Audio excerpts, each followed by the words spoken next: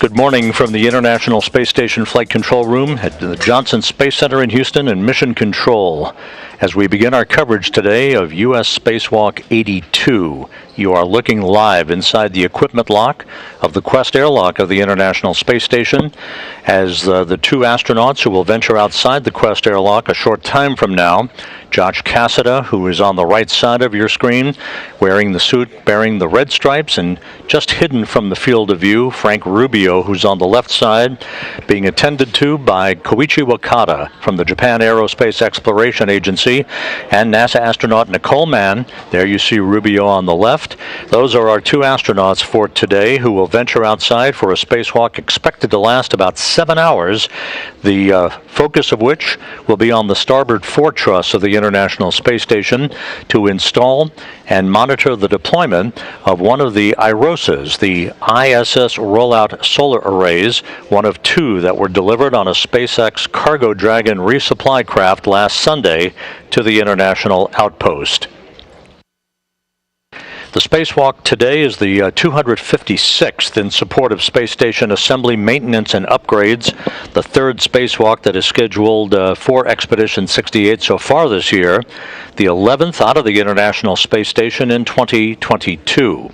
Cassada and Rubio ventured outside back on November 15th for a 7-hour, 11-minute spacewalk in which they installed a so-called modification kit, basically a series of brackets on the starboard six truss of the International Space Station for a future spacewalk in which an IROSA, an ISS Rollout Solar Array, will be installed for the 1B power channel of the International Space Station.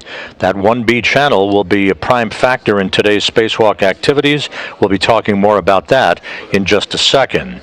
The IROSA to be unfurled today to work in concert with its legacy solar array on the starboard fore truss, again delivered last Sunday on a SpaceX Cargo Dragon resupply craft, will be removed from a flight support structure on the truss of the station. It will be hand carried by Cassada, who will be affixed in the manipulator foot restraints on the end of the space station robotic arm, the Canadarm2, and transported from the stowage position in which the array is located at the moment over to a bracket that was installed back in March of the International Space Station's spacewalk array to be installed on the starboard fore truss and then unfurled, that ISS Rollout Solar Array to work in concert to augment the electrical output of the 3A power channel of the International Space Station. 20 and number 22. We are in the 2-minute perch time hold in step 20. Concur with all these good numbers. Nicole Mann reading out spacesuit readings back to Mission Control here in Houston. The crew is running about 10 minutes ahead of the timeline in their spacewalk preparations. They won't get too much further ahead of the timeline, though, deliberately, because all of the spacewalk work today is going to be timed out in explicit choreography to match the time that some of the work has to be done while we're in darkness or eclipse. That will match the time for the mounting of the solar array, its electrical connections, and ultimately the demating of one of 4 electrical connectors for the 1B power channel solar array that we'll talk about in just a second. Just to recap the bidding on the ISS Rollout Solar Arrays, the original solar arrays, called the legacy arrays, although performing extremely well over the course of time, are showing some signs of degradation as expected. So to ensure a sufficient power supply is maintained for the International Space Station, NASA is in the process of augmenting the existing solar arrays and the power channels for the station accompanied by those new solar arrays. Ultimately, this will provide about a 20 to 30% increase in power for space station research and operations. The new arrays, the IROSAs, 2 of which have already been installed, today will be the third of 6 currently planned for installation. These new arrays will shade slightly over half of the length of the existing arrays and will be connected to the same power system, again augmenting and boosting the existing power supply for space station operations. The 8 current arrays, the original arrays, are currently capable of generating about 160 kilowatts of power during orbital daytime when the station is flying in daylight. Half of that power is stored in the station's batteries for use while the station is in darkness. Each new solar array, the IROSAs, will produce more than 20 kilowatts of electricity, eventually totaling about 120 kilowatts of augmented power during the time the station flies during orbital daylight. In addition, the remaining uncovered solar arrays and the partially uncovered original arrays will continue to generate about 95 kilowatts of power. So ultimately, we're going to wind up with some 215 kilowatts or so of power for the International Space Station. This is going to enable us to increase the amount of research and utilization in the future years of station operations. The ISS rollout solar arrays, again, this is the third in the series of 6 that are currently planned to be installed. The other 2 arrays that have already been installed are on the port side at the 1A and 1B power channels. Those are the ones that have already been installed. Today we're operating on the starboard 4 truss to install the power, the ISS rollout solar array to augment power for the 3A power channel. The next spacewalk that is scheduled for Rubio and Cassida is planned for December 19th. That will see them duplicate their efforts that they will undertake today, but this time on the port 4 truss of the International Space Station on December 19th, when they install a rollout solar array for the 4A power channel. Now, if time permits, at the back end of today's spacewalk activity, the crew will conduct one final important task, that being the demating of one of 4 electrical connectors on the neighboring starboard 6 truss where the 1B power channel solar array is located. About a week and a half ago, there was a power trip on that solar array, very similar to what we saw back in March, that reduced the power augmentation capability for the 1B solar array. About 10 days ago, when the latest power trip occurred, it took down the 1B channel altogether. The power output for the systems associated with the 1B channel are currently being taken over by the 1A power channel without any impact to station operations or any research activities aboard the station. However, in order to get that 1B power channel back up and running at some 75% of capacity, it will be necessary for Cassida and Rubio to demate one of 4 electrical connectors, very similar to what they'll be demating for the installation of the ISS rollout solar array during today's spacewalk. Once they demate that connector, the 1B power channel can be reactivated by the electrical systems officer here in Mission Control to get back to about 75% of its augmented capability, and that will bring the 1B power channel back online, albeit at a slightly degraded state, while it awaits the installation of its ISS rollout solar array to be delivered on a SpaceX cargo flight next year. If we can't complete either the complete installation and unfurling of the ISS rollout solar array for the 3A power channel today, or if we can't finish the demating of the electrical connector to enable us to reactivate the 1B power channel, then an additional spacewalk likely would be added this coming Wednesday, December 7th, that would see Cassida and Rubio venture outside once again to complete the work that they would not be able to complete at the end of today's excursion. However, we're expecting today's spacewalk to last about 7 hours in duration, and at least the plan going in is to get that IROSA for the 3A power channel fully deployed, fully installed and deployed, and to demate that one electrical connector on the 1B power channel on the starboard 6 truss to enable flight controllers to reactivate the 1B power channel and get it up and running to 75% of its operating capability.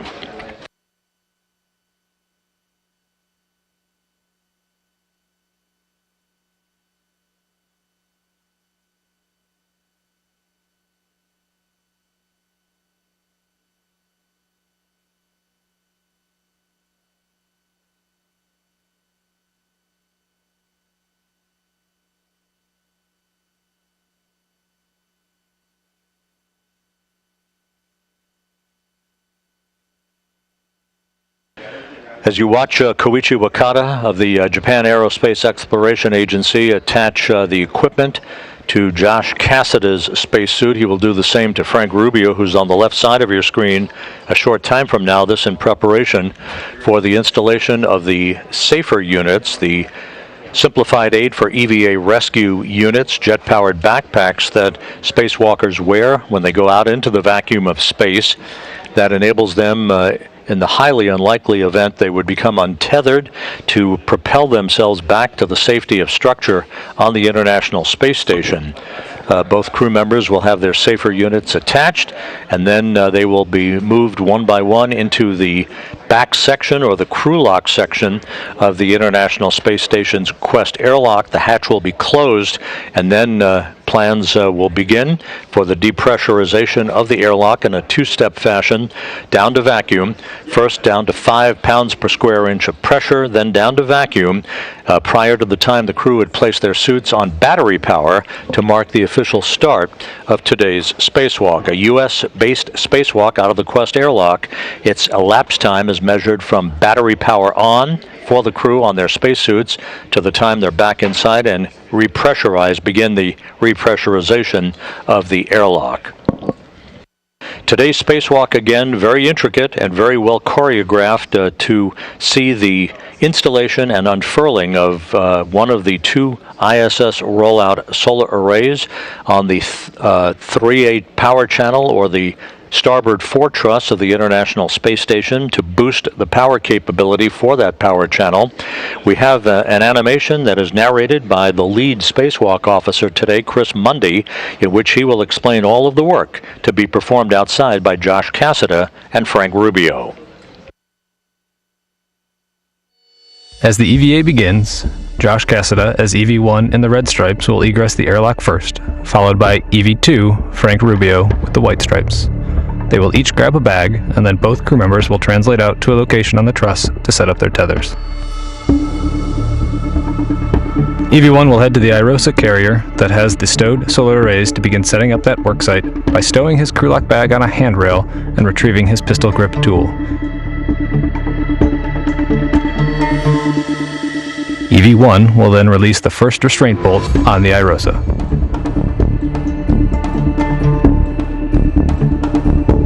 Meanwhile, EV2 will head outboard to drop off their cable bag, then retrieve and stow their crew lock bag at the 3A IROSA mod kit.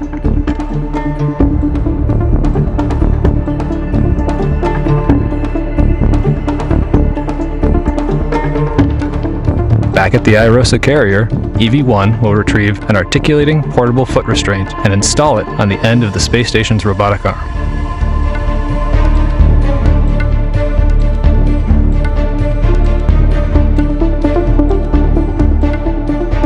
EV1 ingresses that foot restraint, providing a stable platform to allow the IROSA to be carried from the carrier out to the mod kit installation location. Once complete at the mod kit, EV2 translates inboard and begins preparing the IROSA for removal from the carrier. First, EV2 will release 2 anti-rotation devices from the carrier. These devices secure the primary restraint bolts during the high vibration loads seen during launch. EV2 will then partially release the primary restraint bolts and install the first of 2 handling aids, called scoops, in preparation for removing the IROSA from the carrier.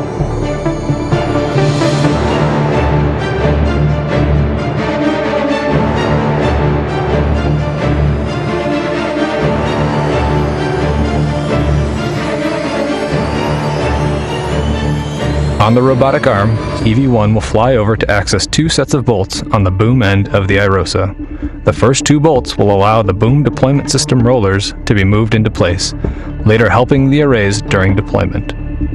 The second 2 bolts will release 2 of 4 mechanisms holding the IROSA in its rolled-up configuration. The robotic arm will then fly EV1 over to the other side of the IROSA, and both crew members will work together to release the final bolt holding IROSA to the carrier. They will then install a second scoop, and then lift IROSA off of the carrier.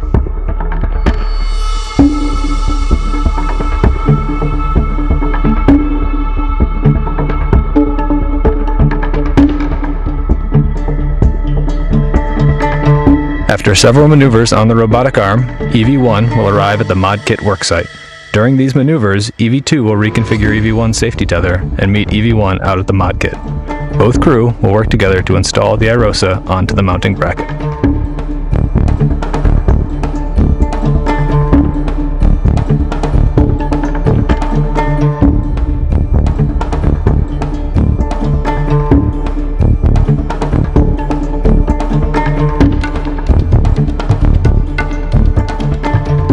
The crew will remove the scoops, and EV1 will move into position to release the final bolt holding the IROSA in its folded position.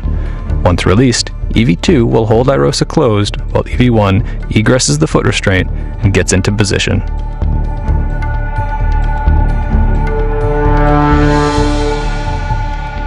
Both crew will then work together to unfold IROSA and secure the right side onto the mounting bracket.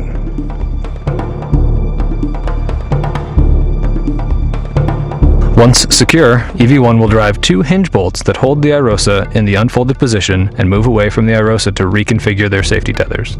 EV2 will then drive 8 bolts to fully secure the IROSA to the mounting bracket. Both crew will then work to electrically connect the new IROSA to the ISS power system. They'll first attach 4 connectors to IROSA, then move to either side of the legacy array to disconnect the old array and connect a Y cable that allows power to flow from both the new IROSA and the legacy array.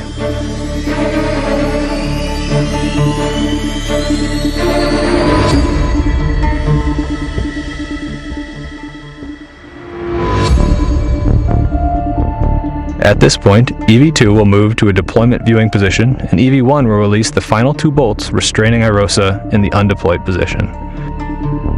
IROSA will deploy over the next 6 to 10 minutes, and once complete, EV1 will release 2 bolts that allow the IROSA blankets to become tensioned.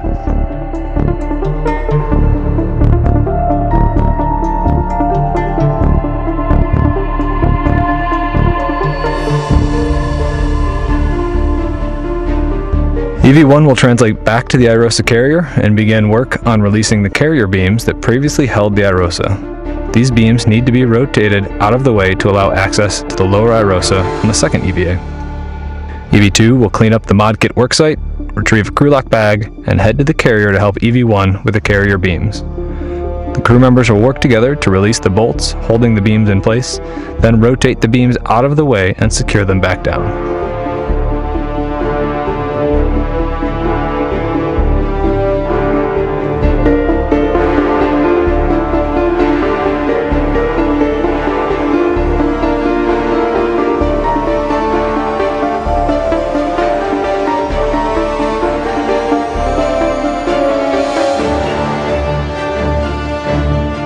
This is the last task in the first EVA, and both crew will clean up their worksite and translate back to the airlock to clean up their tethers, ingress, and begin repressing the airlock.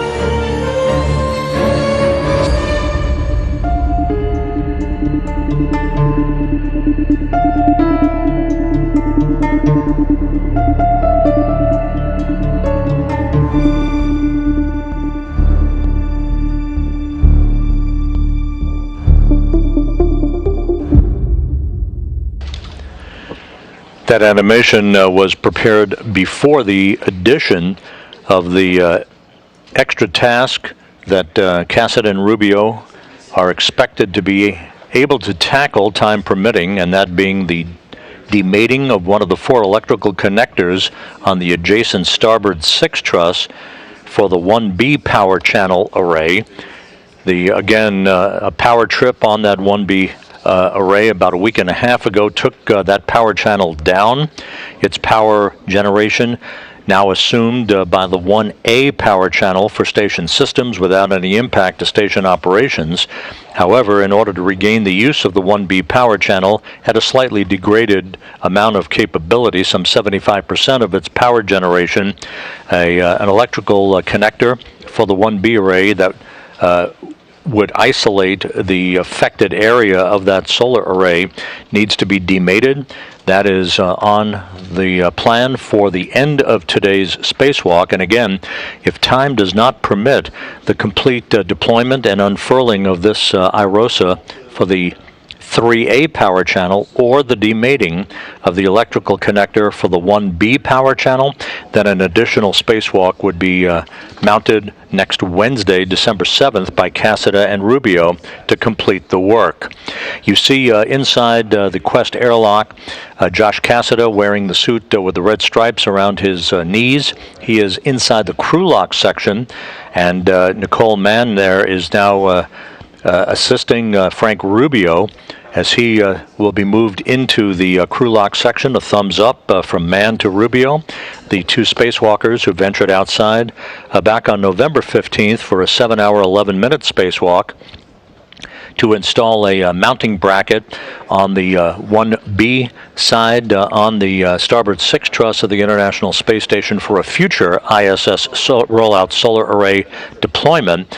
They are going back outside for the second spacewalks of their respective careers. The IROSAs that you'll be hearing quite a bit about today on Earth, their mass is about 750 pounds. When folded, they're about 10 feet by 2 feet by 4 feet. Once unfurled, however, once they are opened up like a Venetian blind and then unfurled, these IROSAs will be 60 feet long, will shade part of the legacy arrays, working in concert with the original solar arrays to which they are attached to provide augmented power for the power channels on the International Space Station. They're 20 feet wide, 60 feet long once unfurled, and will produce more than about 20 kilowatts of electricity. The legacy arrays currently are producing between 17 and 23 kilowatts of electricity apiece.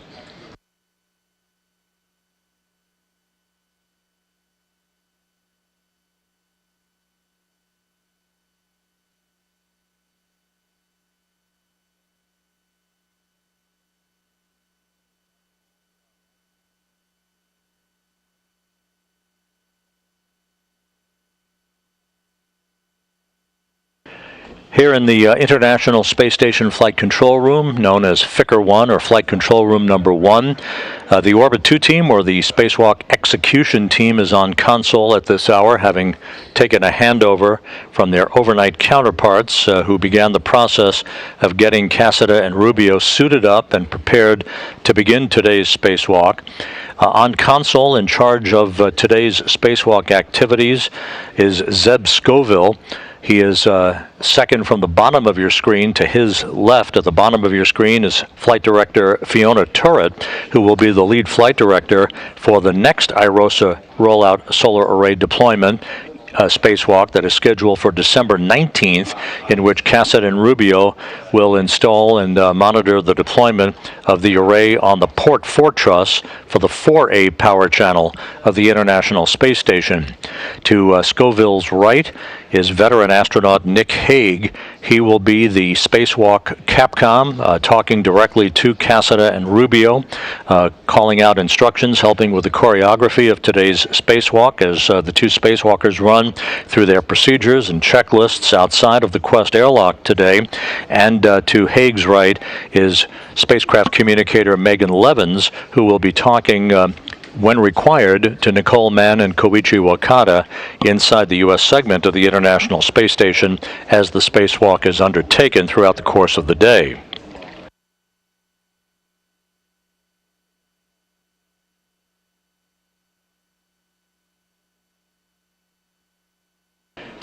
Well, the focus of attention here today is on Cassett and Rubio outside of the International Space Station to install the next in the series of IROSAs. Down the hall here in Mission Control in the white flight control room, another team of flight controllers on console monitoring the continued mission of Orion, the unpiloted test flight in the Artemis 1 mission of the Artemis program to bring astronauts to the surface of the moon. There is a live view from cameras on Orion as it has begun its departure from its distant retrograde orbit, having flown by the moon, and now is on its way back to Earth.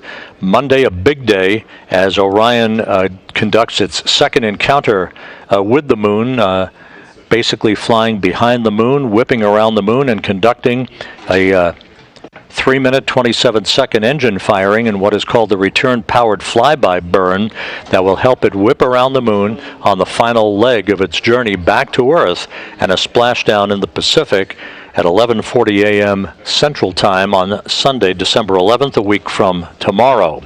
We will have live coverage of Orion's return-powered flyby of the moon on Monday morning on NASA television, beginning at 8 a.m. Central Time, 9 a.m. Eastern Time, right here on NASA television.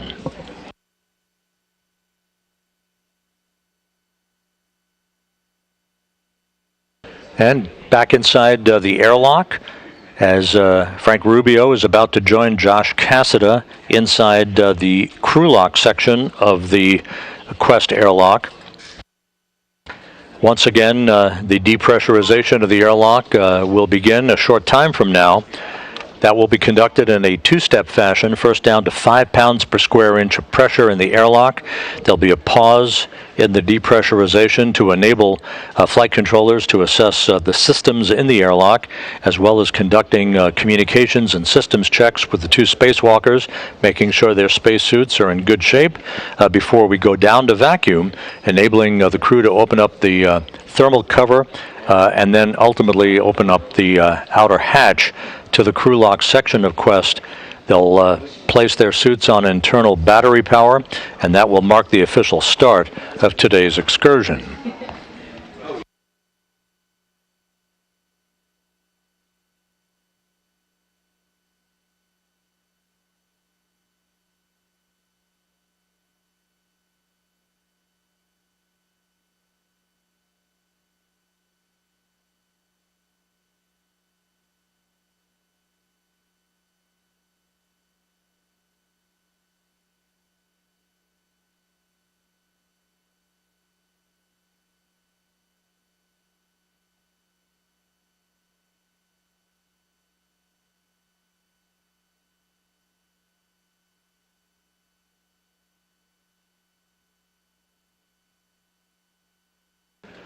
The International Space Station is about to fly into an orbital sunrise over the South Pacific, about to begin a trajectory that will carry it from southwest to northeast across the coast of South America, Chile, Argentina, and up the east coast, passing almost directly over Rio de Janeiro at an altitude of 260 statute miles.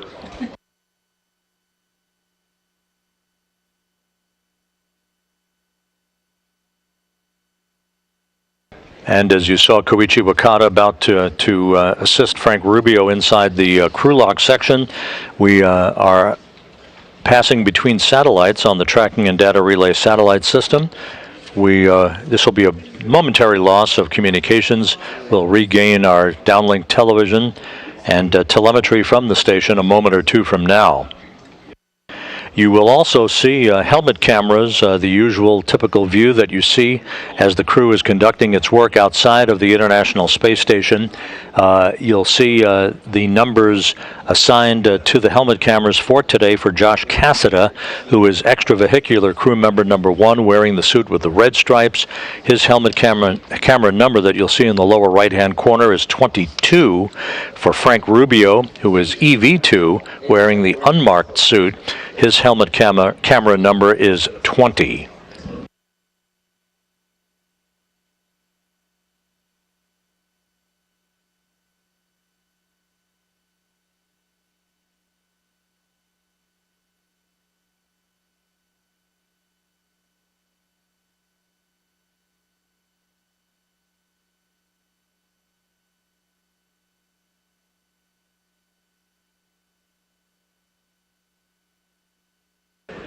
And we are back inside the Quest airlock as Frank Rubio is being assisted by Nicole Mann to position himself properly alongside Josh Cassida inside the crew lock section. The Quest airlock is a two-section airlock. The equipment lock where the crew suits up and is prepared for entrance into the crew lock, our outermost section of the two-section Quest airlock. Now that the two spacewalkers are inside, they'll be positioned properly, after which the two other astronauts assisting them, Nicole Mann and Koichi Wakata, will close the hatch, isolating them inside the crew lock and setting the stage for the depressurization of the crew lock.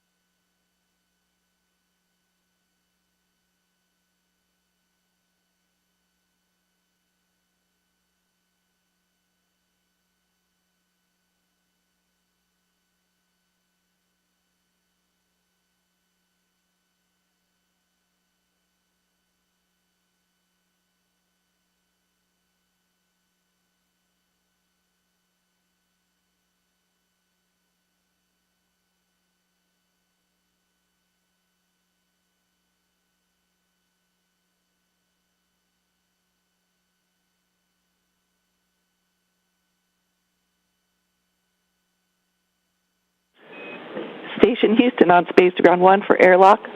Just letting you know we're putting our ground comm config in place. You will be hot mic'd.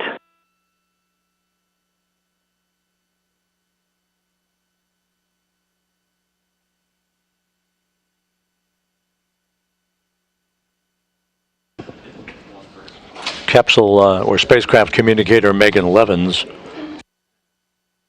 letting the crew know that we are configuring the right communications loops to accommodate their spacewalk activities.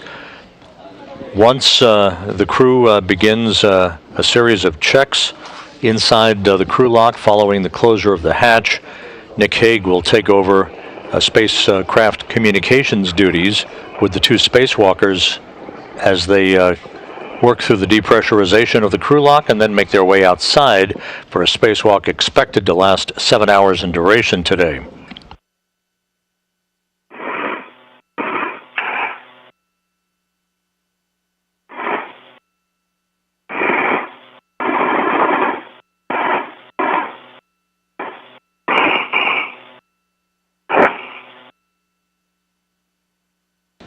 And the inner hatch now closed.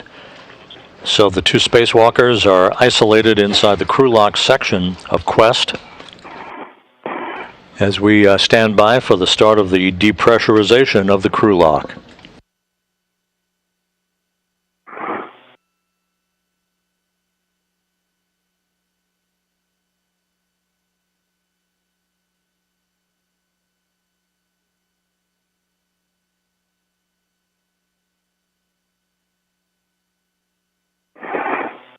Josh, so just as a reminder, we'll do the depress pump on. Main ISO valve will go to open, and then when we get to 6, we'll expect an alert tone. And then when we get to 5, that's when we'll do our leak check. Copy that.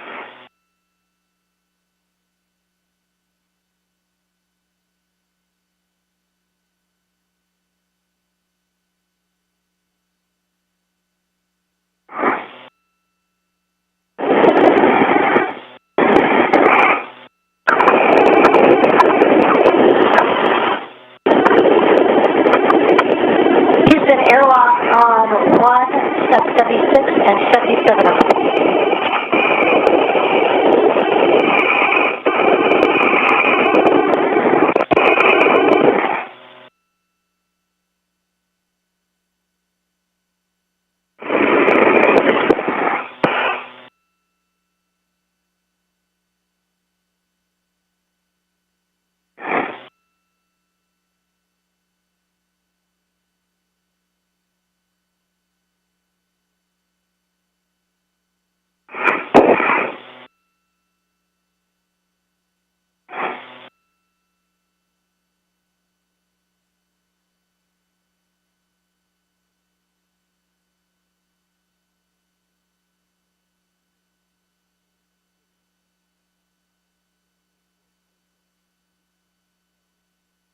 Houston, airlock on 1, step 76 and 77 are complete. Houston copies. We've also completed step 78, 79.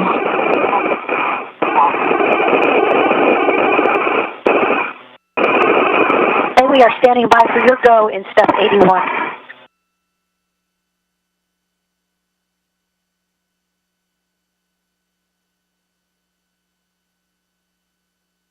Copy, standing by.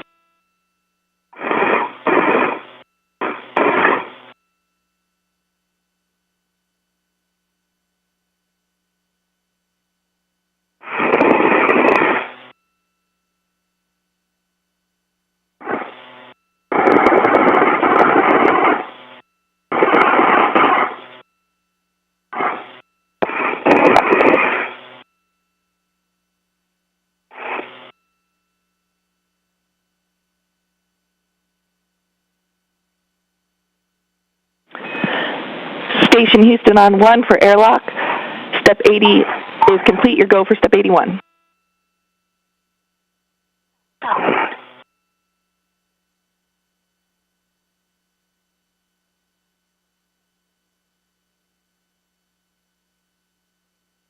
Okay, EV2, check that the depress pump power is off. I see depress pump is off, OFF. And that the enable LED is on. Enable LED is on. Okay, copy. We are stepping into the crew lock depress repress cue card. Copy.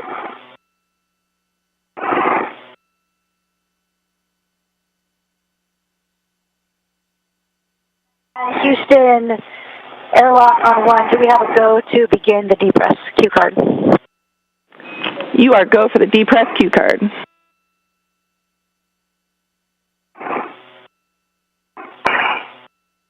EV2 on the UIA, switch depress pump power on. Wait 10 seconds for startup. Depress pump is on, ON.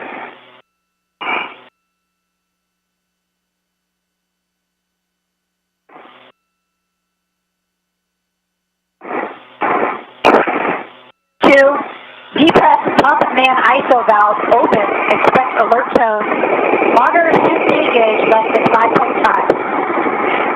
Main ISO valve is open. Copy tone.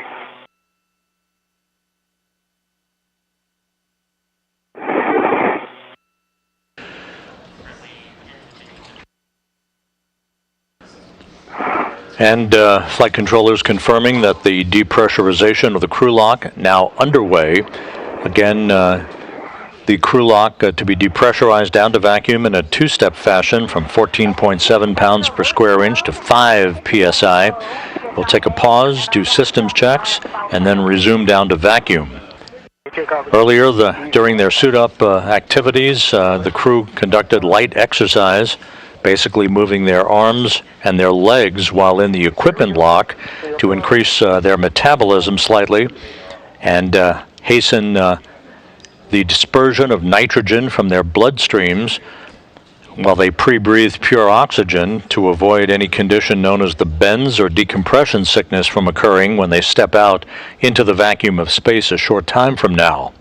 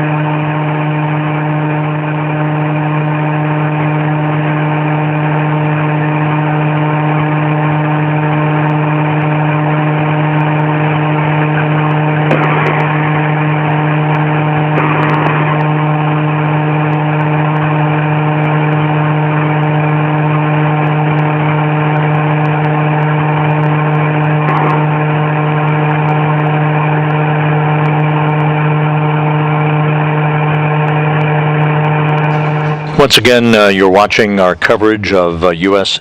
spacewalk number 82 inside the crew lock section of Quest. Behind that hatchway are Josh Cassada, extravehicular crew member number 1 today, and Frank Rubio, extravehicular crew member number 2. They are all suited up, ready to begin the second spacewalk in a series of spacewalks they have scheduled themselves for. Today's activities will see them install and monitor the unfurling of the third in the series of ISS rollout solar arrays, or IROSAs. Today's IROSA to be installed and deployed, if you will, on the starboard fore truss of the International Space Station to augment electrical output for the station's 3A power channel.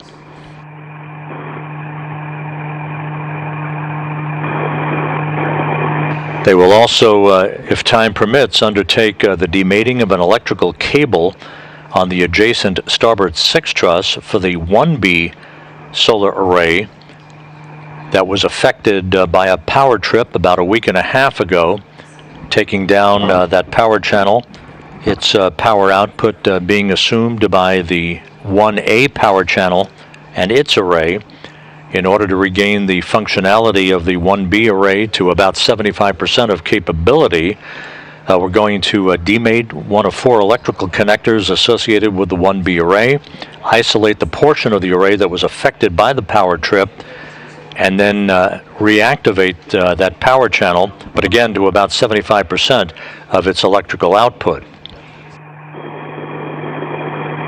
In the field of view on the left, Japan Aerospace Exploration Agency astronaut Koichi Wakata. On the right, NASA's Nicole Mann. They helped Cassada and Rubio suit up For the past several hours, everything has gone by the book, the crew running just a few minutes ahead of the timeline. And again, the elapsed time of today's spacewalk and its official start time will be measured after we go down to vacuum in the crew lock, conduct a series of systems checks, and the crew gets the go-ahead to place their suits on battery power.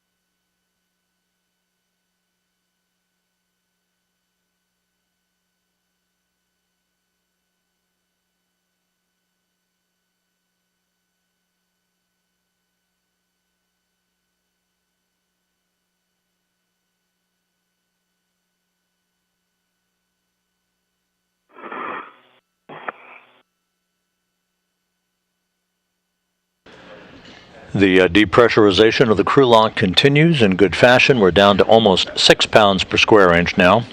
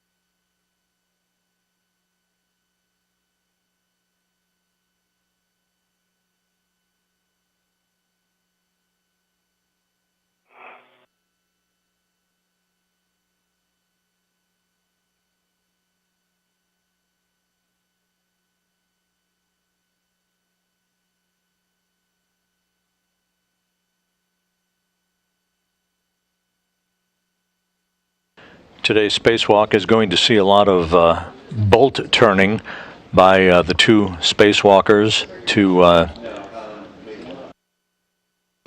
release bolts and then to install and tighten bolts as they work their way through the removal of the ISS rollout solar array from its flight support equipment and its mounting structure on a temporary attachment device on the truss, to which it was maneuvered to robotically over the course of the last couple of days following its extraction from the trunk of the SpaceX Cargo Dragon. Expect alert tone. Okay, depress pump man ISO valve is closed. Okay, for EV1 and 2, we're going to go into the leak check. Switch display status until leak check question mark. EV1 copy. EV2 copies.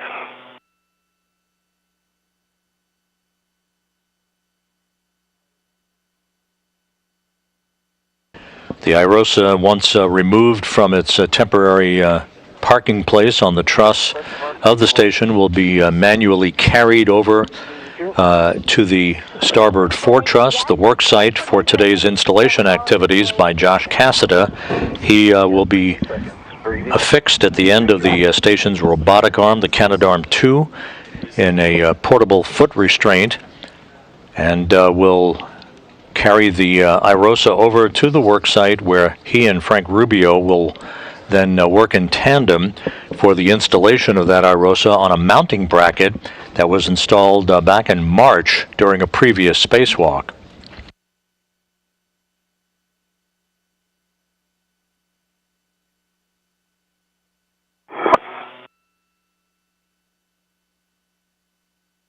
The depressurization of the crew lock has now paused at 5 pounds per square inch. The crew conducting leak checks and other systems checks before we continue the depressurization down to vacuum.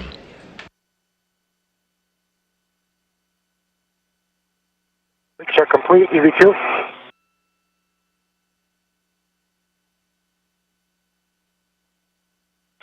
Copy, EV2, check that your O2 actuator is in EVA.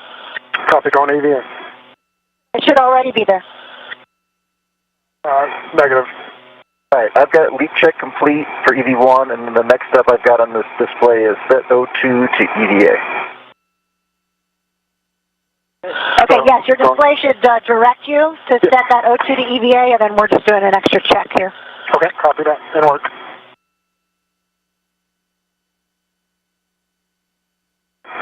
And we have 2 good leak checks on the suits. Crew now stepping through the rest of its pre-hatch open preparations. Again, the spacewalk will officially begin at the point at which the 2 crew members place their suits on battery power.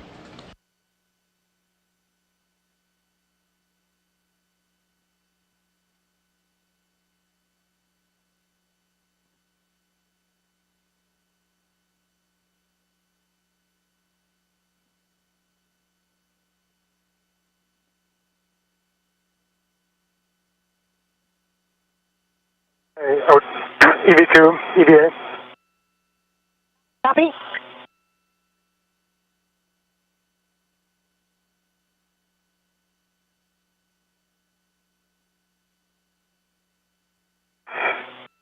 Yep, and I'm just confirming EV1 is also in EVA. Okay, I copy that EV1 and EV2 are both in EVA. Next, EV2, depress pump man ISO open. Expect alert tone. Copy, in work. Depress pump man ISO valve is open. Okay, the emergency MPEV is coming open. Monitor suit P gauge less than 5.5. EV1 copies. EV2 copies.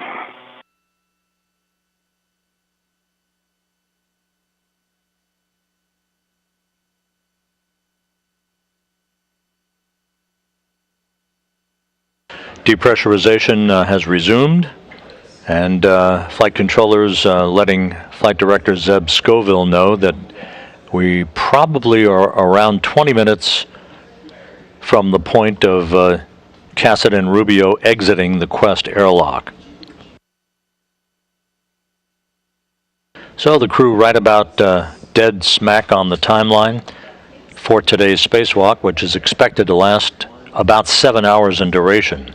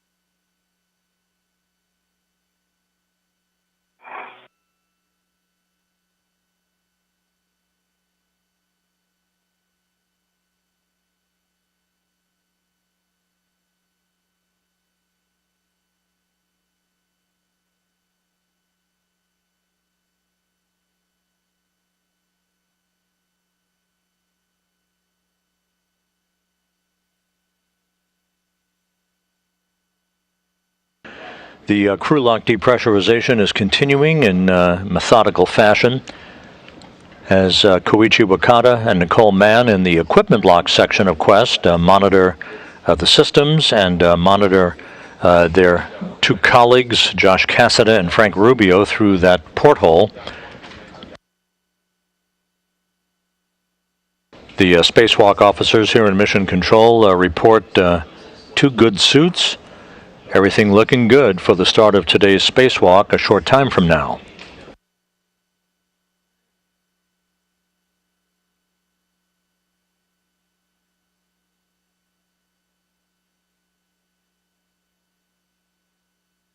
Show airlock pressure at 2.0.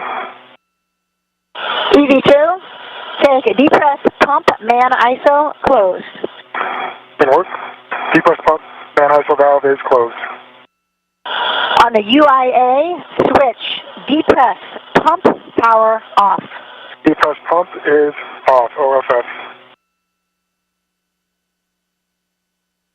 Okay, Blue and Frank, you guys are well prepared. Let's crush it out there today. We'll talk to you on Robo. I'm going to hand you over to Nick, your ground IV, for the initial tether config and the rest of the depress 2 card. Thanks so much, Duke. You guys made it so smooth this morning, and looking forward to working with you in just a couple hours. Duke, thanks for reaching. Yeah, echo the comments, Duke, Koichi, you guys rocked it. So we are ready. Josh, Frank, team down here is ready to go. We'll take your initial tether configuration if you want to walk us through the tether packs. Sounds great, Nick. We're ready to go. Starting on my right D-ring extender. I've got a red hook, gate closed, slider lock, black on black. That goes to a red reel that is unlocked. There's a green hook on that red reel. The green hook goes to a green reel that is unlocked. And the hook from the red reel is a yellow hook, and it is gate closed, slider lock, black on black on the green reel. Also on that side, I've got my right waist tether. And on my D-ring extender, the gate is closed, slider lock, black on black. And that anchor is actually just temp stowed on my mini workstation. Josh Cassada and soon Frank Rubio reconfirming their suit configuration with spacewalk communicator Nick Hague here in Mission Control. That goes to my single safety tether, which is unlocked on the reel. The anchor is currently on my mini workstation. Also on my left D-ring extender is my left waist tether. Gate closed, slider lock, black on black. It goes to Frank's anchor hook, and both my hook and his anchor hook are gate closed, slider lock, black on black, and that takes us to Frank's reel. Okay, I see my green reel is unlocked. Yellow hook is on my green reel, gate closed, hook lock, black on black. My green hook is to my red reel, gate closed, and it is unlocked.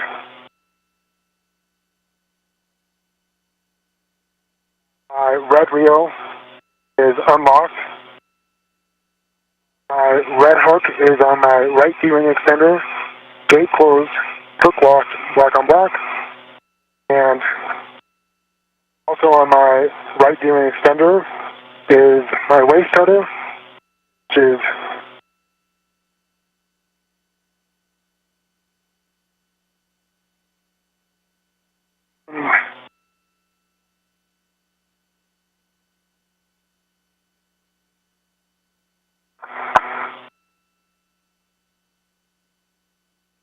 I can get it for you, Frank. I've got good eyes on it if you'd like. I just got it. Thank you.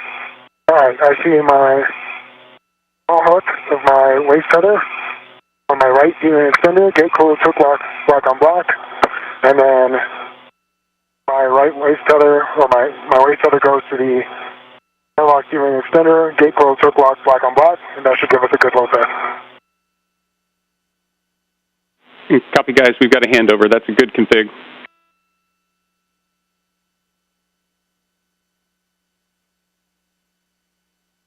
Once the two spacewalkers begin today's excursion, Koichi Wakata will be moving over to the robotic workstation in the Destiny lab.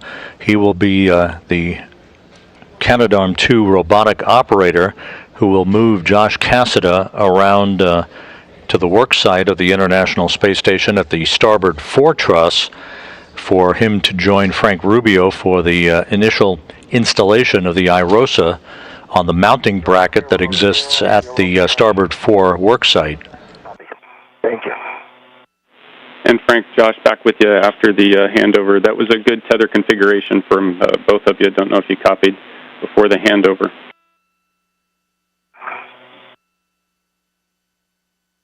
You did copy. Thank you, Nick. Copy, Nick.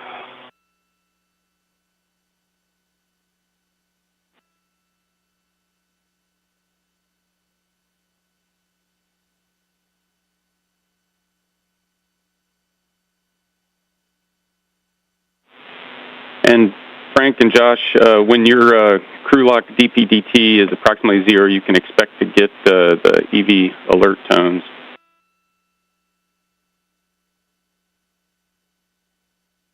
V1 copies, thanks. Either 2 copies.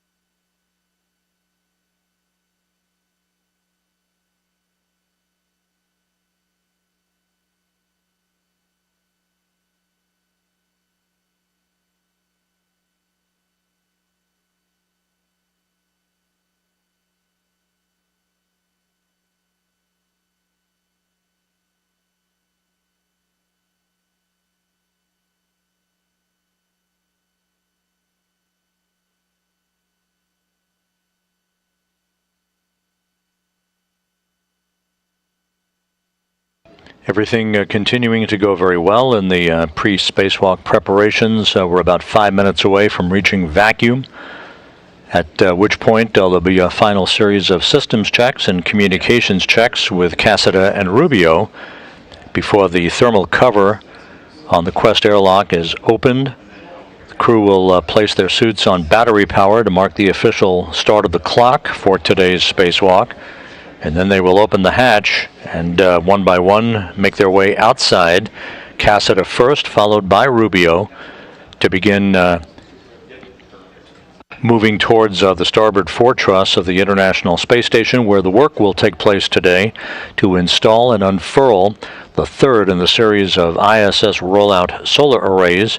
This one to be installed again on the starboard foretruss.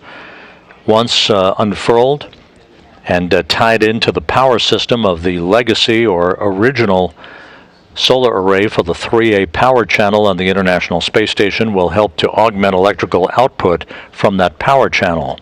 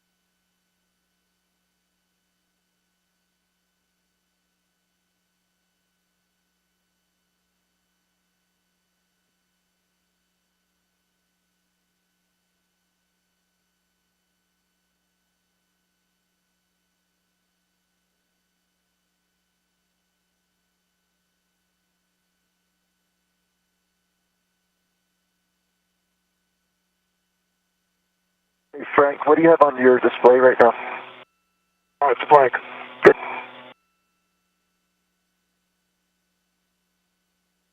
Familiar from last time? Yep.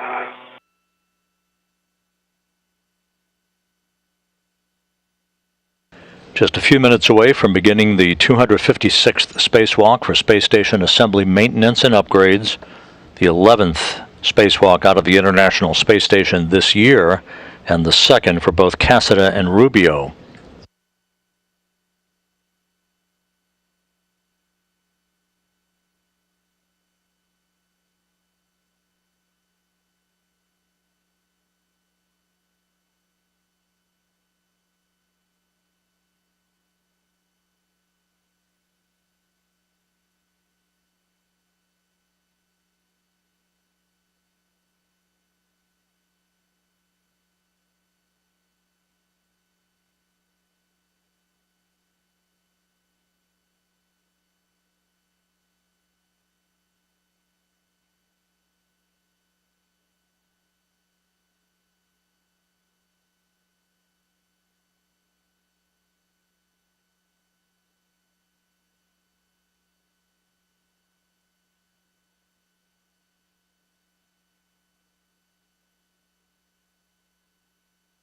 My pressure has us at 0.4. Copy.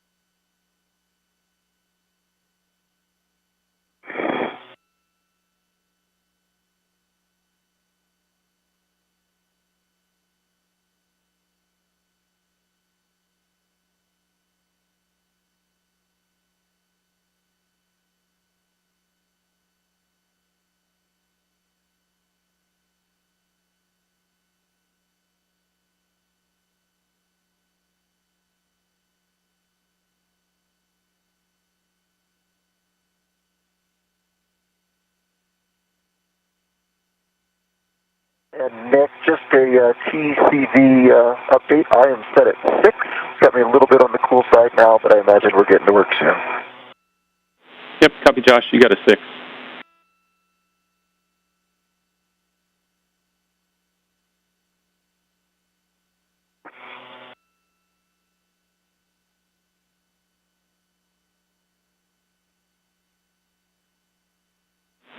Hey, Frank, Josh, good news. I know that took forever, but we're now at 0.5 PSI, so you are go to open the EV hatch and stow it, and then put the emergency MPEV in closed.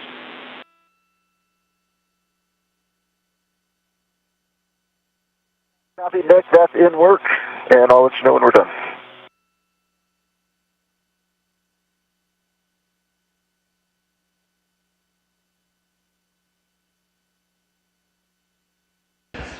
With the crew lock section of Quest now down at vacuum, the crew soon will be opening up the hatch to the crew lock. They are now at vacuum. They will move out of the Quest airlock a short time from now. You slip her out of the way. We'll be standing by for the call that their suits are placed on internal battery power to mark the official start of today's excursion. Good, thanks.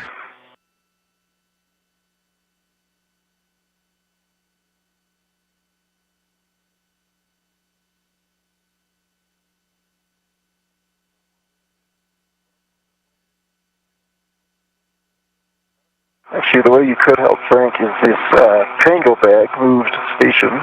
And as the International Space Station flies 260 miles over northern Kazakhstan, the hatch is opened now to the Quest airlock. It's coming open.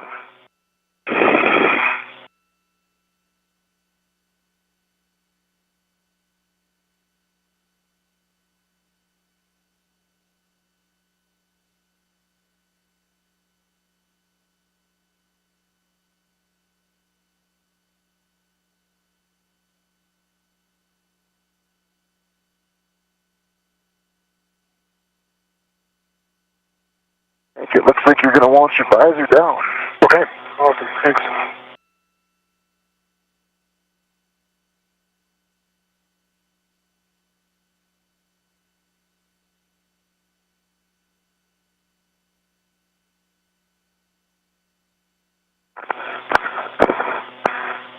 Okay, MPEV is closed, and the hatch is open.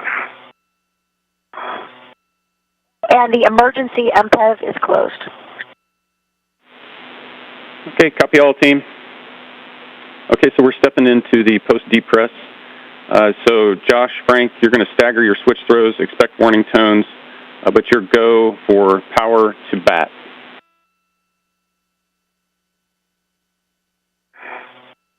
Nick, you were broken there. Understand we are going power to bat and staggering our switch throws. That's a good readback. Stand by. Okay.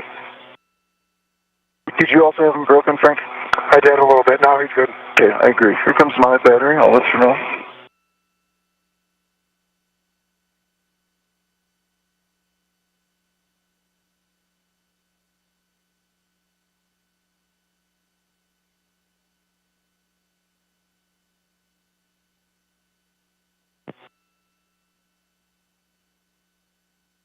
EV1 is in bat. Copy, Josh. EV2 is in bat. Copy, Frank. So now you'll switch display to Pro to verify you've got a functional display.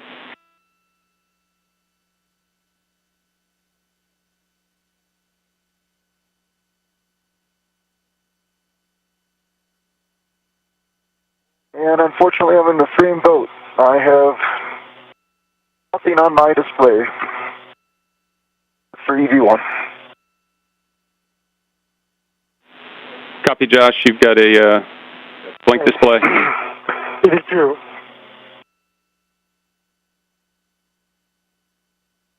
EV2, I have a good display. Copy, Frank. You've got a good display. Okay, Josh, we're going to get into the warm restart procedure.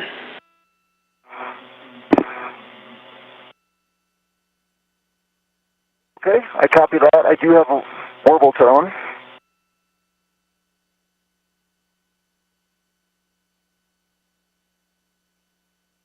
And I put it. My pressure is showed 4.2. Copy, Josh. Good pressure. Okay, so we're going to do the warm restart for a comm failure, and I'm going to step you through the steps to get it reset. If you unexpectedly lose comm or encounter any issues, you can use the CUF checklist to complete the response.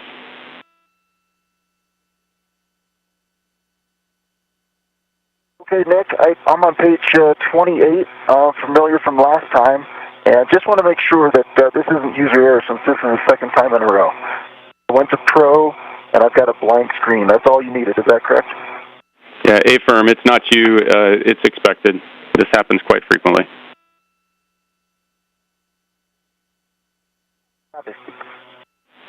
Okay, Josh, I guess the first step, Frank, if you can take EV1 power on the UIA to off OFF.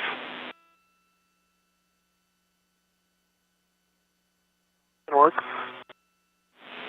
Copy. And when you do get that, just let us know that the LED is off. EV1. Copy. Power EV1 is off OFF. EMU LED is off. Okay, and so Josh, you'll remember in this... Another warble tone for EV1. I'm going to go ahead and Pro. Copy, Josh. That's expected.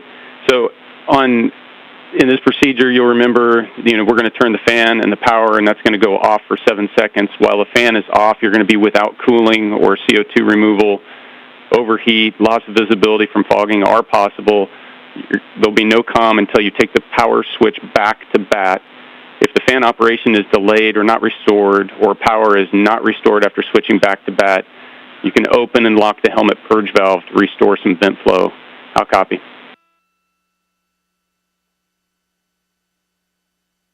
Okay, I understand the steps are going to be power to bat, then fan is going to come off for 7 seconds. I'm sorry, correction. We'll go fan off, power to SCU, wait for 7 seconds, and power will come to bat, and then fan will come on. If I start to fog up, I have the helmet purge valve available to me to open. Those are the steps, Josh. You've got it.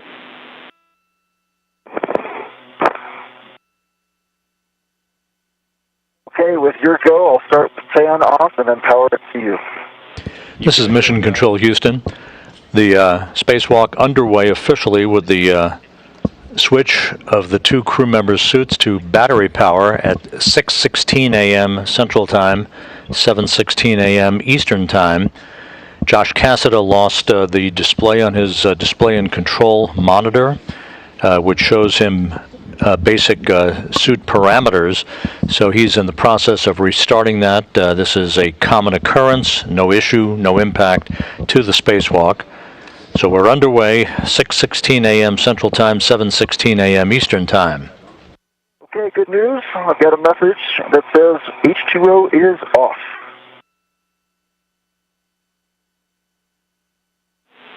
And copy, Josh. That's good news.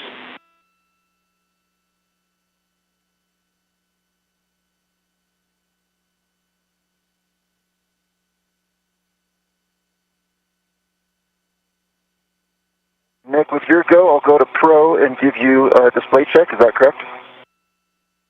And Josh, that's affirmed. Go ahead and Pro, check your display functionality.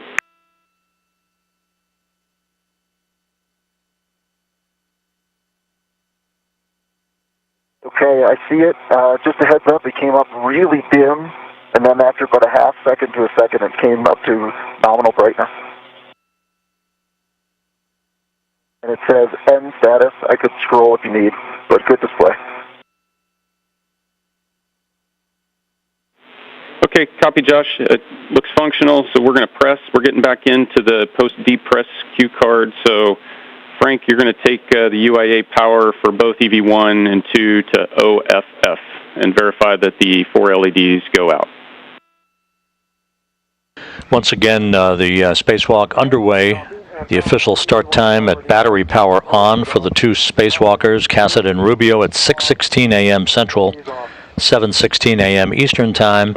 Cassada has restarted his display and control monitor, and now we will continue through the checklist of the post-depressurization activities that will set the stage for the 2 crew members to make their way outside of the crew lock section of Quest, begin to gather their tools, all of their other equipment, and make their way to the starboard foretruss to begin work to install the ISS rollout solar array on the starboard foretruss on a mounting bracket that will augment the power capability for the 3A power channel on the International Space Station.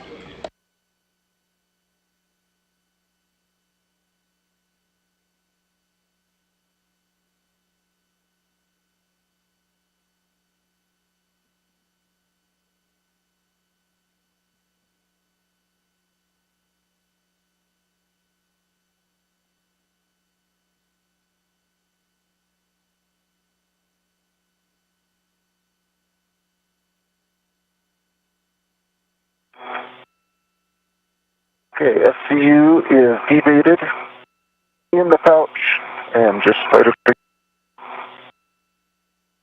EV1. And EV2, I am disconnected from the ACU. My DCM cover's on. I'm going to have to wait to stow it in the pouch until Josh is out. I can't reach it from my current position.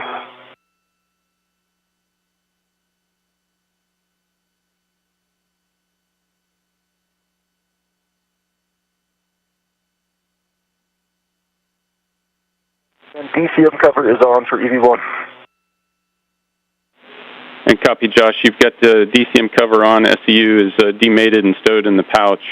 And copy the same for Frank.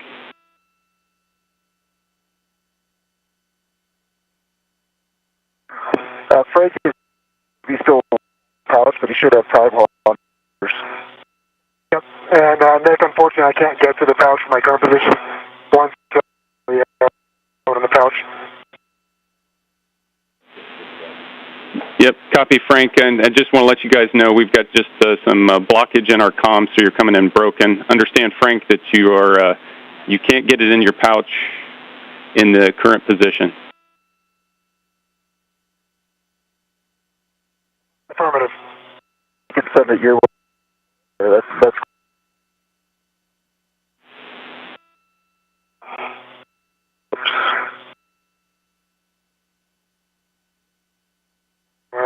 Watch your foot. Sorry. That's it. Okay. And Frank, Josh, back with you through the broken comms. It's going to be a little in and out for a second.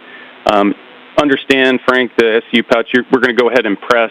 We can try to get it in later. So your go for step 7, depress pump, man ISO valve closed.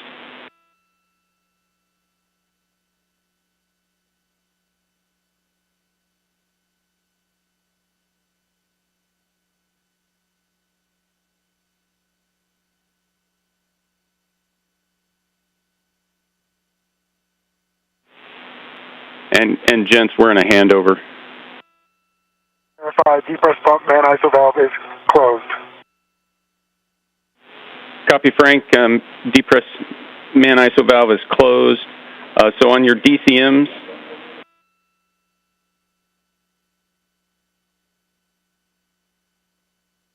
hey, Frank, Josh. He's breaking up at the end of his transmission. Yeah, Frank, Josh, how do you read me now?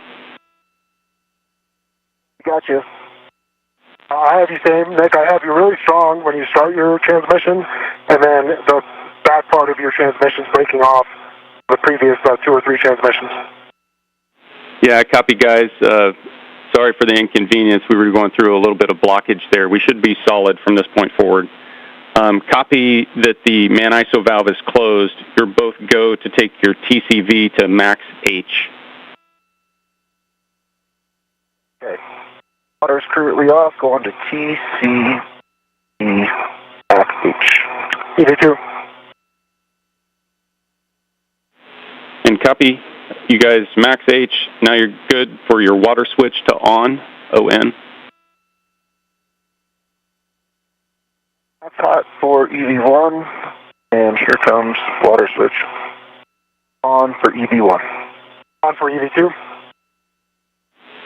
Copy, check your DCM is blank and the byte is off, OFF. Affirmative for EV1. Affirmative for EV2. Okay, you're go to move your TCV to your desired setting. Just let us know where you put it. EV1 copies. EV2 copies.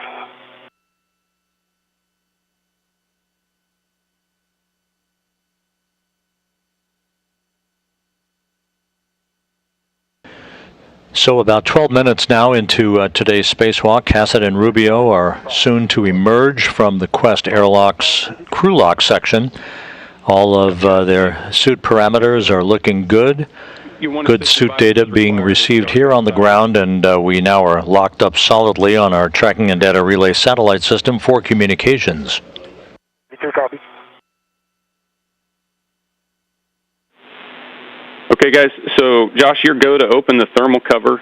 You want to stow the hook on the stiffener tether points, cinch the strap, and report the number of Sharpie lines.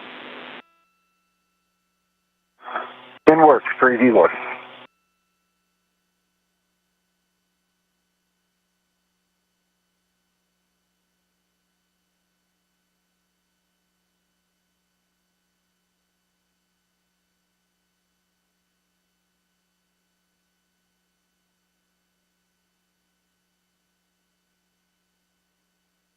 Next, this is EV2. My SEU is in the pouch.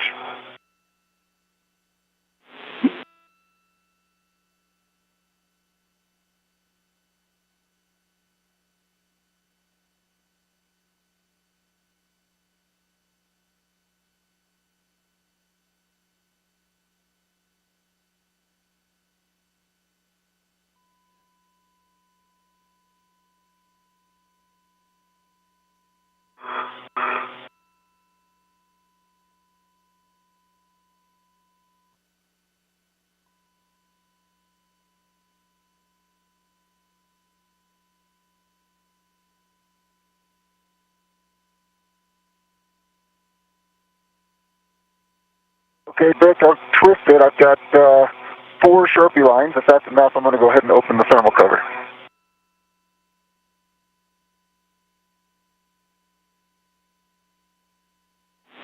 Hey, Josh, if you can get it a little tighter, we'd prefer 6.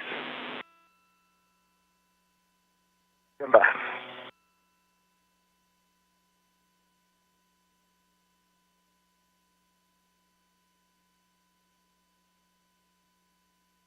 Sharpie lines on the thermal cover.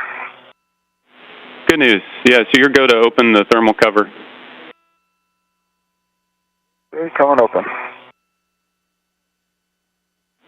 And for both of you, I wanted to let you know we're seeing good suit data here on the ground. Only thing we want to confirm is your suit T gauge.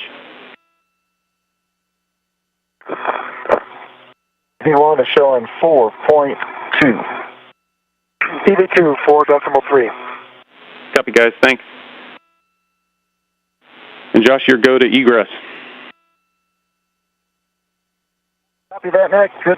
Go for the egress. Let's go install a new... Josh Cassada will be first out of the Quest airlock, then will be joined by Frank Rubio as they gather all of their equipment before making their way over to the starboard fore truss. Okay. Thanks, man.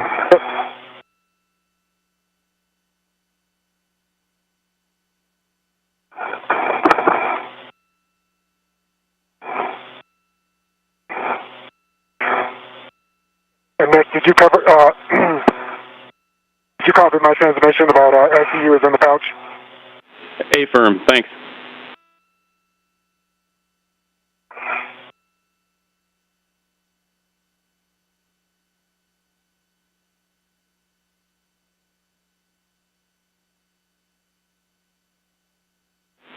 And Josh, as you're coming out, you're looking to throw down your anchor hook on the aft D-ring. Copy.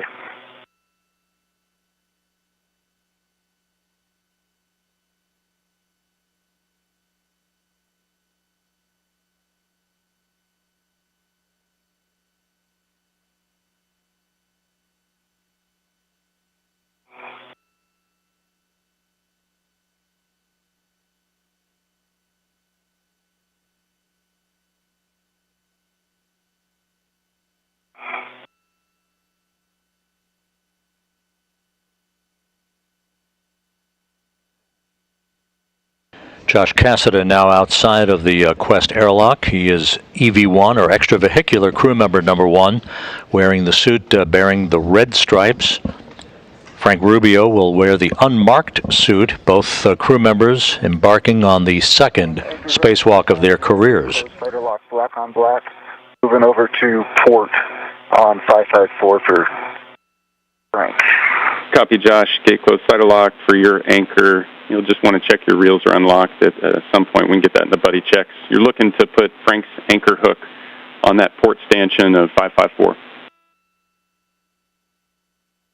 Copy that. In work, and both reels are unlocked. Copy. Thanks.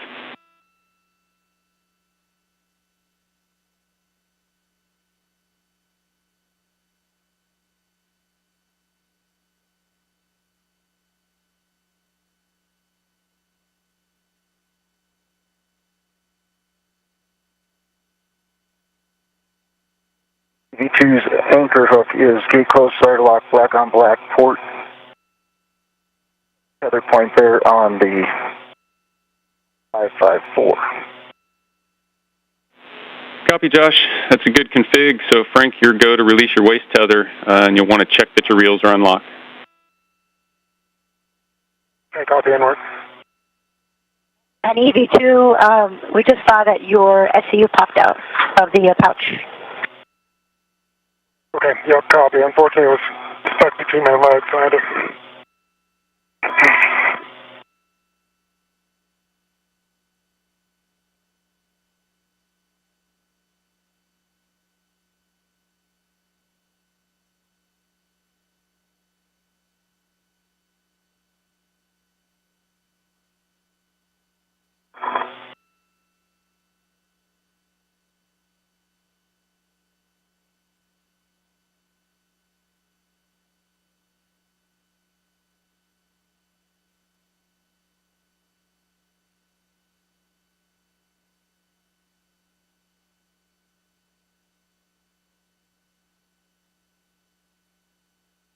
Nick, do you want me to go ahead and turn on my HECA?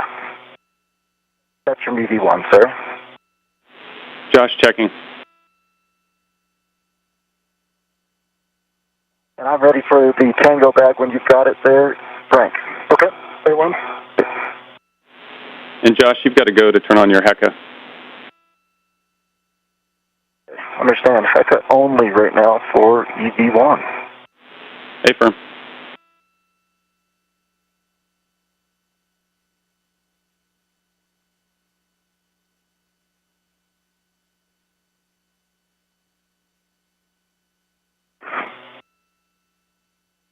All right, Josh, I am releasing my waist tether. Copy.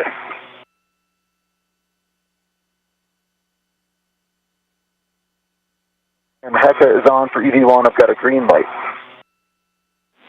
Copy, Josh. Good green light on your HECA.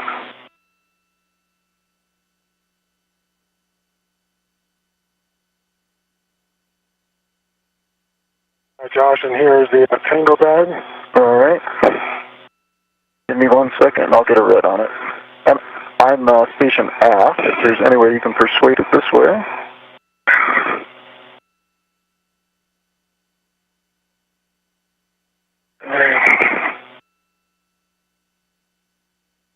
Okay, I got my hand on it. Stand by.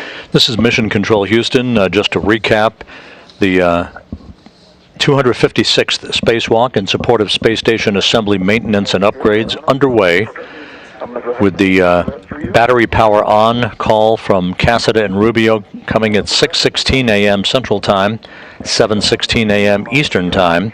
The two crew members in the process of moving outside of the Quest airlock. Once outside, they will make their way to the starboard fore truss to begin setting up all of their equipment and begin the work to detach the next in the series of ISS rollout solar arrays, or IROSAs, from a support structure on the truss of the station, and then manually move it over to the S4 truss, to which it will be installed on a mounting bracket, bolted into place, electrically connected, and unfurled to begin the augmentation of power for the 3A power channel on the International Space Station. This is, again, the third in a series of 6 currently planned solar arrays, augmented ISS rollout solar arrays, to be installed on the station. Next step will be Frank coming out with the cable bag. One additional task on tap for the two spacewalkers, should time permit, will be the disconnection at the end of today's spacewalk of one of 4 electrical cables on the neighboring starboard 6 truss for the 1B power channel that incurred a power trip about a week and a half ago, taking down some of the functionality of that array and placing the 1B power channel out of commission for the moment. Those loads being assumed by the 1A power channel for station systems without any interruption to station operations or research. However, to regain about 75% of the functionality of the 1B power channel, the 1 power connector at the end of today's spacewalk will be disconnected and isolated. It'll be capped off, basically, to isolate the affected area of the solar array for the 1B channel on the starboard 6 truss. Electrical systems officers will then reactivate the 1B power channel.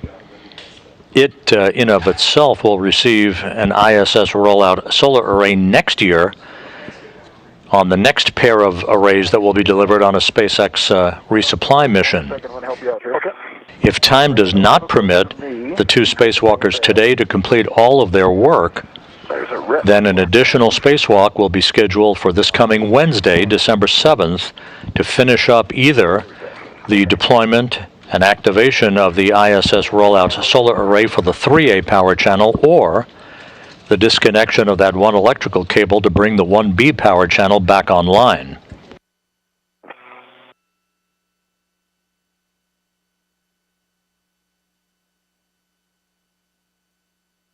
Nick, as Frank is getting set up there, I do see his WVS is on, and I do not believe mine is. I don't see the light.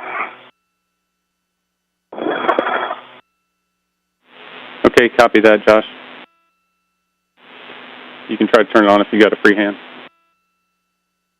I do.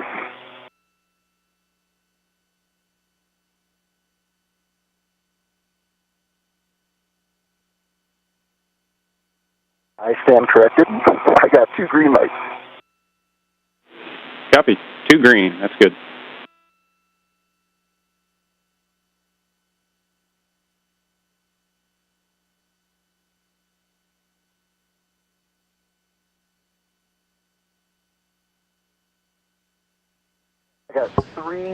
Whether or not an additional spacewalk on December 7th is required, and again, we won't know that until we're done with the work today.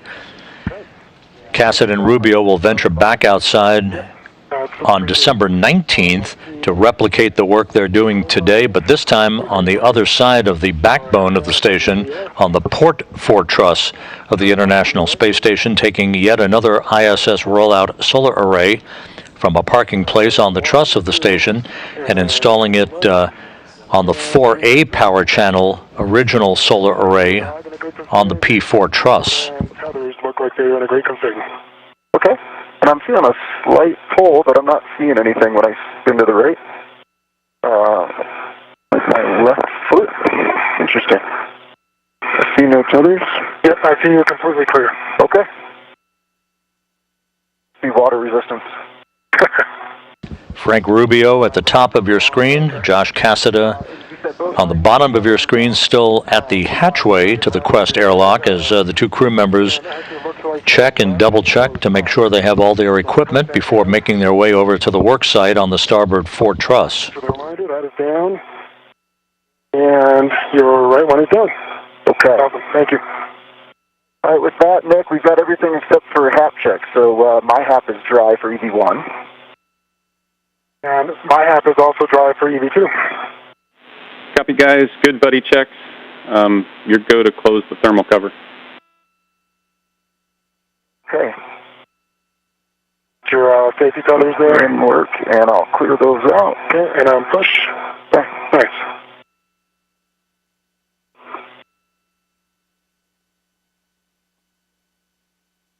The HAP that you heard referred to by spacecraft communicator Nick Hague is the helmet absorption pad, making sure periodically throughout the spacewalk that there is no accumulation of condensation in the helmet. Everything looks good. The crew will now begin to translate or make their way over to the work site on the starboard 4 truss. Otherwise, all looking good on your tethers.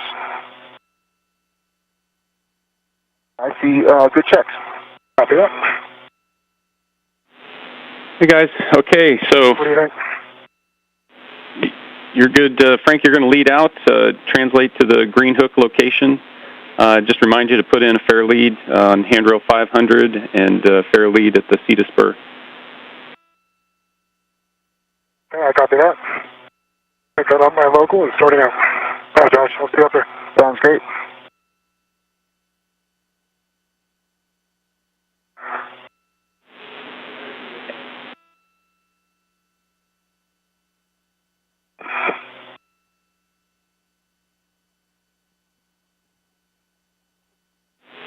And guys, as you're translating out, just want to let you know that was an on-time departure. Well done. Nice. Great job by the IVs. Yep, both on the team down on the ground and the one up here. Absolutely crushed it. Thank you, everybody.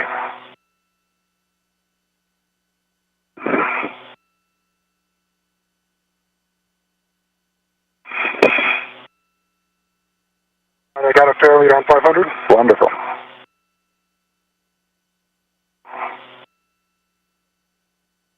Gosh, can you give me a push on my bag there? Yeah, for Why sure. this TG?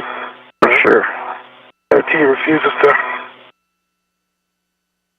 Yeah, sometimes that BRT seems like more like a suggestion, doesn't it? All right, good. You okay? Thank you. You got it. Getting up the CETA spur. Copy. Copy, Frank. You're going up the CETA spur. For both of you, just a caution to avoid contact with the TUS cable. Thanks, Nick.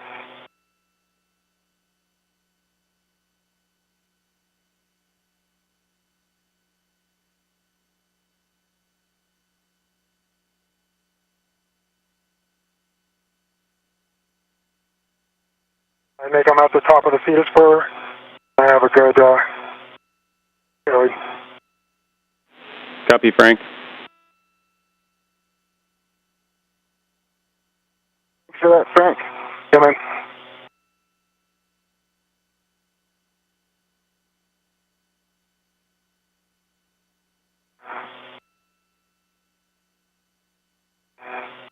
Heading starboard. Copy. Copy, Frank. You're heading starboard. As you go out there, the handrail you're going to be looking for your green hook is 3215, 3215. Copy. Nader station.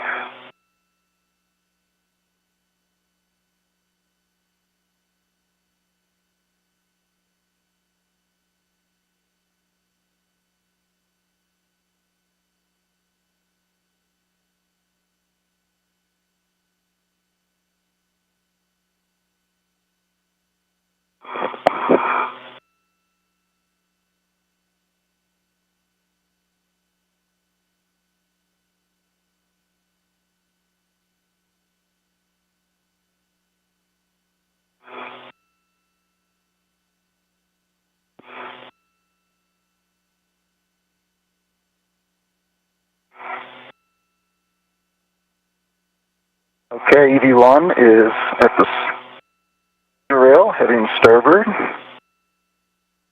I'm at the port feeder cart.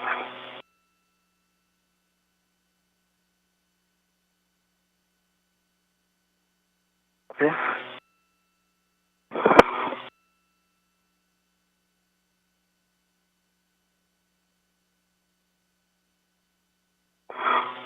And Nick, understand mile marker 6300 is not a bad mark for me, is that right?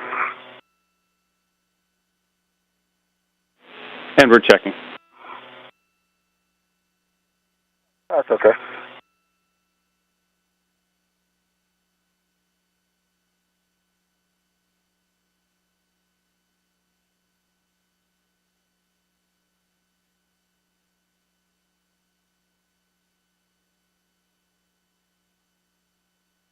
There's 6300.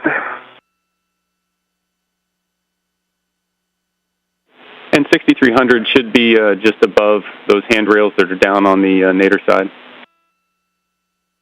Agreed. Thank you.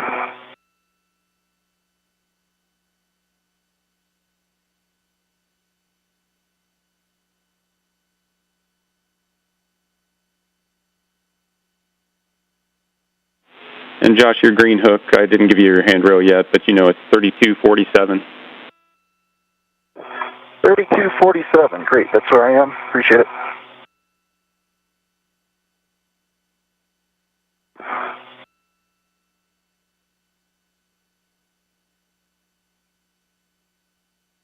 And making sure I stay zenith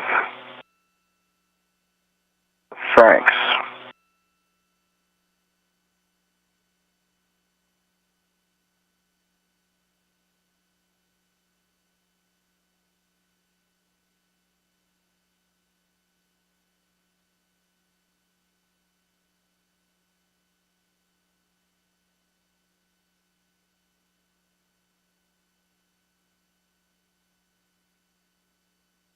Agree with that, Nick?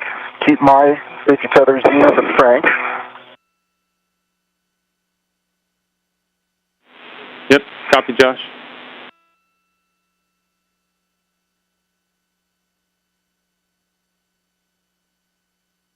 And Nick, I am at the end of S1.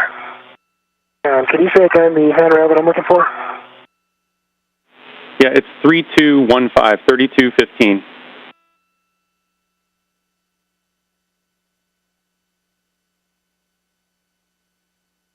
G1's green hook is down on zenith end of 3247.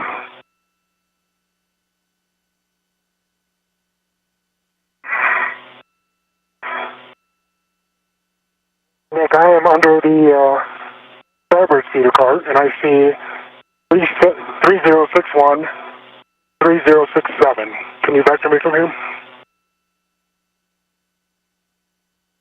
I thought it was supposed to be kind of a diagonal handrail.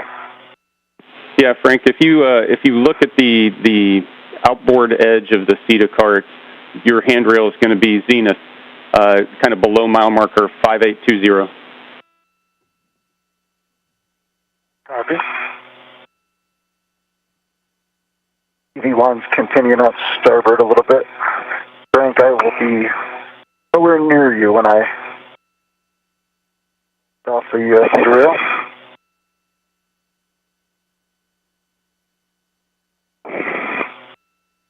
And Nick, I think I am at the end of my safety tether here. Yeah, because of the Frank, copy. fairleads. Yeah, Frank, copy. So you're a little too far outboard. So the port SETA cart is what your target is. You're going to be on the starboard side of that port SETA cart, so you'll have to go back under the MT. When you get to that port SETA cart, your handrail is going to just be below mile marker 5820. Copy.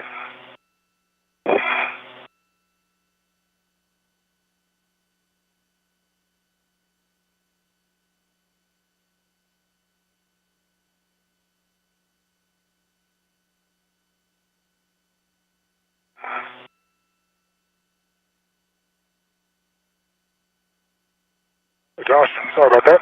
Jeez, no problem, Frank. I don't know why on Doug, I could have sworn it was underneath the starboard seat of it. No problem at all.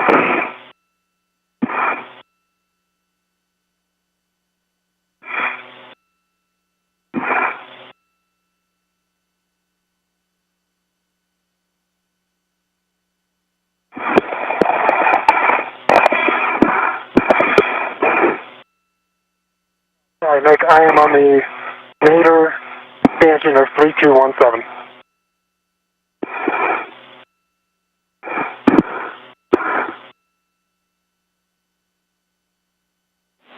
And copy, Frank. Can you say that again? I am on the nadir stanchion of 3217. Green hook is dropped on the nadir stanchion.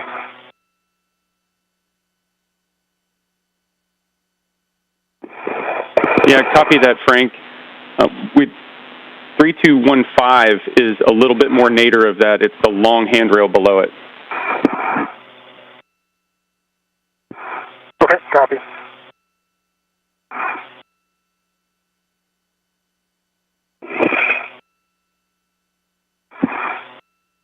And while you guys are working into position, I'm going to read a couple warnings and cautions real quick. So, warning to avoid the grapple shafts and cervic teeth. They're no touch. And then caution for no aggressive movements on the FSE, so less than 4 inches per second translation speed. Wait until any kind of motion dampens out before imparting loads, and you shouldn't impart loads simultaneously. And do not contact the IROSA blankets or solar cells. They're fragile.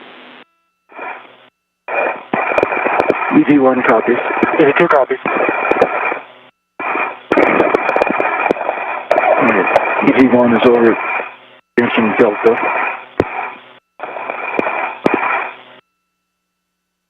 Yeah, and copy, Josh. You're translating toward the FSC tower handrail to stow the bag. 38 minutes into today's spacewalk, Cassidy and Rubio making their way towards the ISS rollout solar array that is temporarily parked on a payload attachment device on the truss of the International Space Station. Rubio will be using a pistol grip tool to unbolt the first of a number of bolts that are available holding the IROSA in place. The release of the first of these bolts, plus the release of what are called anti-rotation devices that were designed to minimize the loads on the solar arrays in the trunk of the SpaceX Cargo Dragon carrier craft, the resupply vehicle that delivered this IROSA and a second IROSA to be installed on December 19th on the Port Fortress solar array of the International Space Station. These anti-rotation devices will be released, all part of the initial work to remove the IROSA from its support structure, its parking place on the truss of the station, prior to the time that Josh Cassidy will then manually ride at the end of the Canadarm2 robotic arm to move the IROSA over to the starboard foretruss work site, where it is to be installed on a mounting bracket for its installation and deployment.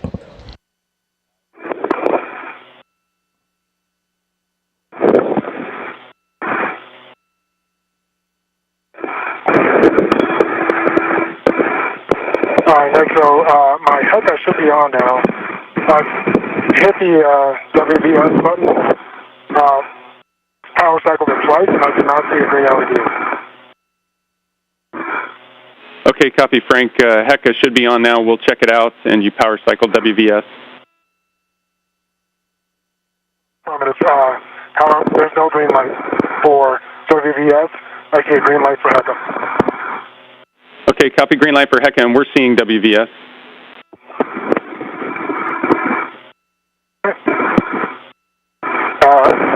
Can I continue to the starboard seat course? Hey, firm. You're going to stow that cable bag on the square grid Alpha using 2 hooks to secure the bag. Copy.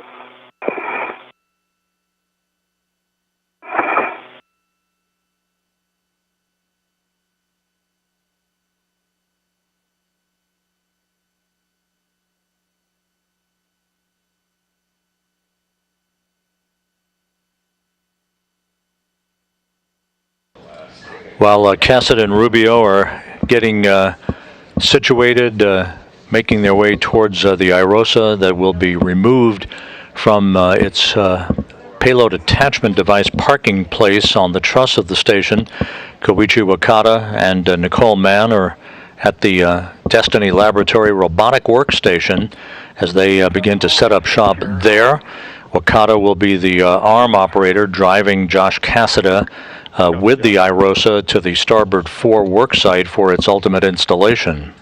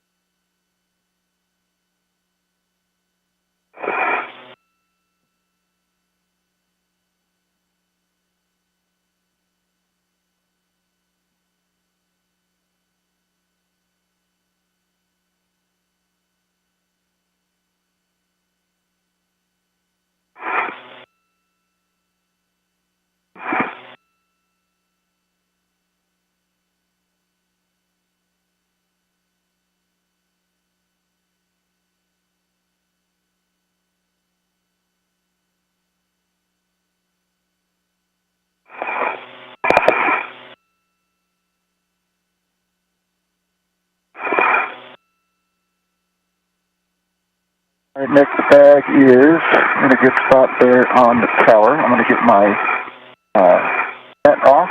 We've got integral to forward stanchion on the tower, and then the adjustable to 08, and that would be Zenith. Yeah, we see it, and that's a great config, Josh. We'll take a glove and hap check. Sounds good. Let me put away my VRT, and then we'll do it.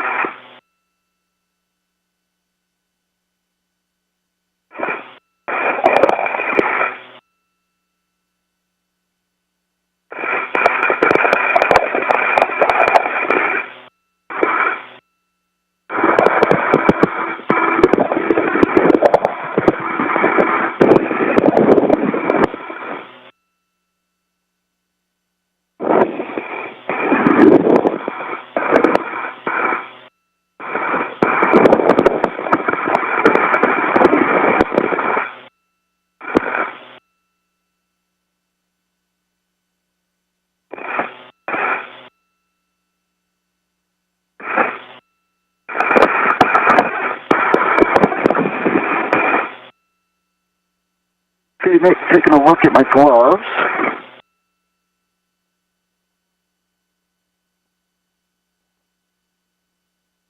See no changes, but I'll hold them up to the HECA. And Josh, we don't need the views. Okay.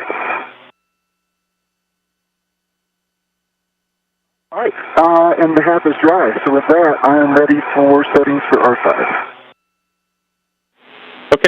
copy that, Josh. Good gloves, good hap. Your settings for the R5 bolt are going to be Bravo 2, counterclockwise 2. All right. Bravo 2, counterclockwise 2 for R5. That's a good readback. Frank, where are you these days? I am over on the starboard cedar cart, dropping off the cable. Awesome.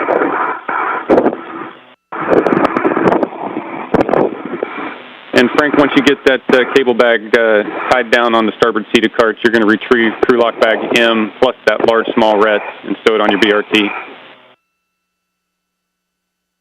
Okay, that is work.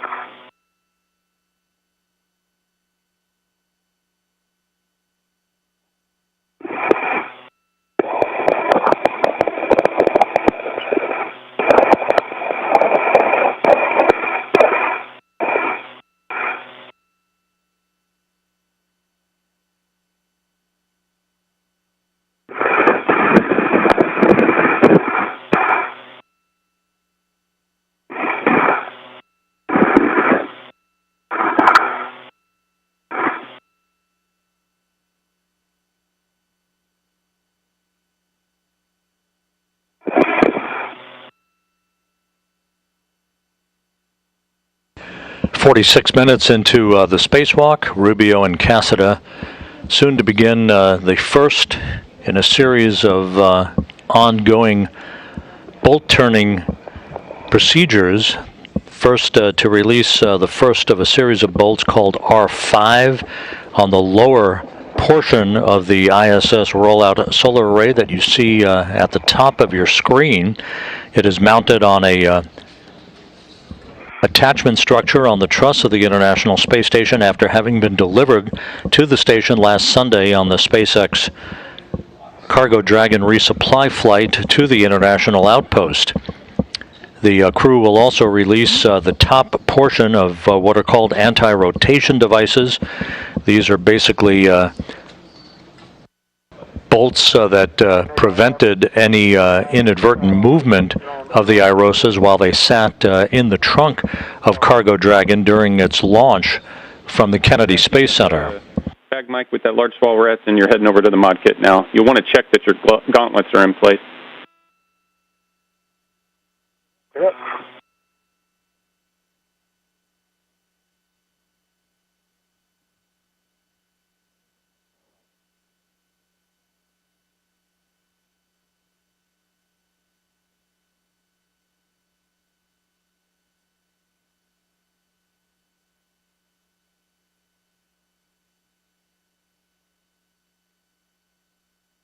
Okay.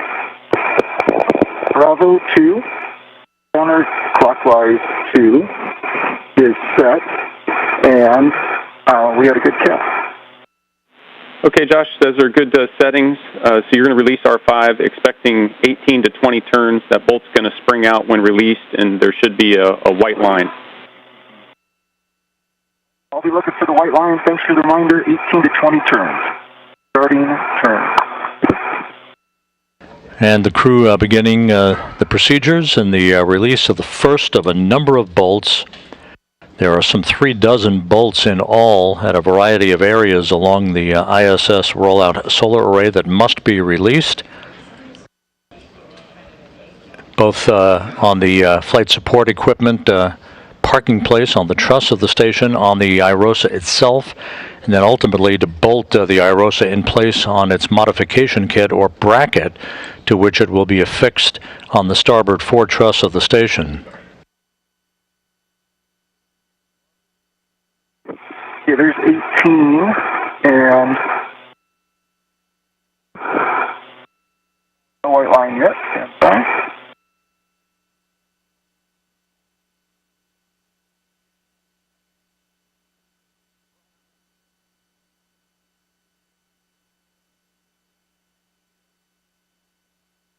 Well, it is popped out. Is there a chance this white line is fairly subtle and hard to see from my vantage point?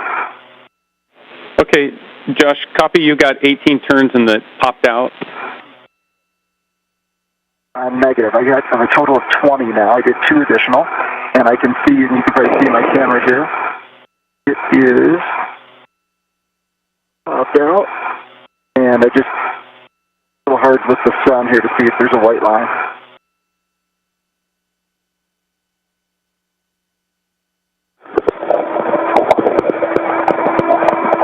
Copy, Josh. You guys have good. Do you have good video, Nick? And negative. We don't have KU right now.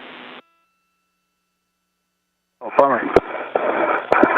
But Josh, you've got the number of turns, and if it popped out, we're good to press.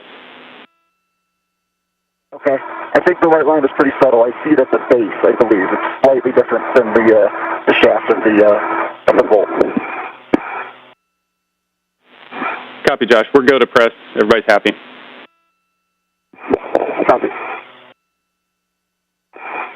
All right, Nick, I am at the pocket, and I have the large, small reds to the left mid-strut handrail, and then I have the integral to the left lower strut, lower stanchion handrail, handrail lower stanchion. Yeah, copy that, Frank, and we'll take a glove, tap, and gauntlet check. Copy that.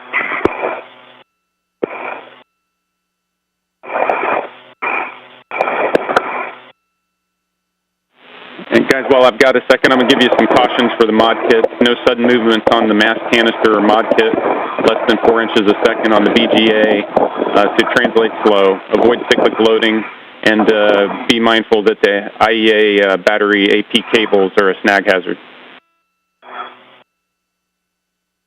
Okay, copy that. Thanks. Give you 2 copies. All right. I understand I'm going back to the CETA cart. Is that correct, Nick? That's a firm, Josh. When you're ready, you're going to move to the port CETA cart with 3. Port CETA cart with 3.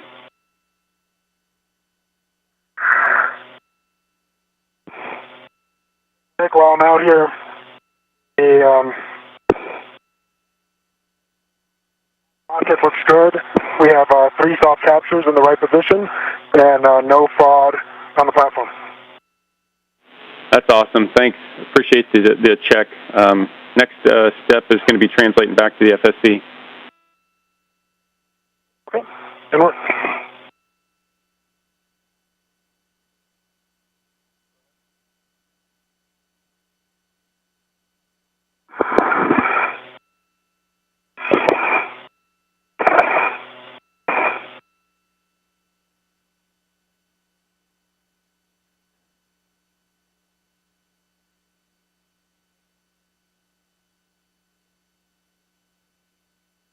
Flying from southwest to northeast across the Pacific, soon to cross the west coast of South America. The International Space Station flies smoothly on, 53 minutes into today's spacewalk by Josh Cassada and Frank Rubio, running about 15 minutes ahead of the timeline so far, having begun the spacewalk at 6:16 a.m. Central Time, 7:16 a.m. Eastern Time.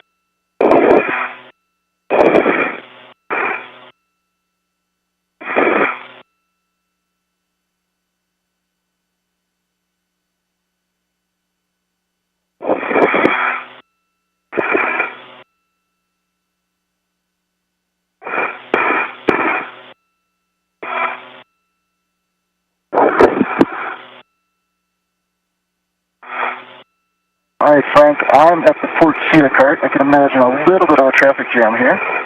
Okay. See you.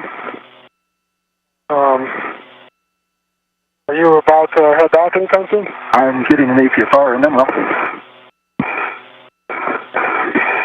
Okay.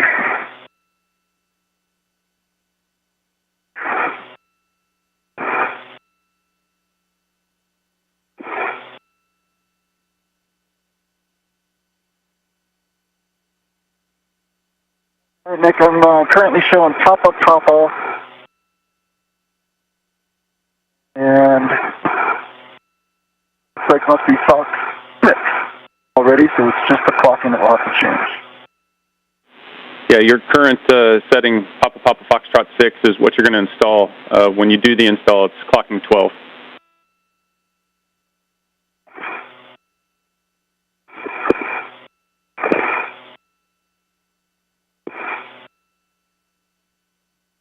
Hey, Nick, if I had Zenith here,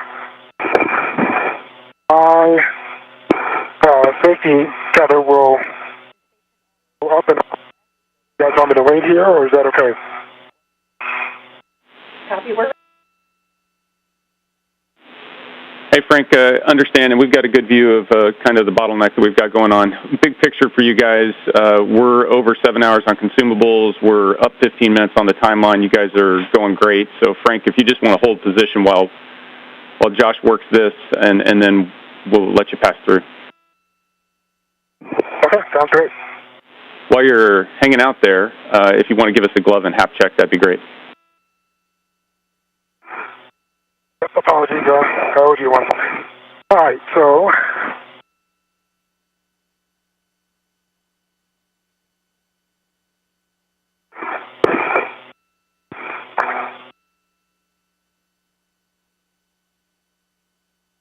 yep, my gloves have a couple of tiny nicks on the rubber part, but absolutely superficial, otherwise baseline, and dry hat.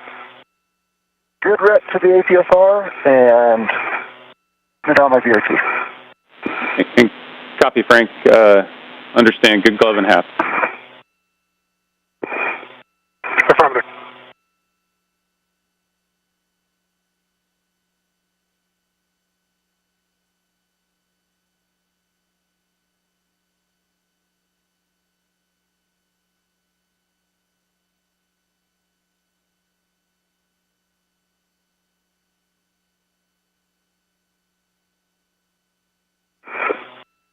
White on black and removing. APFR is uninstalled.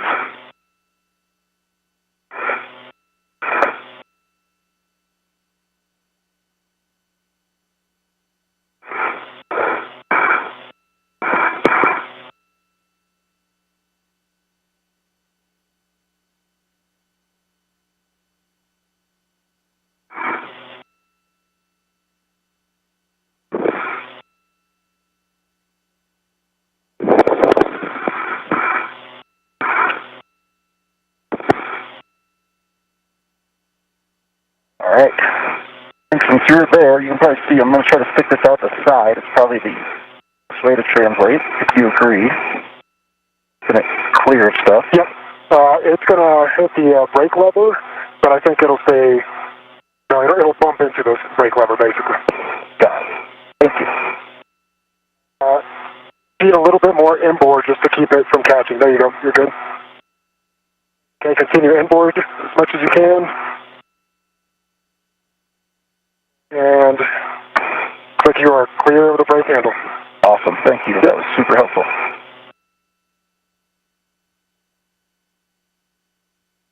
All right. That is your departure point for into the FSE, so I'm out of your way now. Okay. Awesome. Thank you. And Josh, as you head inboard toward FHRC, you're looking for mile marker 6300, 6300. That one's my favorite. Thanks, Nick.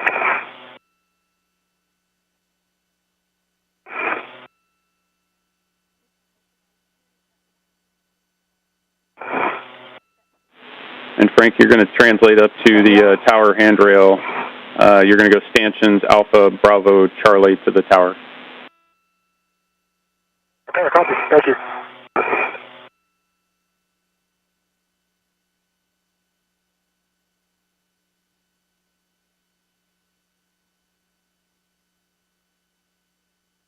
Okay, I'm looking for a robotic arm around here. That's the one. All right, Frank, do you need comms? Negative, thank you. M1, M2, on Space Ground 1. Hello, EV1. We have a GCA to published APFR install position on your go. Okay, EV1 is ready GCA to the APFR install position.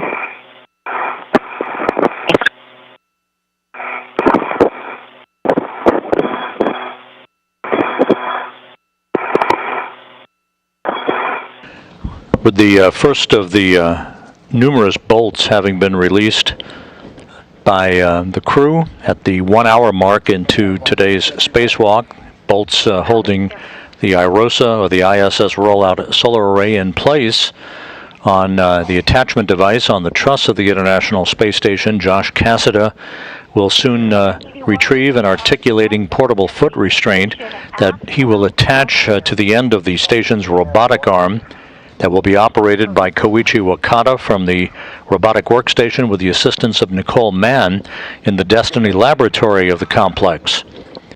Cassada will plant his feet in that articulating portable foot restraint. He will ultimately carry the IROSA over to the starboard 4 work site like a telephone repairman at the end of a cherry picker, and he and Rubio will then begin the work to install the IROSA, bolt it into place, and prepare it for its ultimate unfurling. Okay, we are at the published position. Understood. Stand by. Okay. I think that's going to work. Let's call it GCA complete, and I'll let you know if I need anything else. Copy. GCA complete. Brakes are on. Go for APFR install. Understand, go for APFR install, and I am going to put my anchor over on the SSRMS handrail, and that's a local dismount. I'll do the tether swap later.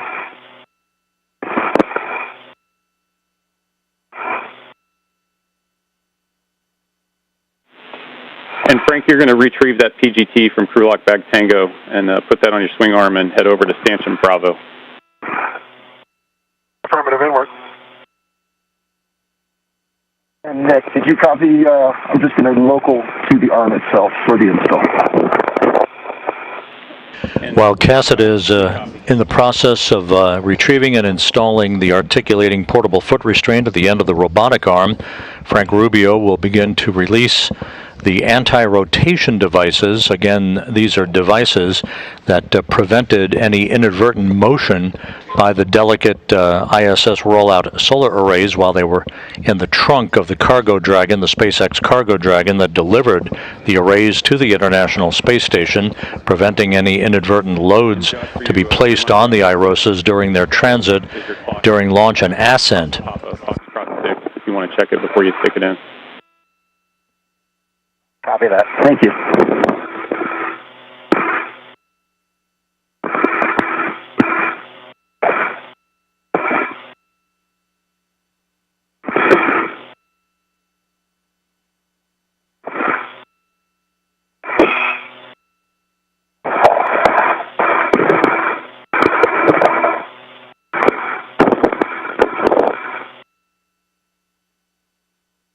Nick, I have the PGT in hand. There's 2 reds on it. I have 1 red now to my mini workstation to tether the PGT to me. Can I release the other one to the bag? Yeah, Frank, the plan is to leave that ret external to the bag, so yeah, you can release it to the outside. Thank you.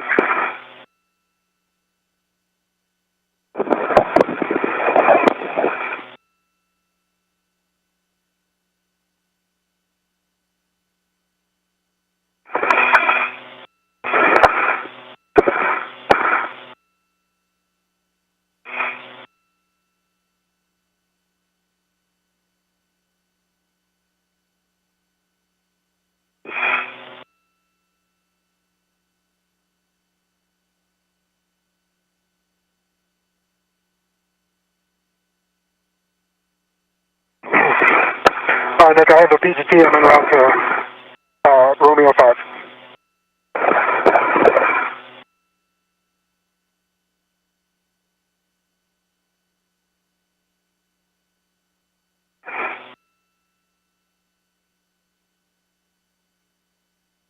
Josh, you got me?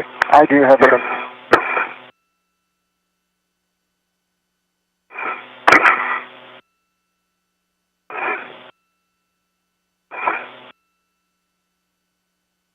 A lot of tethers out here, Frank. I'm looking forward to getting down to one. Dude, I can't imagine having all that stuff on you. You're doing great with it, though.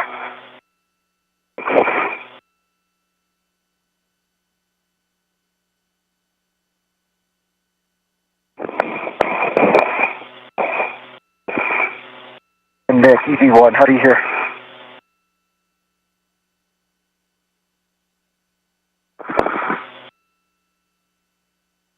M2, EV1, how do you hear? Hey, and Josh, I've got both you and Frank. Okay, sounds good. Okay. And Nick, did you copy my last? I have a PGT. I'm en route to Romeo 5. Yep, copy, and I see you in motion. Okay. Just be advised, we didn't copy your response. Okay, copy that.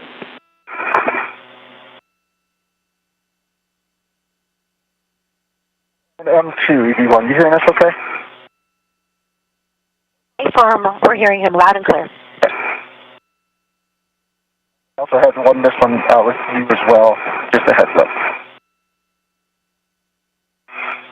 Now you have more of that ratty cough. Yep.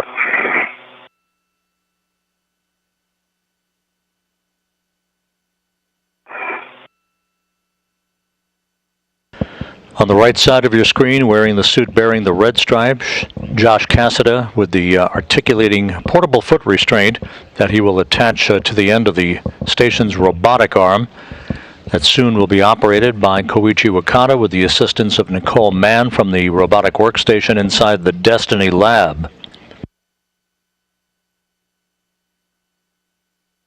A good view in the middle of your screen of the ISS rollout solar array that will be released from its attachment point, its temporary parking place on the station, and then maneuvered into place to be installed on a mounting bracket, a mod kit, if you will, that was installed on the station during a spacewalk last March.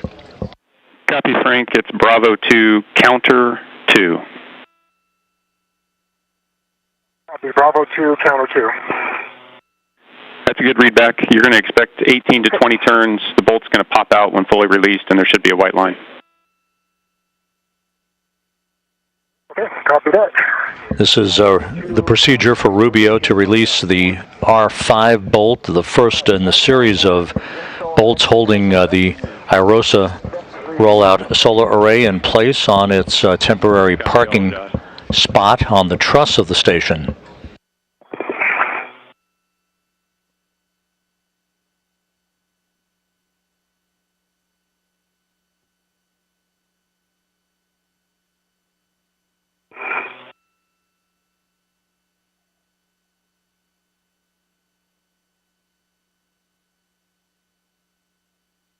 Okay, black on black, good pull and twist test.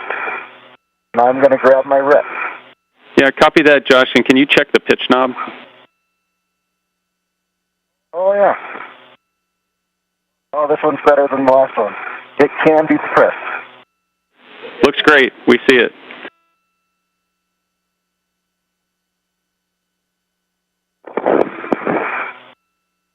EV1, and we have a GCA to publish APFR ingress position when you're ready. Copy that. In the maybe 5 minutes or so, we'll do a tether swap here.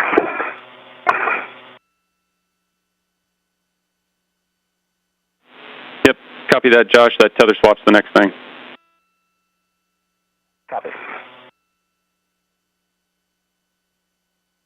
All right, once I'm ready for that, Nick, I was going to drop the left anchor hook, my left 50 tether first, and then work on the red. Are you okay with that?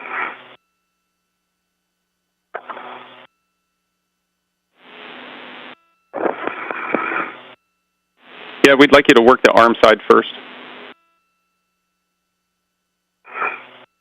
And Josh, I think you were just talking about your local. No, I'm actually talking next step here.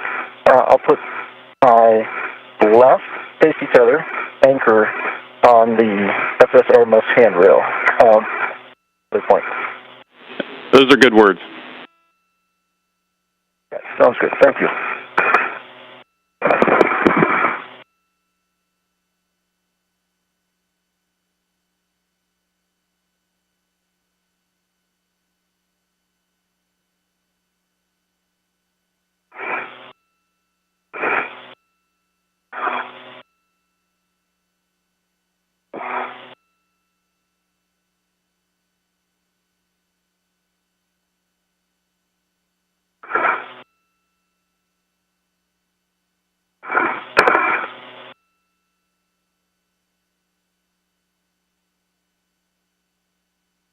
Nick, I have 20 turns on Romeo 5, and I see white line.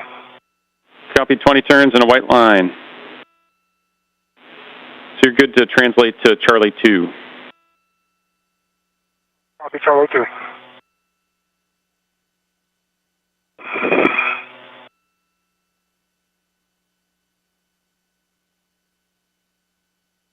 Okay, left safety tether is connected to the SSRMS tether point.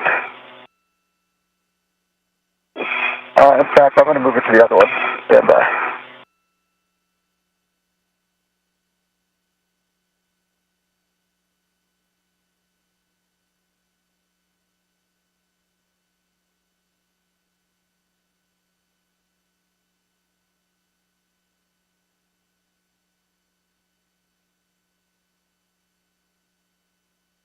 Okay. Left safety tether anchor is on the SSRMS business end. Handrail tether point, gate closed, slider lock, black on black. That 85 foot is unlocked, and the red and white crew hook is on my left D-ring center, gate closed, slider lock, black on black. Copy, Josh. That is a good configuration. Understand next steps are lock the red reel and put the red hook on the feeder rail. Is that correct? Hey, firm. You'll just want to keep an eye out for Frank's tether.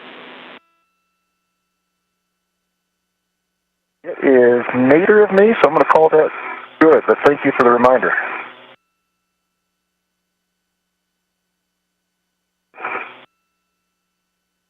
All right, red hook is coming off the right side.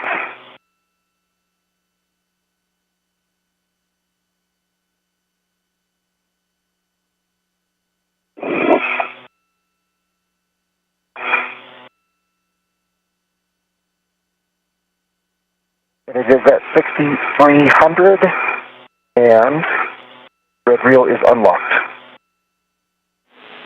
Copy that, Josh. That's a good tether swap.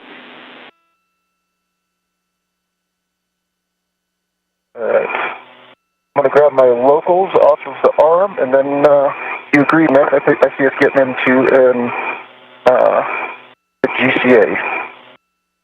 Hey, firm, Josh. That's the next step is GCA for the ingress position. And Frank, when you're in position for Charlie 2, you're going to attach the adjustable equipment tether from your small trash bag to the ARD tether point. Okay, that's complete. I'm ready for settings for ARD Charlie 2. Bravo 3, counter 2. Bravo 3, counter 2. That's a good readback, and you'll release 6 to 10 turns. Okay, copy that, and after I get this one out, I'll drive it back, and then I'll go to ARD 1. I'm good. EV2 is good on comms. Okay. Stand by.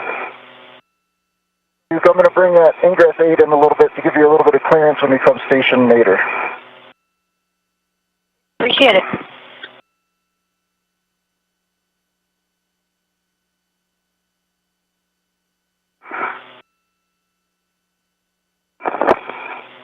Okay. You're good on comm, Frank. I'm going to take it for a GCA. You're good. I'm good on com. Thank you. All right, EV1 is ready, GCA, and as a heads up, M1 looks like about 6 inches from the front of the APFR to the structure. I'll keep you clear. Copy, that's what we expect.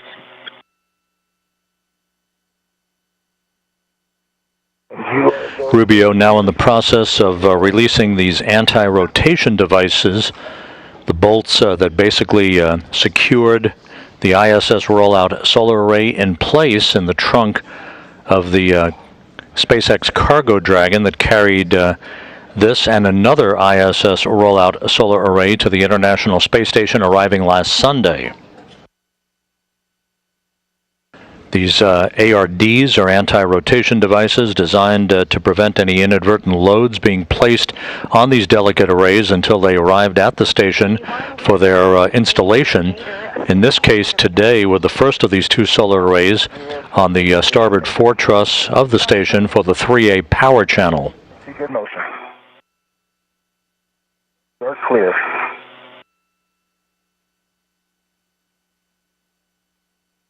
Ramping out motion.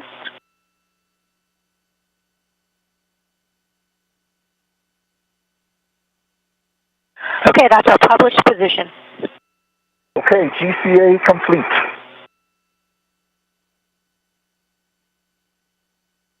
Copy, GCA complete. Brakes on, go for APFR ingress. Copy, go for APFR ingress.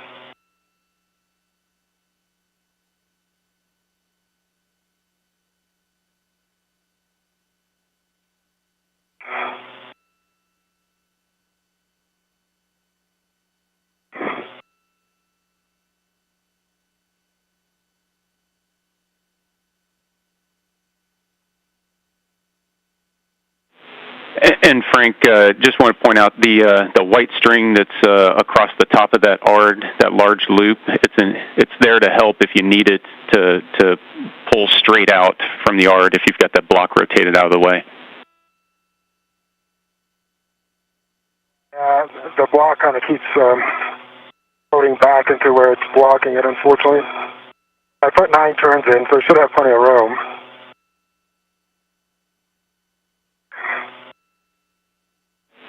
Yeah, if the block rotates, then that's good. As long as we can keep it out of the way, then the ARD should just pull straight off the bolt. It's off. Well done.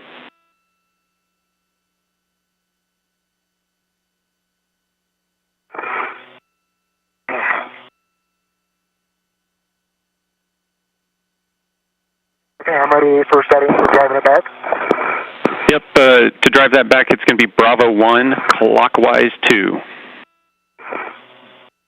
Bravo 1, clockwise 2. Copy. Yep, and you're going to drive that to torque and give us the turns and light. Copy.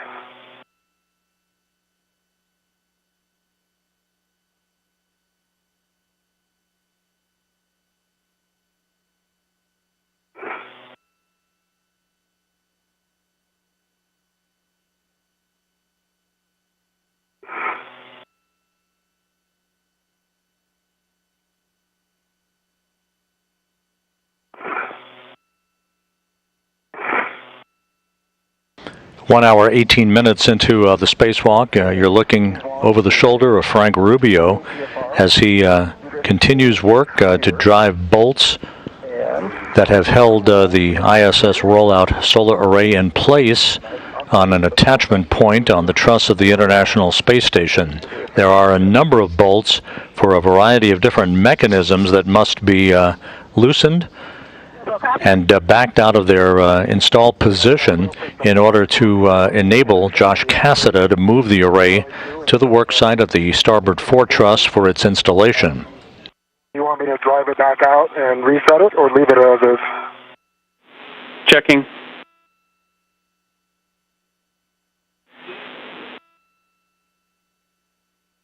At the current setting, I had, or at the current position, I had 11.8 torque, 4 turns, green light. Yeah, copy 11.8 on the torque. Didn't copy the turns, but you got a good green light. 4 turns. Copy 4 turns. Checking. And Nick, understand where it go for the back off? That's a firm, Josh. Your go.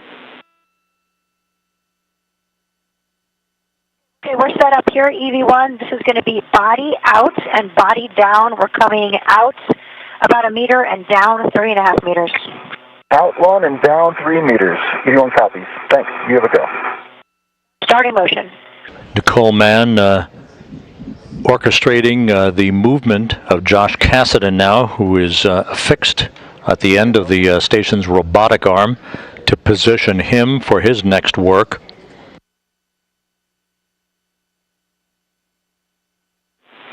And Frank, we're happy you can press to the other ARD. Okay, copy.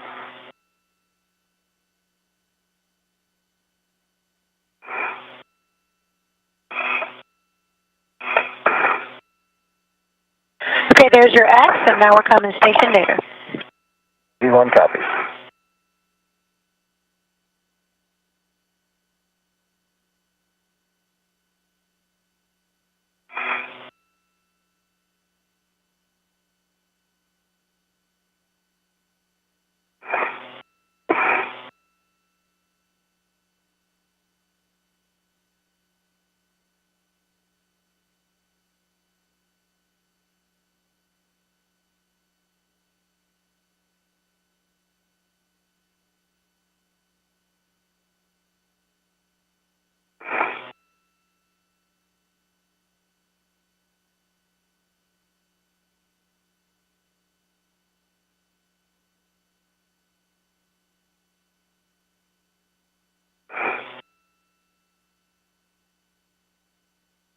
Good view of Josh Cassidy at the end of the Canadarm2 robotic arm in a foot restraint, positioning him at the right orientation. He will be rotating a couple of rollers called boom deployment system rollers 90 degrees to a deployed position, part of the work in tandem with Frank Rubio to release the ISS rollout solar array from its parked position on the truss of the station. Okay, EV1, we are at the published back-off position. We are setting up for a 2.5 minute bolt access joint OCAS. EV1 copies.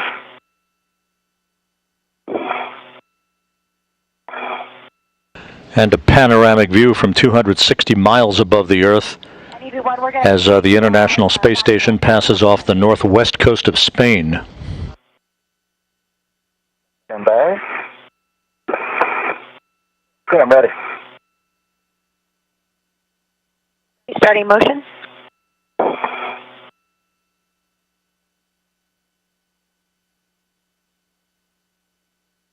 Okay, maneuver complete. Setting up for the joint OCAS. Okay, copy that. Got it. It briefly looked like body right motion on that last one, just a heads up. Might have been just me swaying here.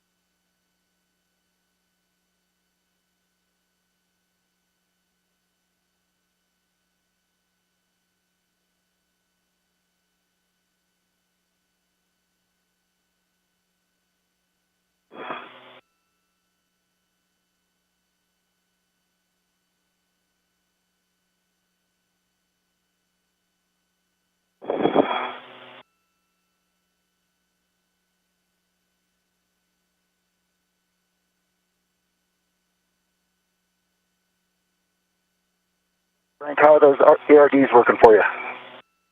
Oh, good. Yeah. More challenging than I expected. But EV1, we are ready for the joint OCAS. This is going to pitch you back 90 degrees and bring you underneath IROSA. EV1 copies. Here we go. 3, 2, 1, starting motion.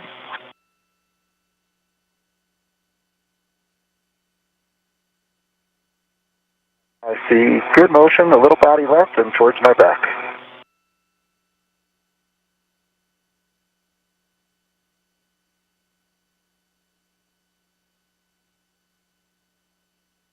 Nick, I am at ARD1.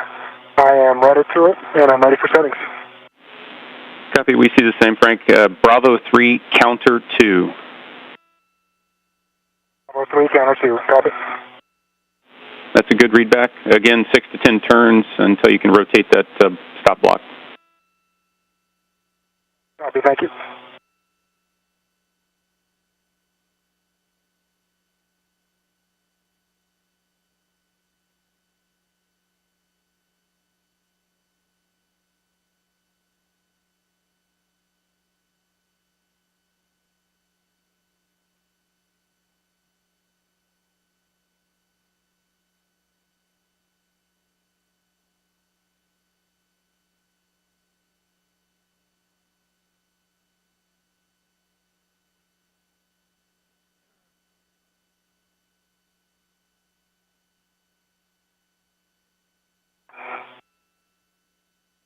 Okay, Nick, I've got...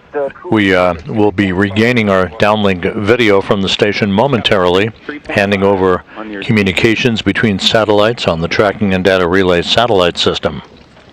Got it. It's probably too early to tell how much of the maneuvering out to S4 will be at night. Is that right? Motion's ramping up. Understand, motion is stopped.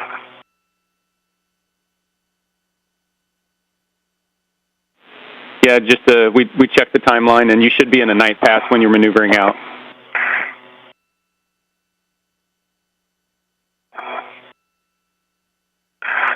Copy. All right, Nick, unfortunately, I've got 10 turns in there, plenty of clearance between the block and the ARD, but the brand here snapped while I was trying to pull it out.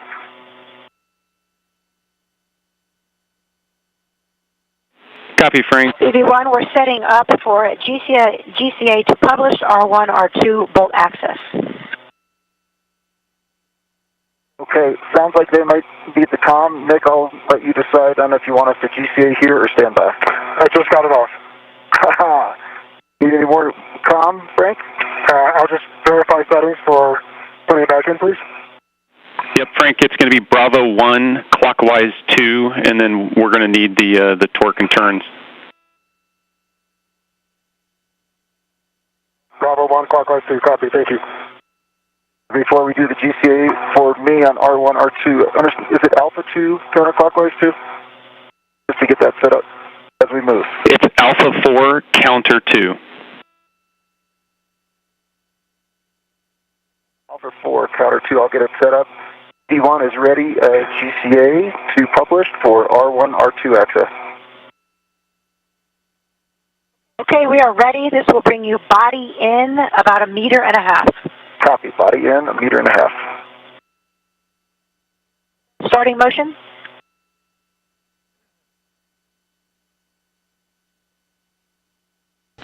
Approaching the 90-minute mark in the spacewalk, Frank Rubio continuing to back out bolts to release anti-rotation devices. Basically, these are devices holding the ISS rollout solar array in a stable position. That's what they were used for during the launch and ascent of the arrays in the trunk of the SpaceX Cargo Dragon. Josh Cassett at the end of the station's robotic arm, being carefully maneuvered by Koichi Wakata under the watchful eye of Nicole Mann, who's working with Wakata at the robotic workstation in the Destiny Laboratory as he begins work to unbolt 2 bolts for the deployment boom deployment system. These are restraint bolts. 0 centimeters to go. The boom deployment system to be employed later as the ISS rollout solar array is unfurled to its full length of 60 feet once it is installed and electrically connected to the 3A power channel on the starboard 4 truss of the station. Everyone copy, stand by.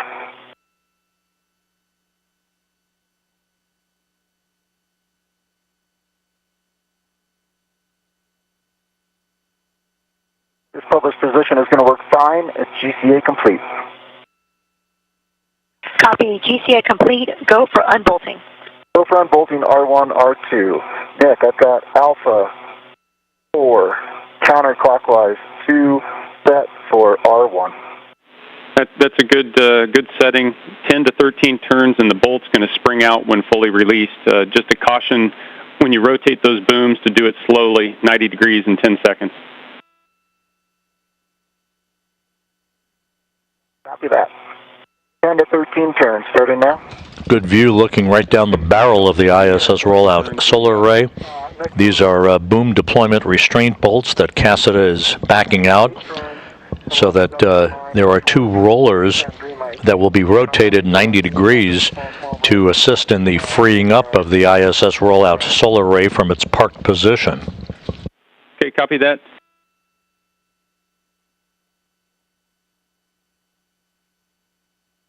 And verify I am doing a... Yeah, Frank, you're going to do the socket swap, so you're going to grab that socket caddy. 10 turns for R1.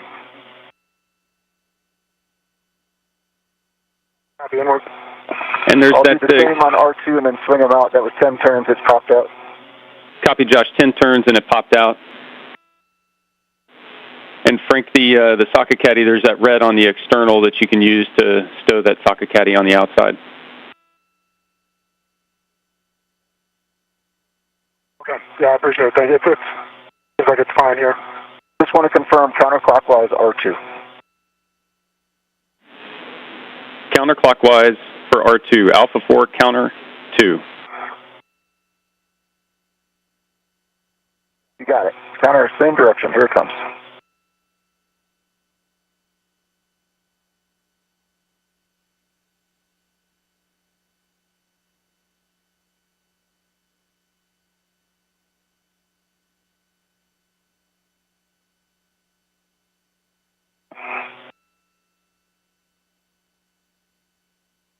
Turns. R2 is popped out. Copy, Josh. We see 10 turns and we see a good bolt release.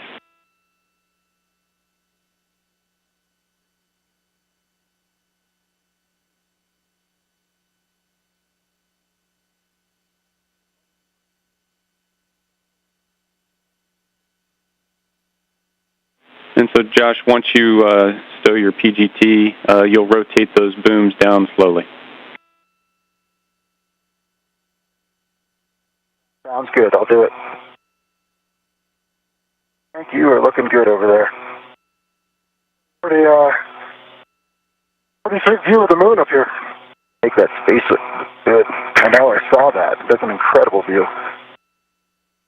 Hey, I don't know if you'll be able to see it, but at some point in this whole process, if you're able to get as comfortable with this APFR ingress as I am, you can see that I'm all the way in. That would feel really good. Okay. All right, 10 seconds for 90 degrees on R1. Copy, Josh.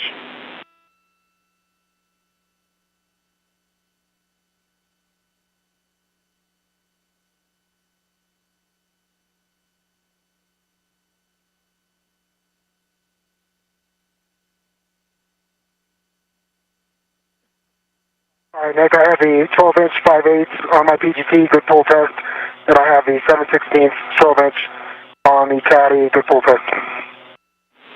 Copy, good socket swap. Thanks, Frank.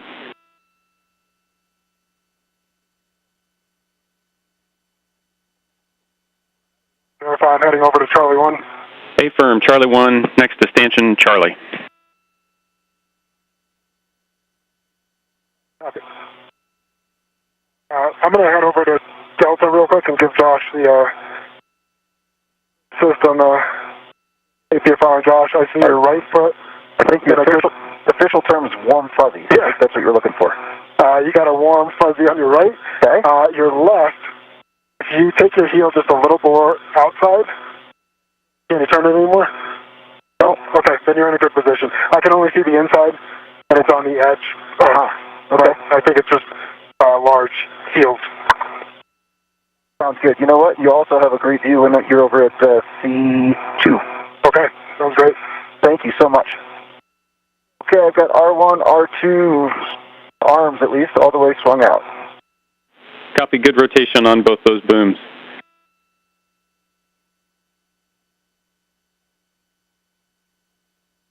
Okay, for R3, R4, I know one of them is the other direction.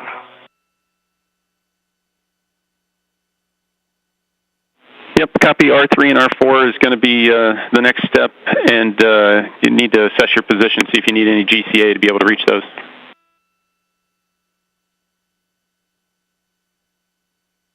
You know what, M1, do you mind if we took a minute and just moved the body down?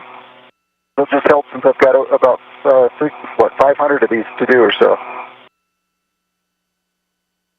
1 hour 35 minutes into the spacewalk, Josh Cassada has released the first in a series of bolts for the boom deployment system on the ISS rollout solar array. The first 2 bolts to be released were restraint bolts.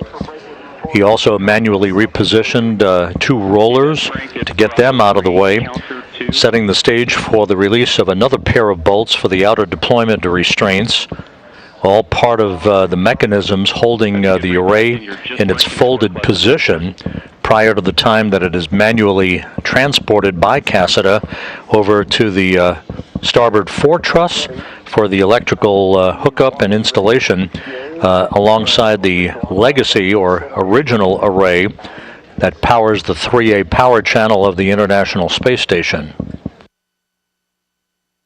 Okay, we copy. We're going to bring you body down 20 centimeters, and with the night pass, clearances are tough, so we'll take your clearances from the boot plate and your body. Sounds good. I've got clear space between me and IROSA. I can maintain this clearance. Copy. Starting motion, body down. Copy. I see good motion.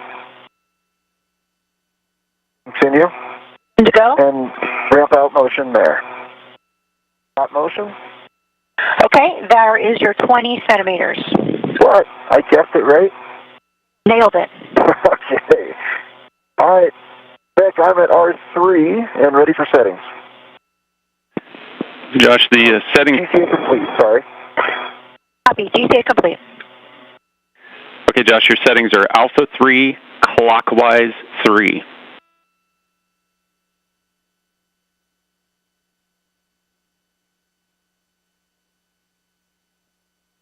All right, this is the weird one. Alpha 3 is set. Clockwise 3 is set. That's a good setting. Half turn on Charlie 1. And on Charlie 2. And you 245-ish. Is that right? That's affirmative. So you might want to reset your PGT counter to help out. You're on R3. You've got good settings. Good luck. Got it. Starting turns clockwise.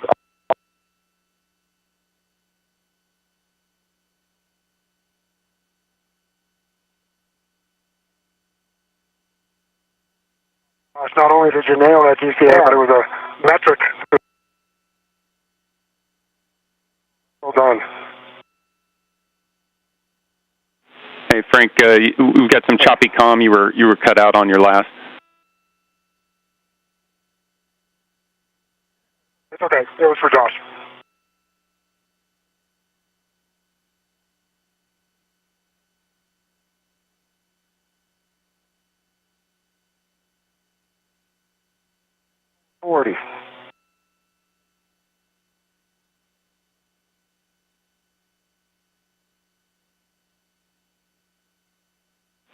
Hey Frank, when you get into a stable position before you work on Charlie 2, we want you to try to readjust your cuff checklist so that it doesn't push your gauntlet down.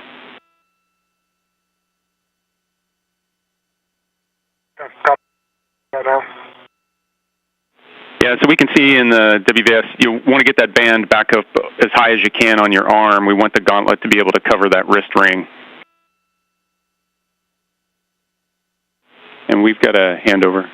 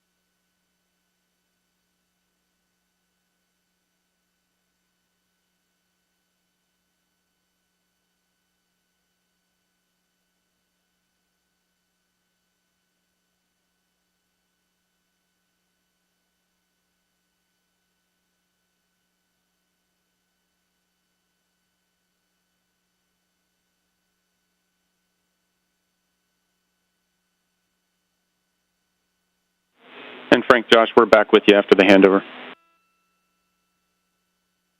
Copy that. Hey, Nick, I adjusted it as best I could. Unfortunately, it's not completely covered. With a glove hand, I can't really move that elastic loop. Every time I move one end, the other end goes back to the starting point. Yeah, understand. Don't know if there's a way to wiggle that cuff check lift band up towards your elbow as much as you can. As long as it's still accessible for you, it doesn't need to be down toward the wrist ring. Yeah, unfortunately, that's what I'm having trouble doing. I just can't push it up. It won't expand enough to.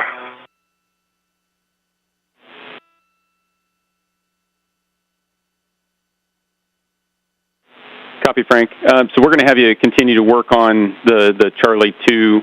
There's going to be a time in the timeline where Josh is going to be close to you. He might be able to lend a hand to fix that. Okay.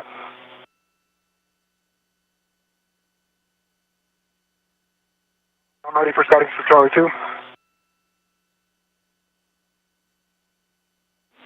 Charlie 2 is Bravo 3, counter 2.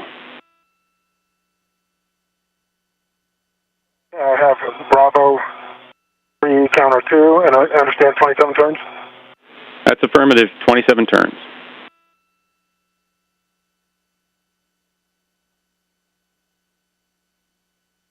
$245 on Romeo 3.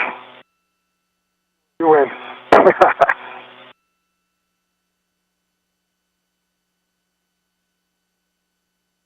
And R4 counterclockwise?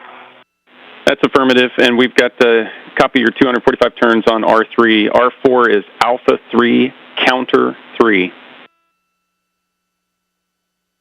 Alpha 3, counter 3 is set, and I'm sorry, from this spot I cannot see the turkey timer. Not on either side. No worries, we'll have Frank confirm in a little bit. Sounds good. Cassida and Rubio continue work to undo a number of bolts holding the ISS rollout solar array in place on the flight support equipment on the truss of the station. Prior to its movement by Cassida over to the starboard foretruss for its installation and electrical connection to the original solar array system, the electrical system, the integrated electronics assembly on the starboard foretruss for the 3A power channel. Rubio in the process of releasing a couple of out-of-deployment restraint bolts on the ISS rollout solar array. The crew continues to operate several minutes ahead of the timeline.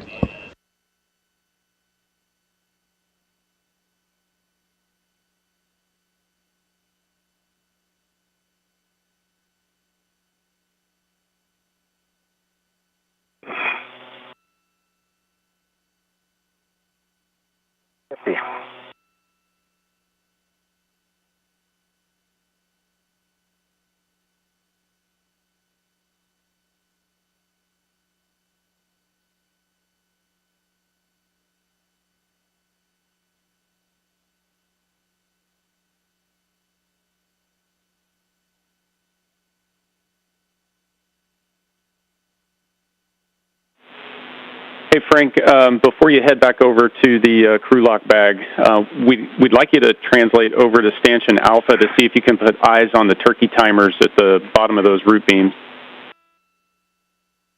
Okay, no problem.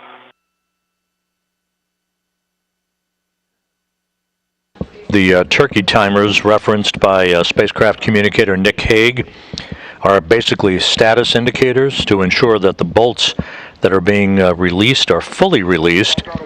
Just a status double-checking device to ensure that the ISS rollout solar array is ready to be released and removed from its flight support equipment.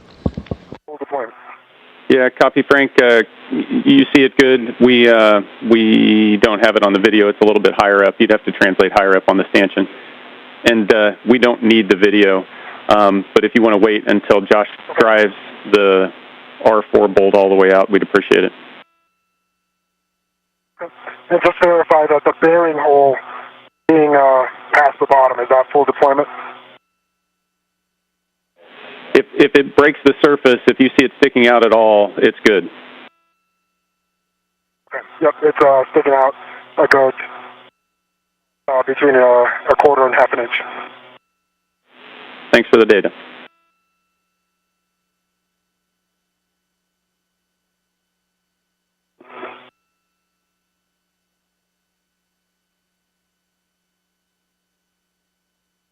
I'm going to translate to the other side. I should be able to see it from the bag. Yeah. Okay, sounds like a plan.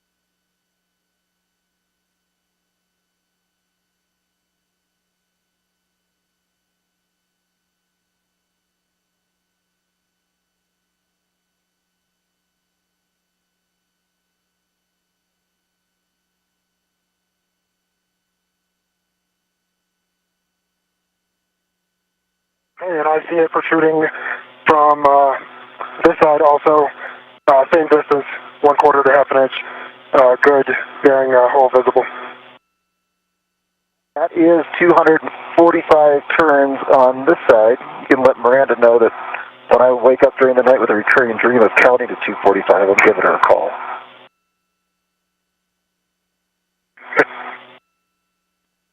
Yeah, copy all, Josh. And copy, Frank, you saw a good turkey timer. You're going to want to retrieve the square scoop out of crew lock bag T.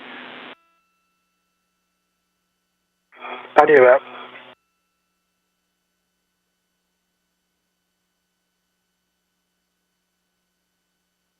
I want to make sure you were paying attention. Wasn't going to let you go too far. Okay. I am complete here at R4. Is it Robo next for us? Yeah, so next step we... Confirm, I have a maneuver to the carrier back off position when you're ready. And guys, we want to stand by and hold position right here. We want to try to troubleshoot the gauntlet or the cuff checklist and his gauntlet on the left hand of Frank. You guys are in a close position here. And so once Frank gets a scoop, if he can translate over and extend his arm towards you, Josh, what we need to accomplish is clear the cuff checklist band off high enough up so that the gauntlet can cover the wrist ring. Copy.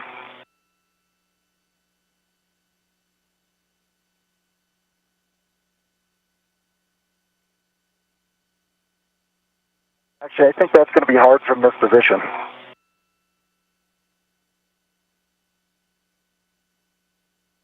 I don't know where a safe spot is for you to be, Frank. Yeah, I'm going to have to just reach out my arm too and see if you can get it. Well, we got to stay clear of the solar array. Right. Yeah. Can you reach? No, I don't think so. I would have to GCA if that's what you want. Nick? Stand by, we're talking about it just a second.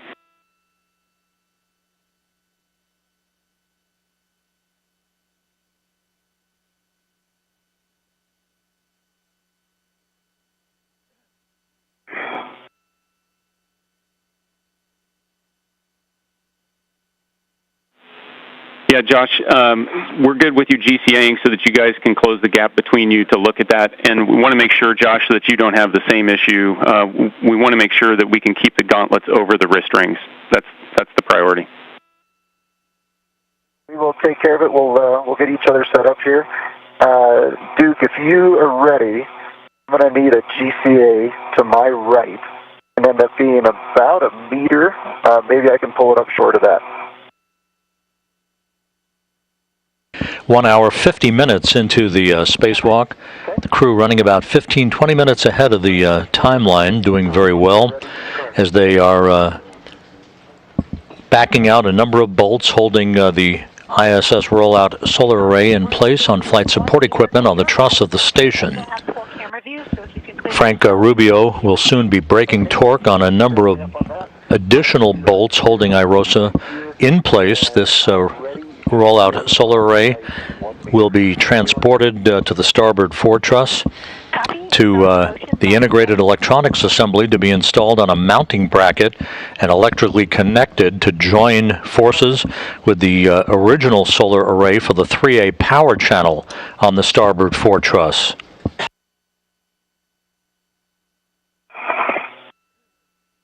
Continue. Copy. You have 50 centimeters to go. Okay, continue. And ramp out in 3, 2, 1, stop motion. Okay, motion stopped. Like a Michelangelo painting.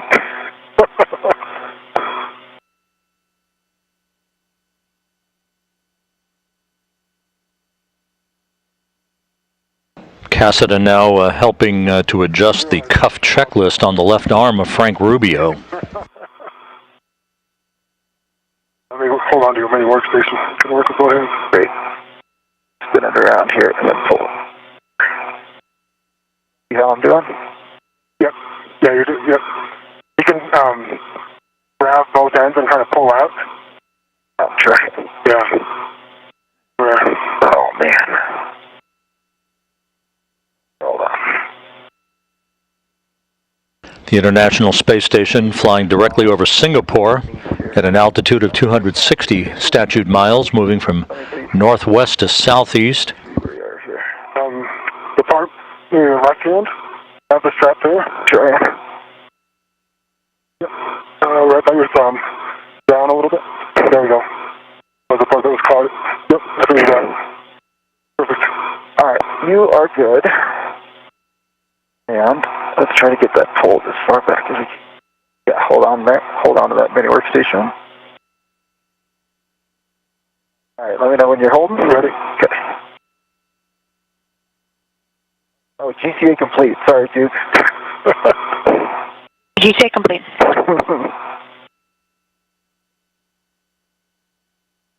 Okay. You probably have a good view of that in my heck at least. Hey, Josh, we see it in your camera. It looks good. All right. Now, can you do something similar to me? Yep. Let's see. You unlock. I'll hold you right here. Got it? Okay. Yep. And you are clear of that solar array. I'll keep you clear. Just watch your right hand on that panel, and I'll try to keep you stable. So after a minor wardrobe adjustment for Frank Rubio, the two spacewalkers continue on in this 256th spacewalk in support of space station assembly maintenance and upgrades. I'll tell you what, if I pull this side, can you do that side? That's the problem. We'll just need to be... Let's see if I can... I don't think there's a way we can affect our locks, but let's be careful. Yep.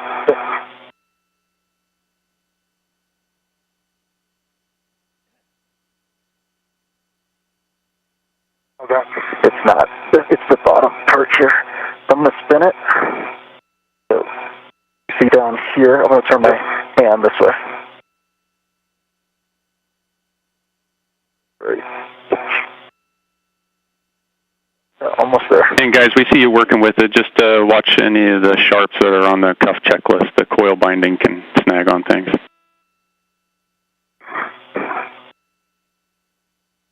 Copy.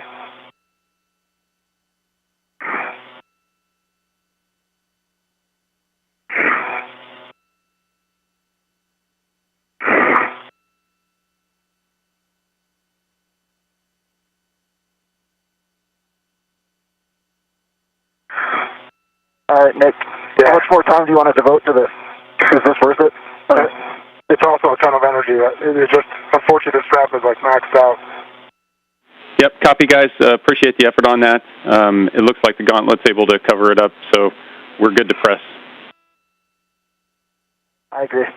Yep, and I'll be sure, because I can pull mine back. So I think we're in good config. Appreciate the attention there. All right. I'll leave it to Nick and M1 to figure out where we go from here on Robo.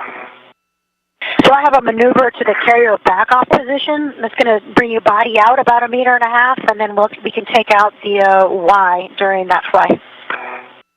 I'm good for that, and that is not a GCA, so you have the comm if you need it, Rick. Okay, copy. Thank you. Okay, we're bringing you body out. Copy. Starting motion. Rick, I'm heading over to Charlie 1 to release and put on the scoop. Yep, those are good words, Frank. Syncing back up. We've got Charlie 1, full release to do over there, and then we'll get you in position for Charlie 2 to do the final release. Okay, copy that. Nicely good motion.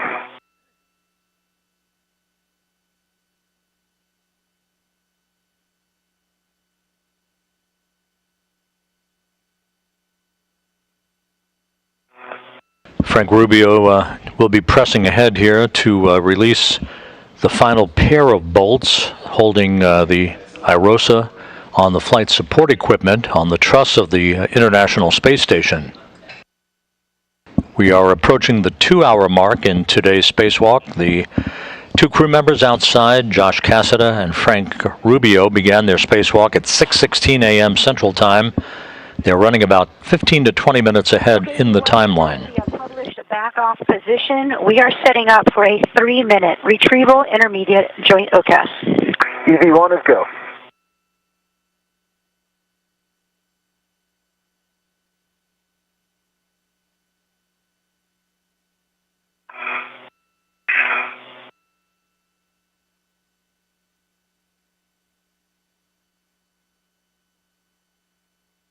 Nick, I'm set up for Charlie 1. Okay, Frank, your settings are going to be Bravo 3, counter 3. Bravo 3, counterclockwise 3. Yep, 51 to 54 turns, and the bolt should spring out when released. 51 to 54. Start.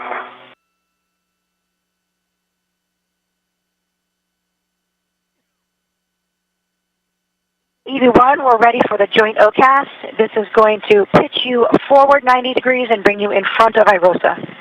1 copies and ready. 3, 2, 1, starting motion. See good motion.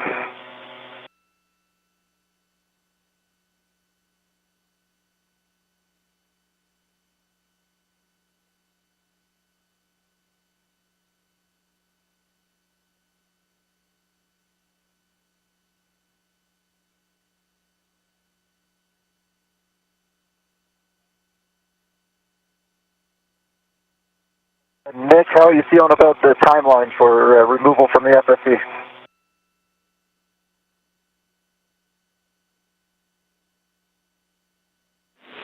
Hey, Josh, you read our minds. We were talking about down here. We're on timeline. Consumables are looking great. Looks like we're going to be go for release. That's awesome news. You guys have put together such an incredible plan.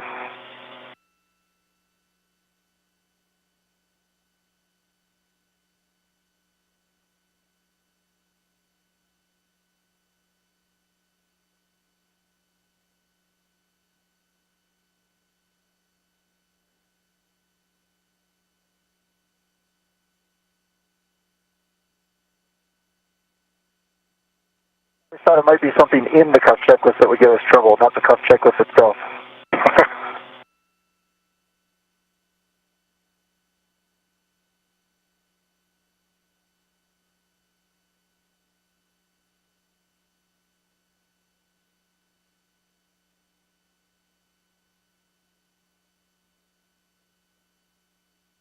At the 2-hour mark in today's spacewalk, flight controllers here, very comfortable with where the two spacewalkers are in the release of all the bolts and have given the crew a go to release the IROSA from its flight support equipment.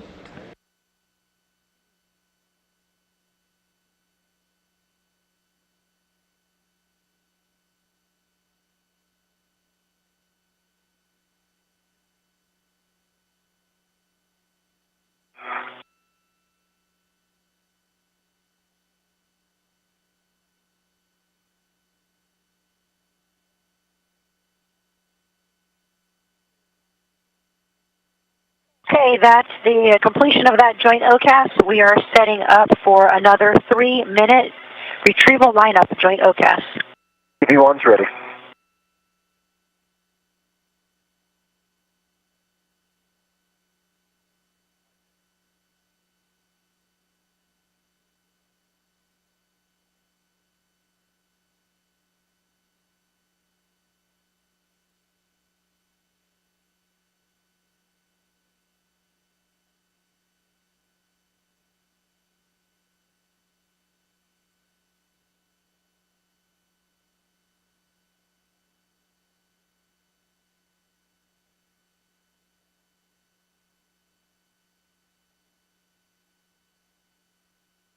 Okay, EV1, we are set up. This is going to pitch you forward and bring you up over IROSA. Copy. 3, 2, 1, starting motion. Good motion.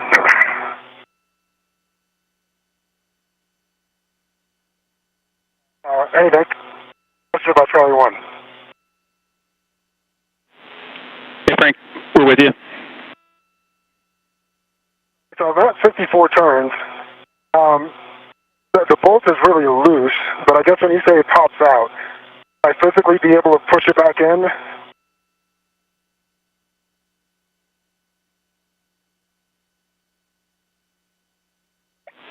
And Frank, that's affirmative. You should be able to push it back in. So if you want to add more turns, you can go beyond 54. Okay. Copy. Yeah, it's super wobbly side to side, but I don't seem to be able to push it back in AMS.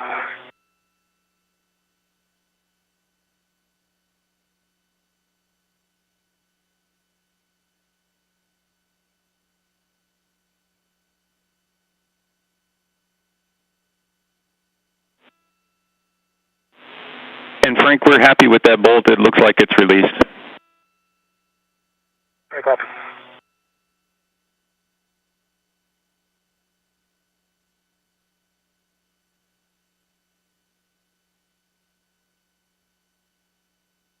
And Frank, after you stow that PGT, you're going to install the square scoop on the micro square near Charlie 1. Copy.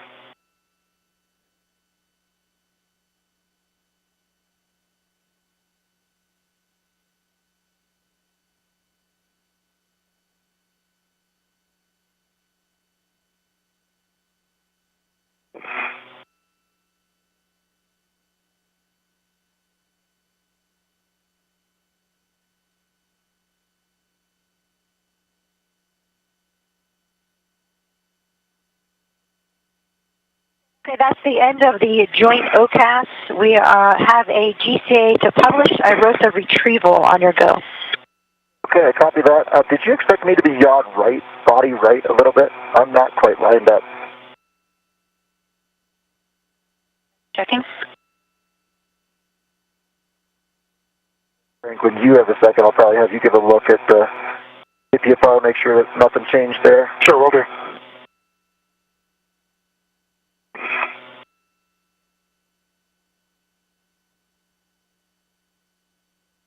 And EV1, your yaw is 0 and should remain that as you come into IROSA. When we bring you in, it's just body in. Everything else should be set up. All right, Nick, I have that scoop on Charlie 1. It is in lock position, 45-degree angle towards the bottom of IROSA. Copy, Frank. Can we get a quick glove and hap check? All right. Can I steal the comm after your hap check? Yes, and I have good gloves, good hat, EV2. Copy, good gloves, good hat. Frank, I'm going to steal the comm.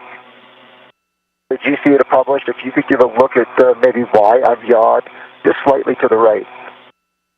And M1 EV1 is ready for a GCA to publish for the retrieval position. Copy, stand by.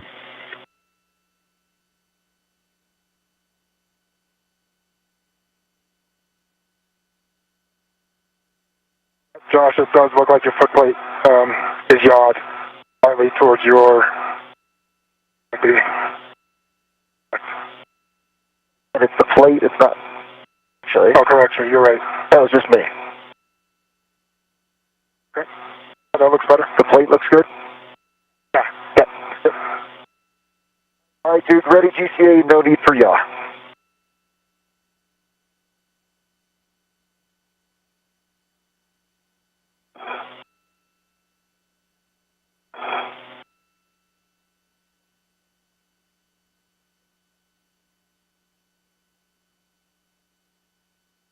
I'm going to retrieve the other scoop for Charlie 2.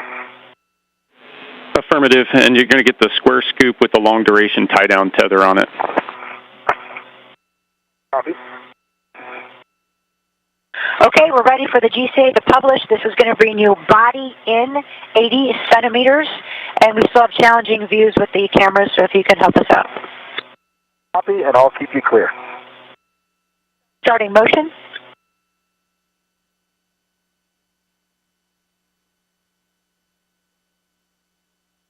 I see good motion.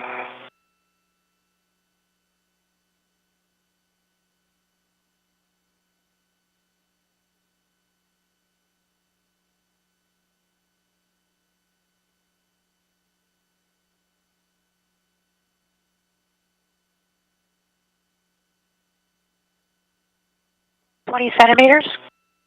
Copy. Ramping out.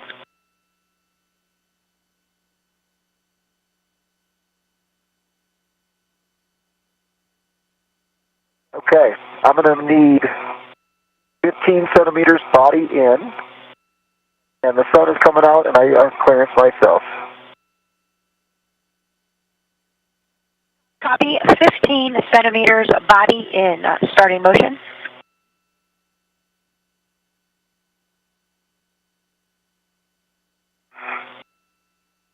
I see good motion. Ramping out.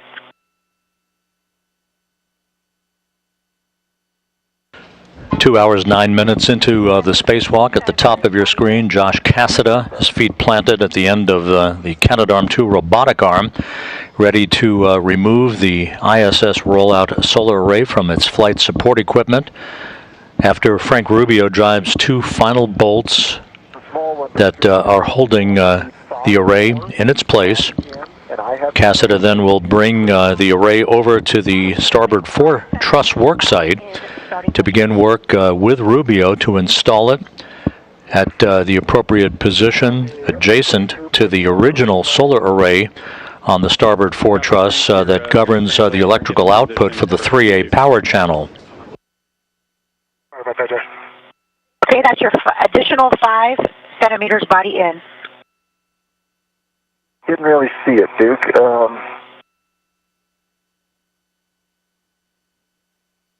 Right. 5 more centimeters body in, and that'll be it. Copy, coming 5 centimeters body in, starting motion.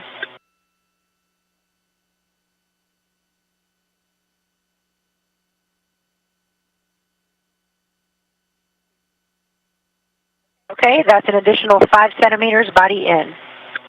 I didn't call it because I didn't see it. We will call that good. GCA complete. Koichi, you are a smooth operator. Okay, that's GCA complete. You have go for IROSA retrieval. V1 copies. Nick, I've got a ret on the scoop here on the right. It is from my mini workstation on the right side. Copy that, and we see that. So I've got a lot of checks that we can start rolling through. Okay. The first time my hands have gotten a little chilly. I've never used the glove heaters before. If you got any advice on it, I'll take it, but I might have to turn them on for this next maneuver.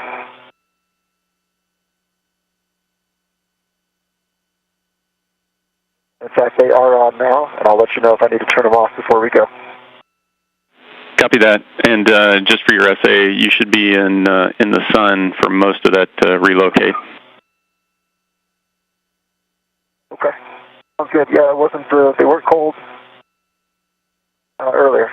Frank, you can have the comm if you need it. Okay, I am positioned at Charlie 2. Yep. And Frank, we're going to hold right here because we're going to go run through all these buddy checks because as soon as we release that, it's going to be free from the FSE. And we've got a great view on your HECA. Just lots of delicate stuff below where you're trying to drive that, so just a heads up. Yep, copy. Okay, so let's do glove and hap checks.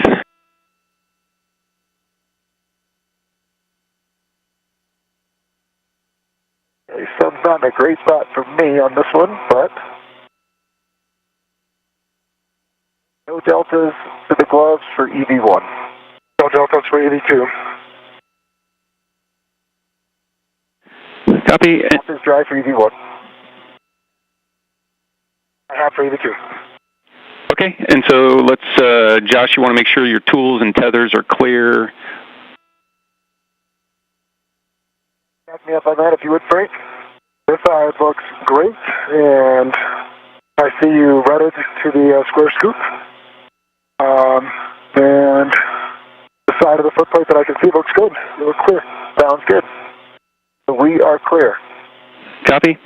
So then visors, glove heaters, cooling, just like we said, you're going to be in the sun for most of this translation. Any risk of my hands getting too hot with the gloves on? Glove heaters on? Affirm, that's a risk.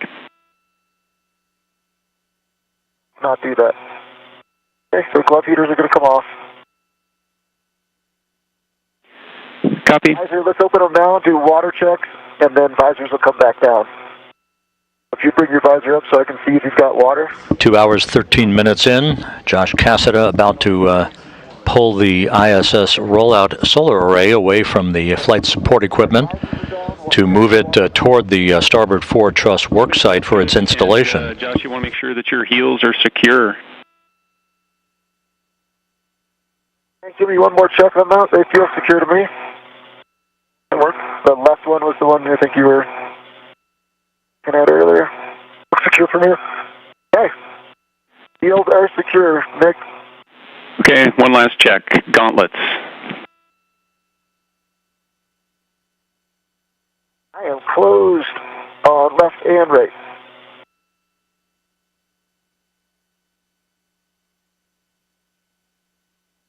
And for EV2. Okay, and so Josh, you're going to maintain control of the IROSA in the FSC. Frank, you're going to release the bolt and then install the scoop with that long duration tie down tether on it.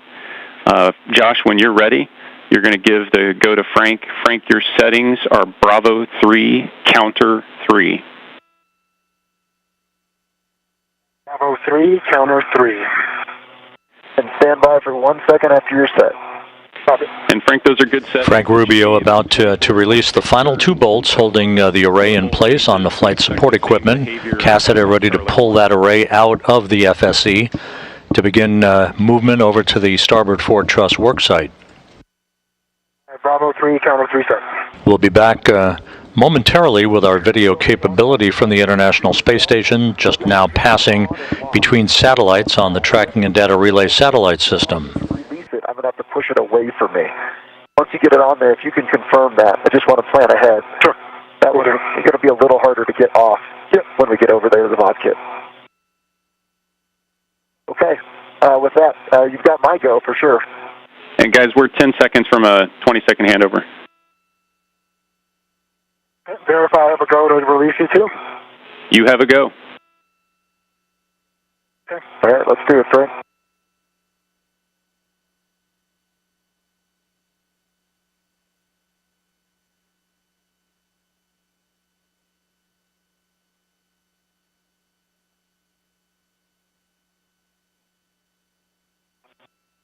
Wow, it's really going. Oh, Okay. 20. It's better. Get it on there quick. This one's really trying to get away. Okay. Wait, one.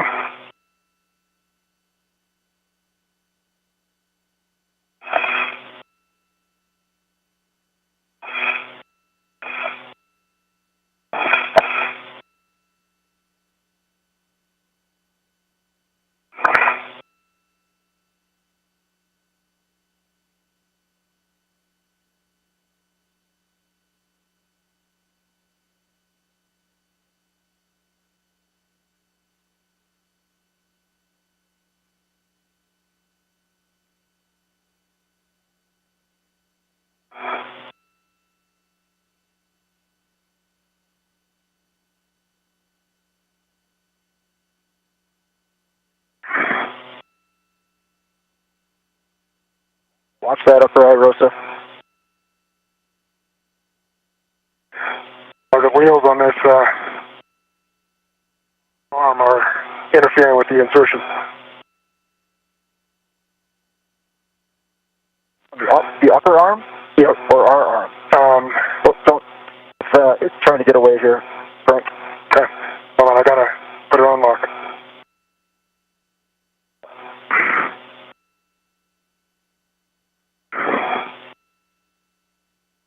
All right. You ready for me to go to lock? Yeah, go to lock. Oh, geez. All right, Okay. push it away. To lock. Okay. Can you get my ret and put it on the scoop so I don't have to let go? I'll tell you what. I'm going to... Yep. I have it. I have it towards you. All right, I got the scoop. All right, I got both scoops. If you can get my ret and put it on the long duration tie down tether, we're good. It's maybe a bit of a reach for you. Yeah, unfortunately, but I can hold the scoop. Okay, why don't you hold it in the SSC? I have the scoop. Okay, you got the scoop and you're pushing Zenith?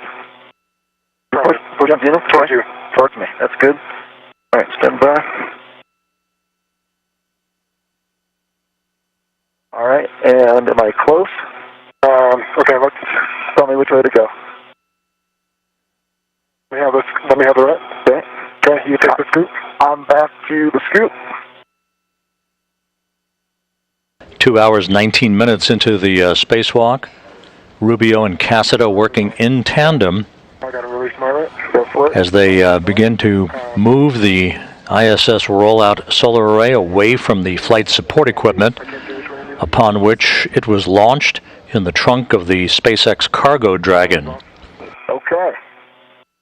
You can see behind the array that Cassida is about to move to the starboard foretruss, the second of the two ISS rollout solar arrays that these two spacewalkers will install on the other side of the backbone of the station onto the port foretruss on December 19th. And then I'll have to just go down towards the bottom of my row. So when Oh, perfect. That's great. Good. Towards the bottom. I'm sorry, towards my head. Yes, correct. Oh, okay. Sorry. Got it. Upside down here. Hey, Nick, we got it. It's on there. It was pushing pretty hard to get off, and now it no longer is. So we are we're in a good config and stable. Copy all, Josh. Good news. Nice work together on that one. And so got a caution here not to release the IROSA, or prior to releasing the IROSA, make sure the FSC is not moving. So when Frank gets into a good position, you'll be able to slide the IROSA nadir to release it from the pins. Copy. I am en route towards, okay. Sounds good.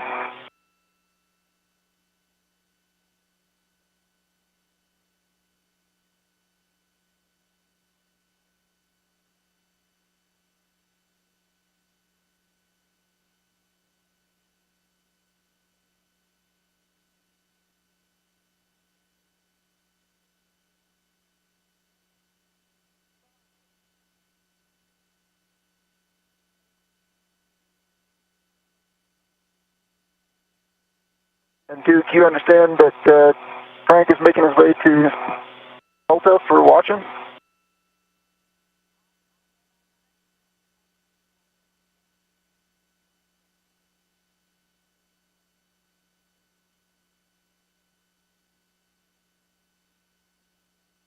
Duke, you with us? I heard you, Josh. Okay, sounds good. Okay, so Frank, I see you in a decent position. And so if you're good with it, and then Josh, you're able to slide the IROSA nadir, and that should slide off of those pins that are on the FSC, then you'll have it. Copy that. We're going to get a hold of Duke here first. Okay, we are standing by and ready for the maneuver to publish IROSA removal on your go. All right, stand by. We're going to release from FSC first. And if everybody's go, Frank, are you go? You're go. All right. So we're going to go nadir slightly, and you can help guide that if you want.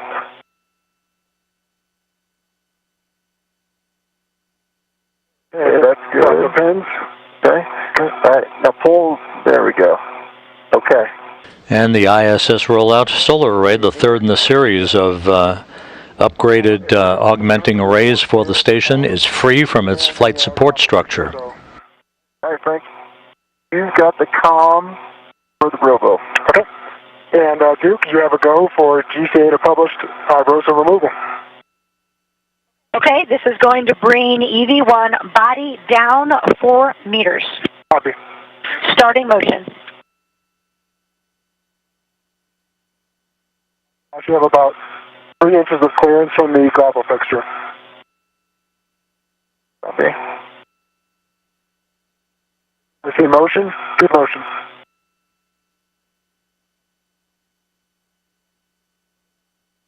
Clear the grapple fixture in about 10 inches. Okay. Are you putting any force into IROSA? Oh yeah, I'm trying to just keep it slightly away from.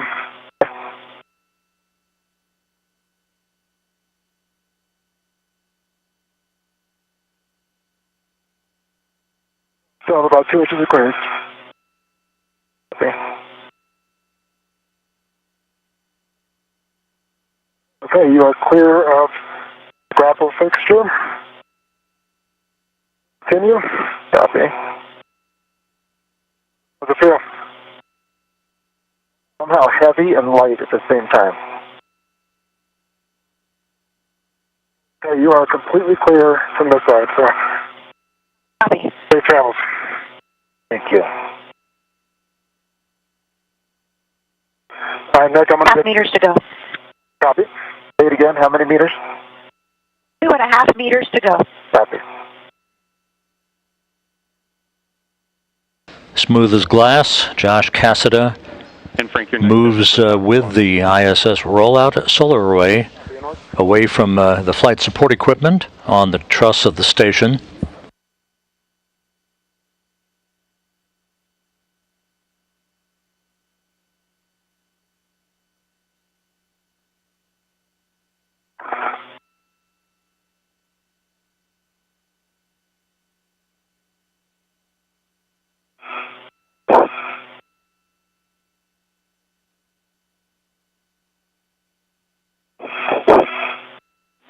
And Frank, big picture here, you're going to put that 12-inch on the socket caddy. The socket caddy is going to end up in the crew lock bag, and then you're going to install your 2-inch from your trash bag.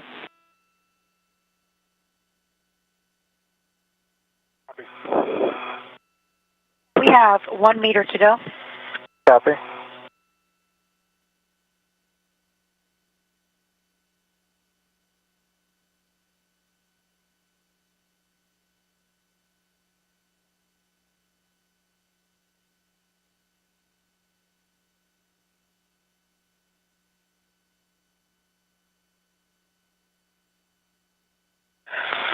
Ramping out motion.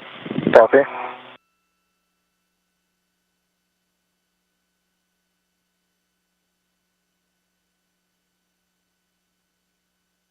Okay, that is our published position. We are setting up for the 2.5 minute IROSA pitch joint OCAS.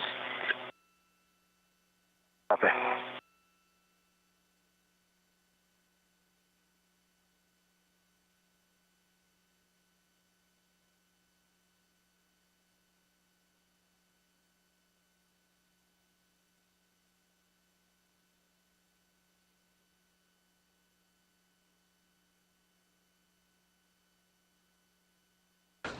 A good view of Josh Cassada with the ISS rollout solar array. On Earth, it has a mass of about 750 pounds. Once unfurled, it will measure 60 feet long by 20 feet wide, attached to the integrated electronics assembly alongside the original solar array on the starboard fore truss, producing power for the 3A power channel.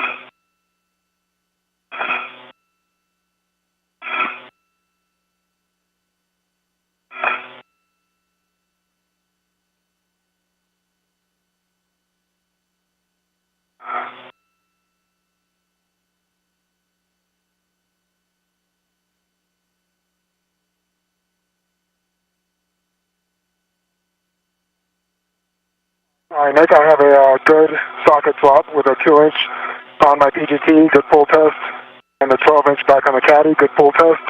Do you want me to leave the rep that's holding it outside, on the outside of the bag or the inside of the bag? And that's copy good socket swap, Frank. What we want you to do is put everything inside that bag. We're cleaning it up, and if you want to close it up with everything inside, turn the doors facing the tower and cinch down the straps. That's how we'll leave it as you move out. Okay. Can I leave the fire side that was holding the PGT on the outside? That's affirmative. Okay.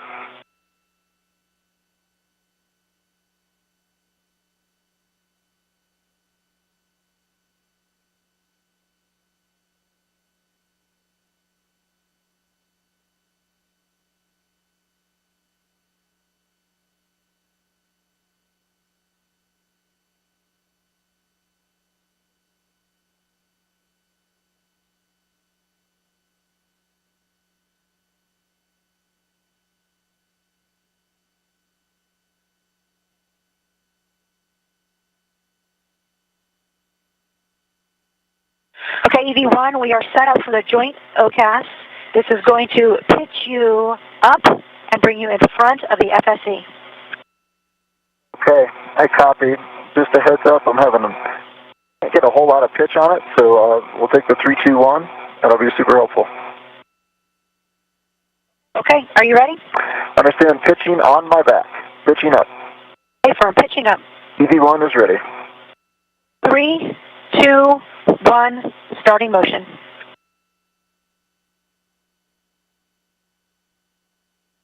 Hey, Nick, everything is inside the bag, and the bag is... State. Copy.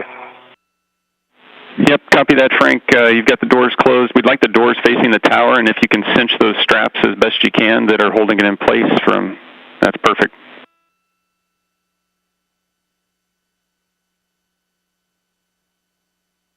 Ground's happy, Frank. Okay, great.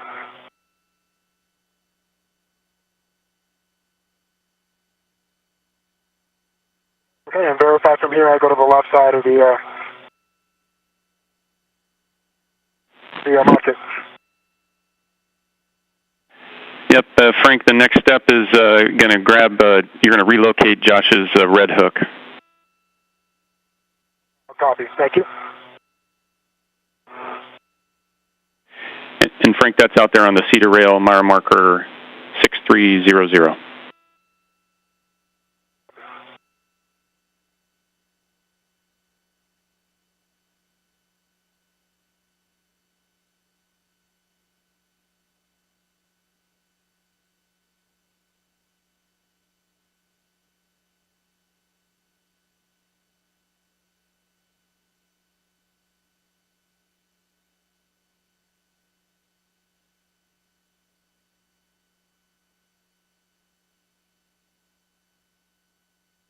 Ocean's ramping out. Copy that. 3, 2, 1.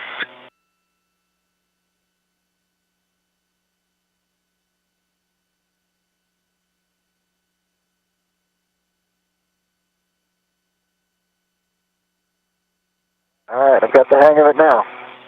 Nicely done. We are in pause hold. Man, you guys are smooth. Copy. You know, that's Koichi. All right, we're setting up for a 3-minute outboard joint OCAS. I understand. Outboard. EV1 is ready.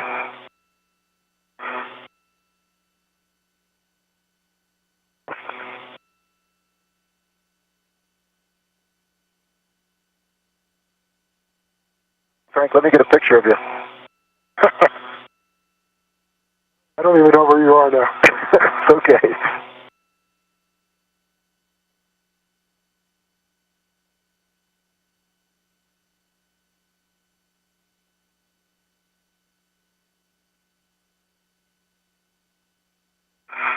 EV1, we are set. This is going to bring you body left and body down a little bit. Okay, body left, body down. EV1 is ready. 3, 2, 1, starting motion. I see good motion. Oh, this one's faster. Wow, a lot faster. Okay.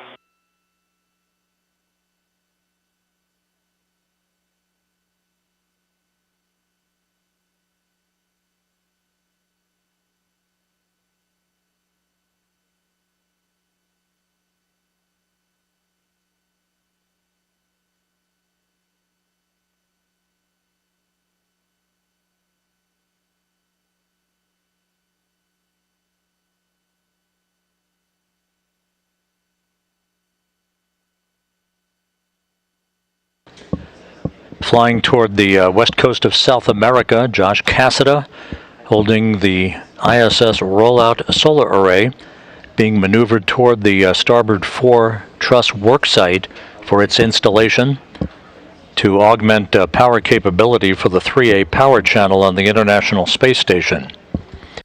We are 2 hours 34 minutes into the spacewalk, everything going very smoothly, the crew running ahead of the timeline for the day.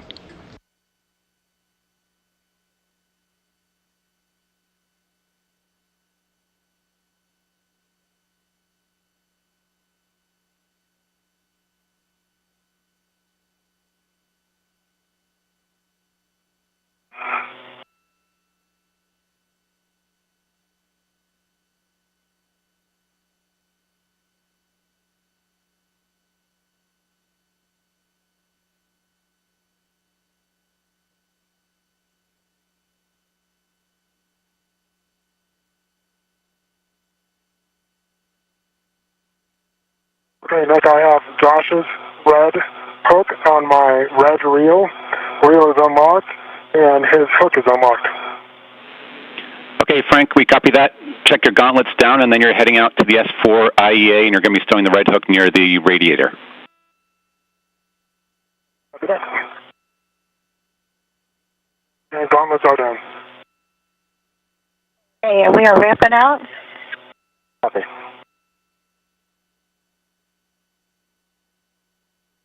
Okay, that's pause hold, and we are setting up for the next, it'll be a 3-minute IEA lineup FOR OCAS. I'll take it.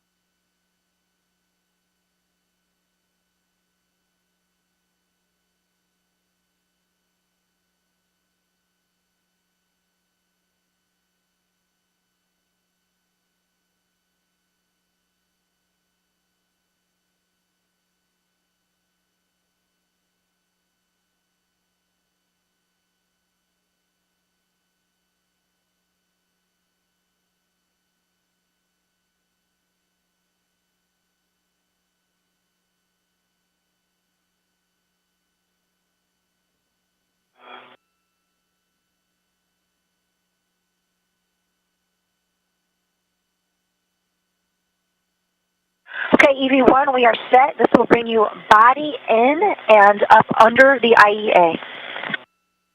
EV1 copies, and I'm ready. 3, 2, 1, starting motion.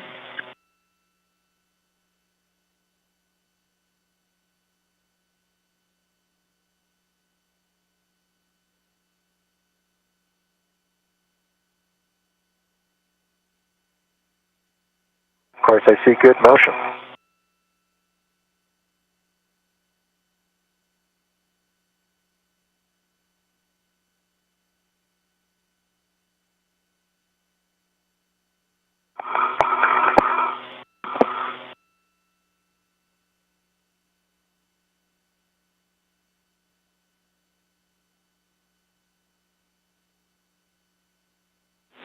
And Frank, Nick, back with you.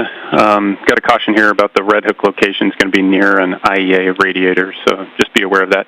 The handrail you're looking for is 2217. On there.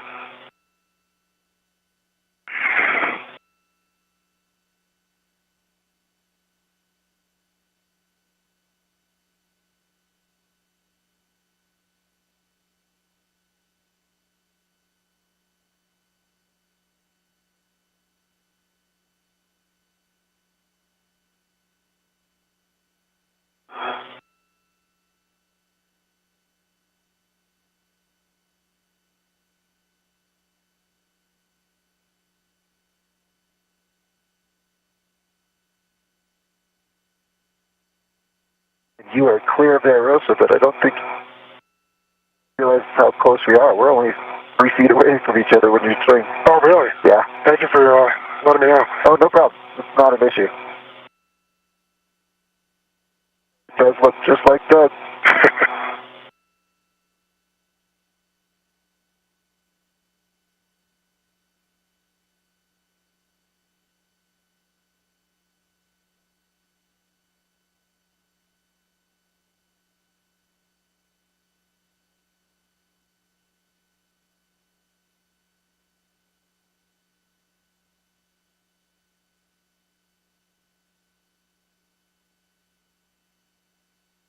Ramping out motion. Copy.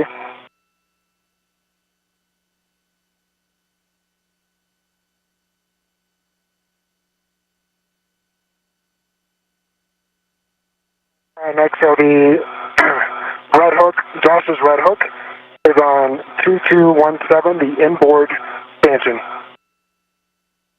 Yeah, copy, Frank, 2217, you got that down. Just on the edge of our view here, looks like you might be crossed back at the, just right where the Sarge is at. Just want to have you double check those safety tethers. Yep, it looks like it went under. I'll fix it real quick. Copy, thanks. Okay, we are pause, hold, and setting up for the GCA to published Irosa install. Okay. I think we can do that without Frank in position. Do you agree? The published position? I've got good clearance. I can see on this side of the Irosa, so station Zenith, I can see just fine. A copy, and we have good views as well. We're setting up.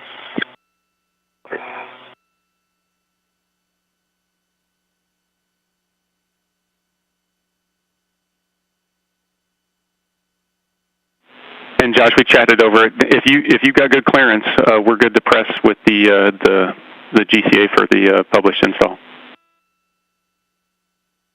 I've certainly got good clearance from right and forward, and from my chin up, from my chest up. And I'm in a good config here, interrupt. Okay, copy that, Frank, and you're going to head out into the left side of the mounting bracket.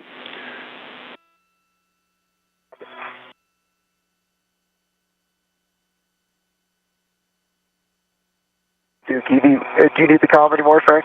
Negative. Okay, EV1 is ready GCA to published install position. I'll let you know if I lose clearance. Okay, we copy, and we're setting up. You okay with this, Frank? Yeah, I'm seconds away. Sounds good. I can see you translating.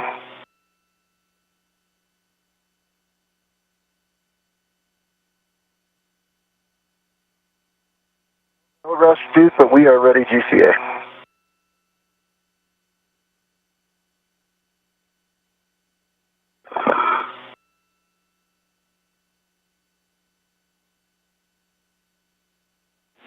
Hey guys, I've got some cautions and warnings I'm going to read up real quick while Frank gets into final position. So don't put your fingers in the IROSA pin slots on the inside or an outside of the root beam structure, and then when on the aft side of the mod kit, avoid contacting the legacy blanket boxes and protruding trunnions. Also, you're going to want to, when on the mod kit, not impart loads simultaneously. That's translation, unfolding, bolt tops, connectors, so don't move simultaneously. Sudden stops and quick grabs are not allowed on the mod kit, so translate slow, and 30 pounds max lateral force on the mod kit during and after IROSA soft capture. E1 copy. E2 copies. Okay, EV1, we are all set up. This is going to bring you a body left to about 2.5 meters. Okay, and I'm going to turn the GCA over to Frank. So EV2, you've got the GCA. Okay, copy that. And just verify you said this is GCA to publish, correct? From this is a GCA to published, bring EV1 body left. Okay, you are clear. Starting motion.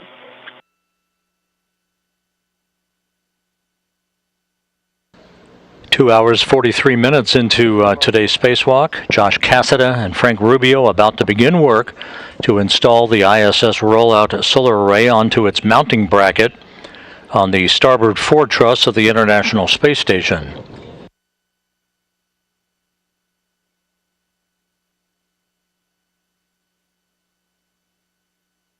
Cassada wearing the suit with the red stripes along the legs, holding the IROSA, as it is called by its acronym. Again, these are 750 pounds apiece in mass. Copy, 1 meter. Once unfurled after their installation, will be 60 feet long and 20 feet wide to augment the electrical capability of the 3A power channel of the International Space Station. This is the third in a series of at least 6 IROSAs to be installed on the International Space Station.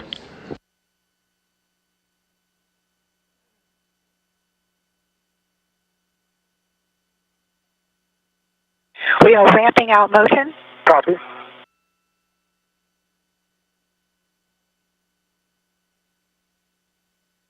Okay, Frank, that is the published position. Great, that's a great position.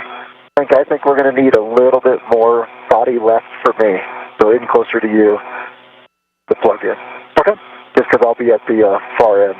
Yep, so the scoop bottom only has about 3 inches clearance to the bracket. Do you want to remove that first? I see it. Why don't we do it this way?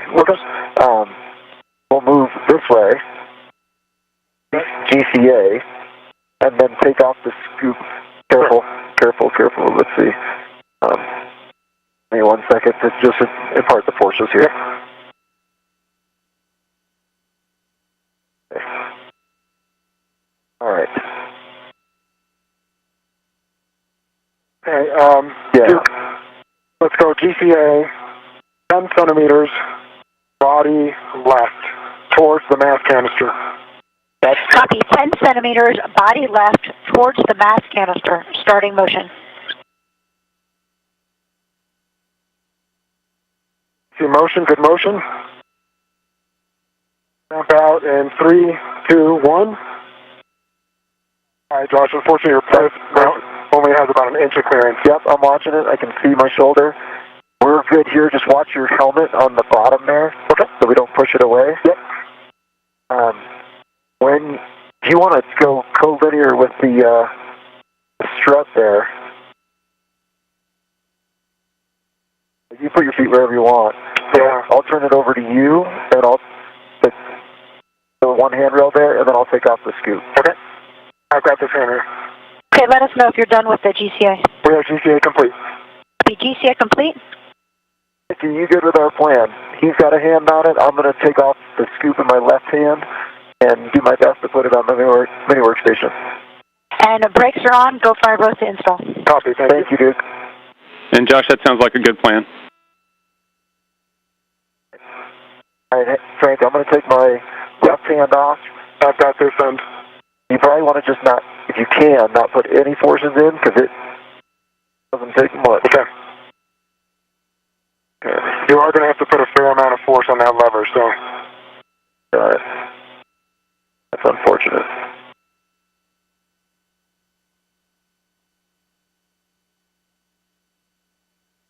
I'm going to go through. Yeah, through capture and all the way to release. So.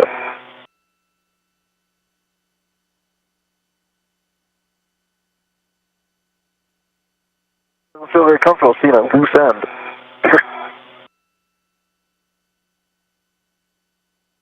It looks like you're past capture. Looks like you might be in release. It's hard to tell from there. You don't. Yep, you're good. Trying not to touch. I'm not going to put this in my mini workstation. Nope, just let it float. Should be clear. Okay, let's go bring it towards me to align laterally first. Let's say about 20 centimeters. Translate towards you. Correct. Continue. Watch your hand. I'm going to do the pitch. Let's see.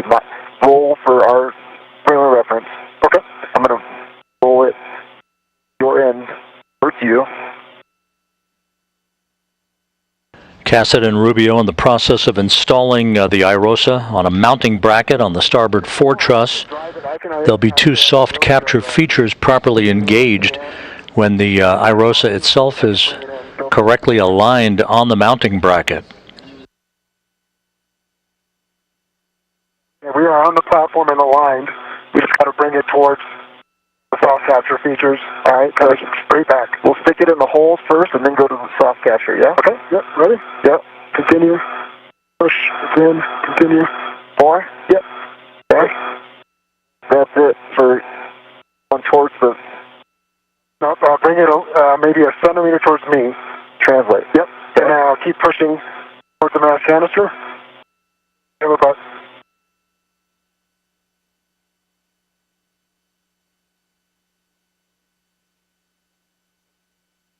Seem to want to go. I need to probably check the soft capture features. I can see they're the same, and they are cocked and locked. Okay. They have not triggered. Okay, we're aligned. I see the tabs are almost perfectly centered. So maybe manually release a soft capture? That just feels like we're in the slot. No, we're not in the slot. We're aligned, but we need to bring it back towards the mass canister. About 2 inches. There we go. Something's blocking it.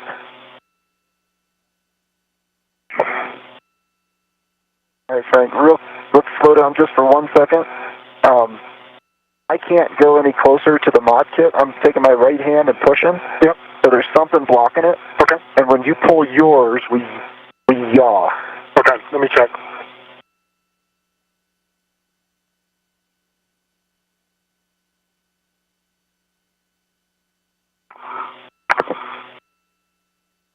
Do you have it? I need to go a moment.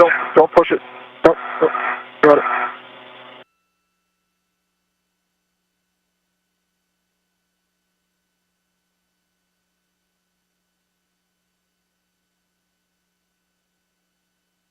Yeah, I don't see the soft capture features up, so they should not be the ones blocking it.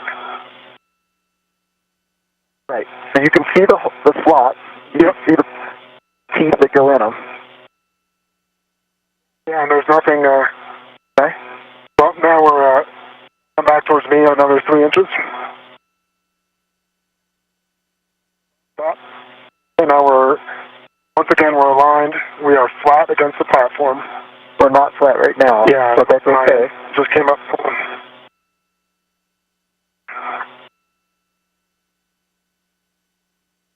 Okay, we're aligned. All right, can we go straight aft? Towards the runway? Towards the mass canister, keeping it from going.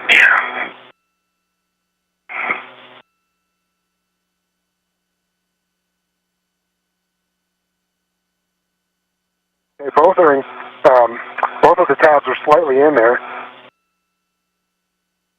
Is it an angle thing where we're not flat enough?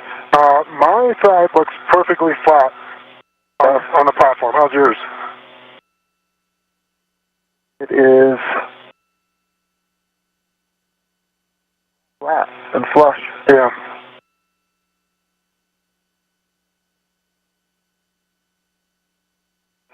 Hold on for 1 second.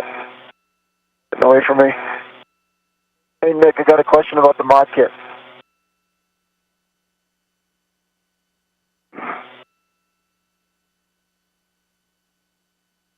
Nick, you there?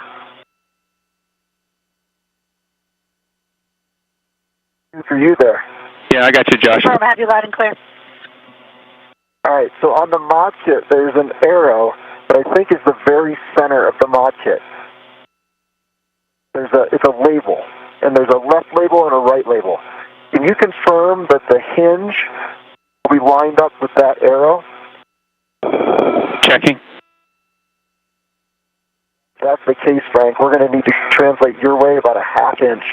I don't know how that makes sense with your plot. Well, right now, that would make sense, actually. We translated back towards you a little bit. Okay, so let's go a little bit towards you. Okay.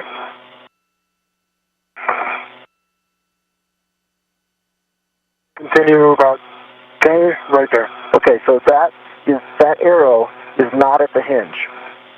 The hinge is going to be about an inch by direction from that arrow. Okay.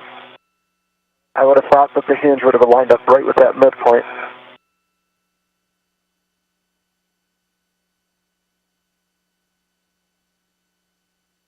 Yeah, Josh, that arrow should line up dead center with the hinge. Okay, Nick, then I'm sure you can't see very well my Heka. The problem is, Frank's got the slots aligned, but that arrow is not where the hinge is going to be. That arrow is about, right now, a ½ inch towards him, meaning the hinge will be a ½ inch mod kit right from the arrow. If we were able to open it. Yeah, copy, Josh, and we can see it in the WVS. We're talking about it. Okay. So I got to let go real quick just to realign my body. Got it. Got it.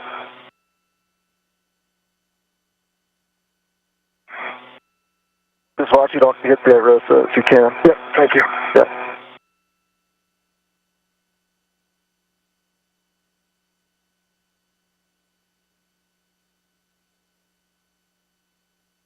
So right now our yaw is off a little bit. The tabs are aligned, but my tab is no longer. Watch your hand. Yeah, we're pitching down. Okay. Thanks. All right. So you got to go your way and a yaw, you said? Yeah. Give me a second. I'm losing my position here. And Frank, Josh, our recommendation here is, Frank, if you could cycle the soft dock, the T-handles, just to let them extend and then reset them. Okay. Josh, you have the iRosa? Stand by for 1 second. Okay. I have it. Do you think that's really what's happening? Because I can see the soft dock, or the soft capture features just barely sticking out of the surface. But I can see that they're both in the J-hooks. I don't know that those are keeping it from installing. Yeah, copy that. I'm pretty sure it's not, but yeah, we want to make sure they're just not cold stuck in the open position. Oh, I see. Okay. I have the iRosa.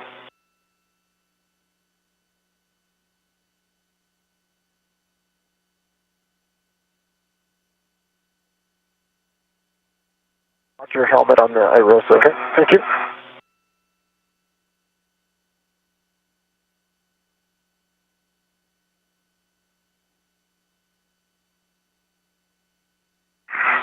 And there's definitely some friction to these. Yeah, and Frank, what we'd like you to do is have them full deploy, if you can fully extend them so that they would be in the deployed position, and then reset them for the capture. Okay. I don't know if you see that, but it just takes a lot of force. There's a lot of friction. Watch your helmet. Yep, we're watching in the HECA. Thank you.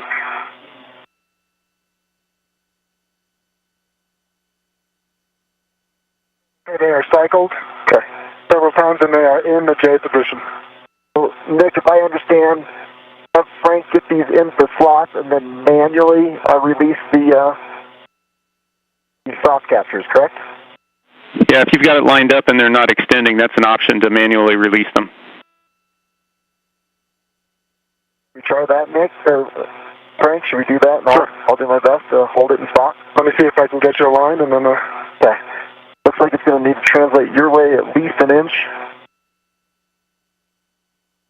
And then roll your end towards you. Yep.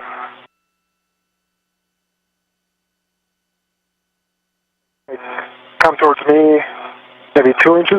Okay. Right.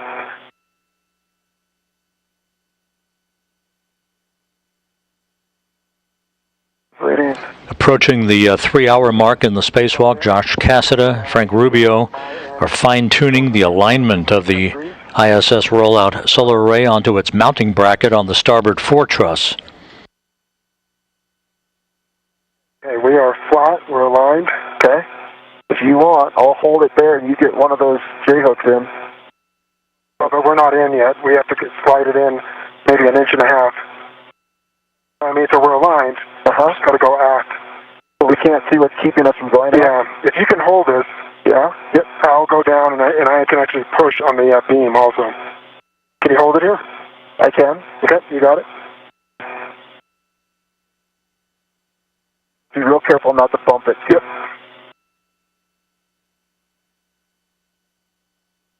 And I can see our yaw is off from this angle. Unfortunately, the sun is right in my eyes and I can't maintain the angles. And Frank, Josh, just looking at your helmet cam, it looks like one of the soft dock captures did go down. I don't know if it's engaged or if you're going to need to reset it. It is not engaged. Did it reset? Okay.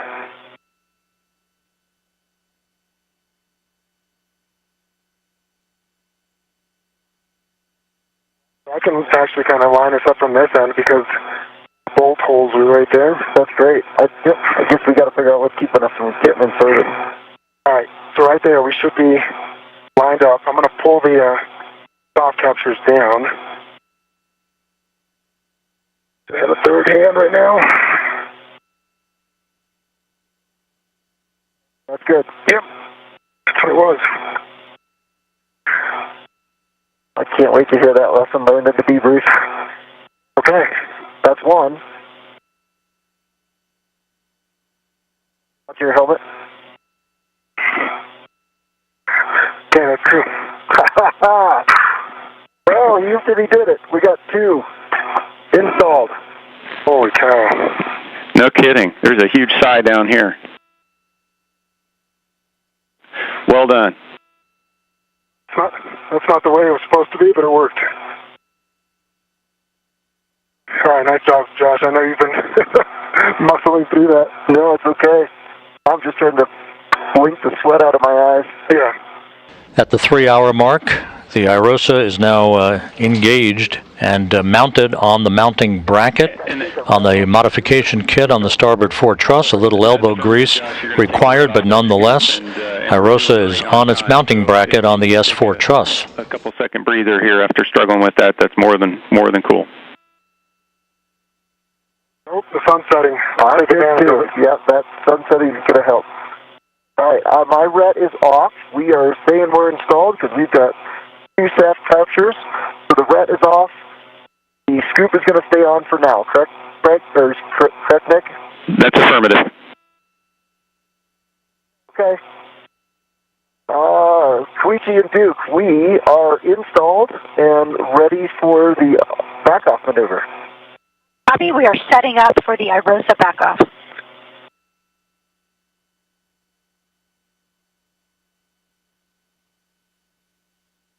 Feels weird not to be holding onto an IROSA now. I know. It also feels weird to have the Earth completely above you. Hey, and guys, big picture. Big picture. That's upside down. Yeah, sorry to interrupt, guys. Just big picture, you're well ahead of timeline. You're going to see an eclipse come. This is not the one we're targeting for the cable mate. We're working on the next eclipse after this one. So when it gets dark, we're not behind. Got it. Thank you. Awesome. Thanks, man. Okay, EV1, we are set up. This is going to bring you body right about 2.5 meters. With the IROSA installed on its mounting bracket, the next step, once Cassida is backed away at the end of the station's robotic arm from the work site to provide clearance, will be the release of final hinge restraint bolts that will enable the IROSA to unfold like a flip phone to its pre-deployment orientation.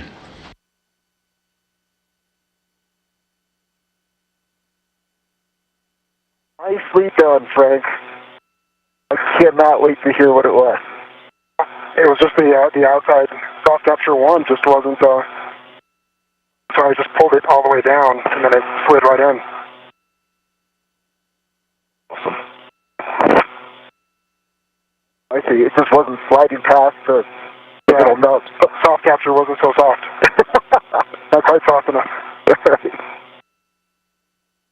Holy cow. Ramping out motion. Meanwhile, the space station is about to fly into an orbital sunset over Cologne, the home of the Columbus Control Center. And setting up for a 2.5 minute R6 backoff joint OCAS. EV1 copies.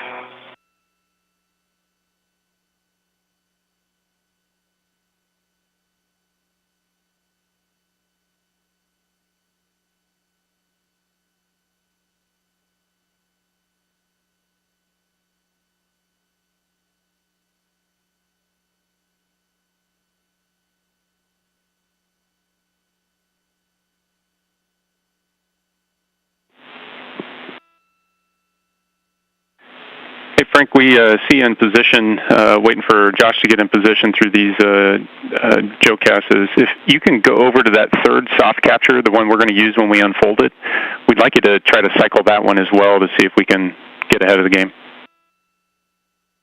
Okay, that'll work. And 10 seconds to a handover.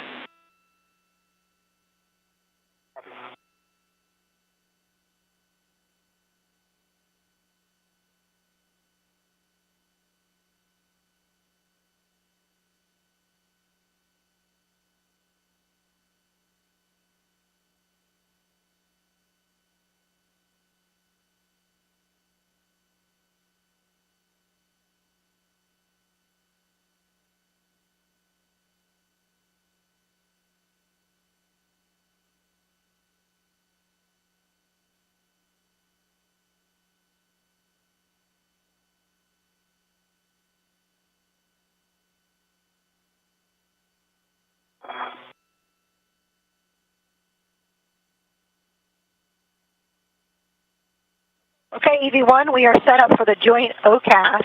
This is going to basically body, yaw, you left 90 degrees, and bring you over to face IROSA. EV1 copies, and I'm ready. 3, 2, 1, starting motion.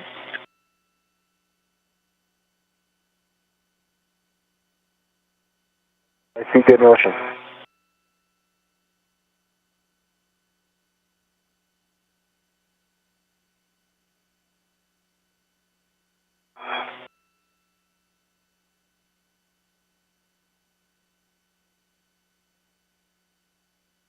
Nick, can we start talking about settings for R6? Yeah, Josh, those settings are going to be Bravo 2 clockwise, I'm sorry, counter clockwise 2. Bravo 2, counter 2.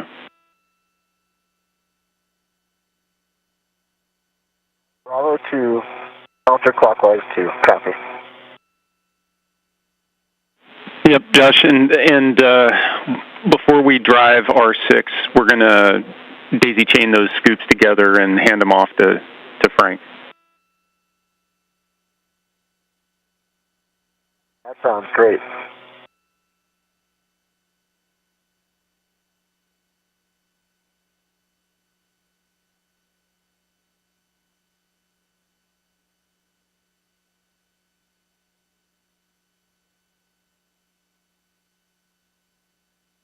All right. Copy that we're going to get to, well, with the long duration tight on tether, get that other scoop off, and then I've got Bravo to R2 set for R6 when we get there. Yep, copy all. Those are good words, Josh.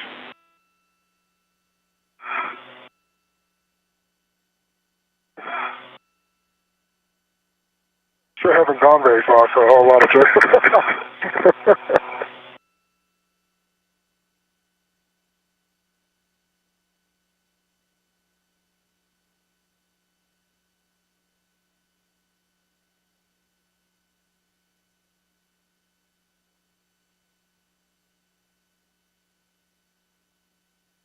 You feel the same thing with that right soft catcher?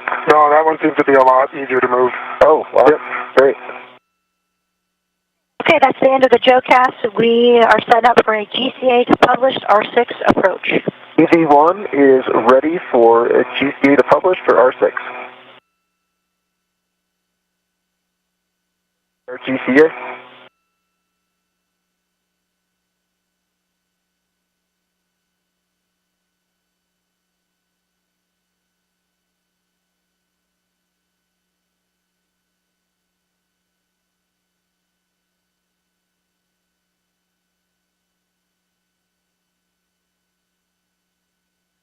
Okay, EV1, we are set. This will bring you body in 120 centimeters. Body in 120 centimeters, EV1 is ready.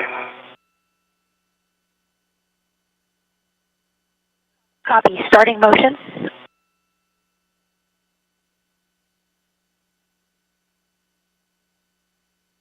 I see good motion.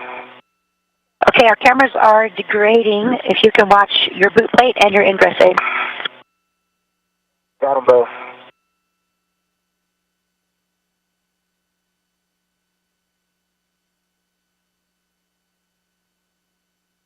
$50 centimeters. Okay, we're clear.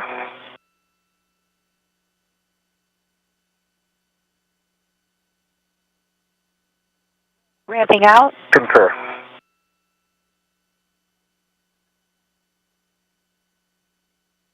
Okay, that is our published position. That is going to work fine. GCA complete.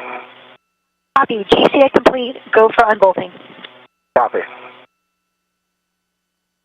I've got the other end of the long duration tight end tether on the scoop here, and I'm happy to release. Yeah, copy, Josh. You've got those on each end of that long duration. You're going to pass it off to Frank.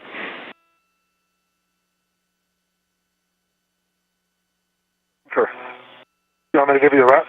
I'm ready right now to both. Okay. I'll pass them both to you, and then we'll do a rep swap. No problem.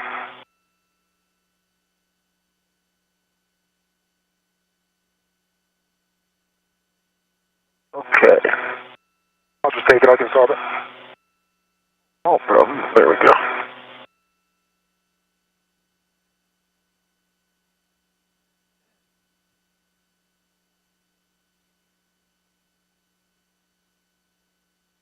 Slowly pass you one.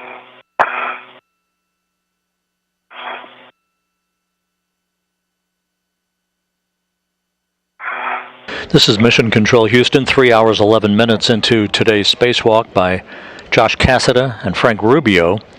And Frank, you're just going to temp stow those on the exterior bag end. Okay.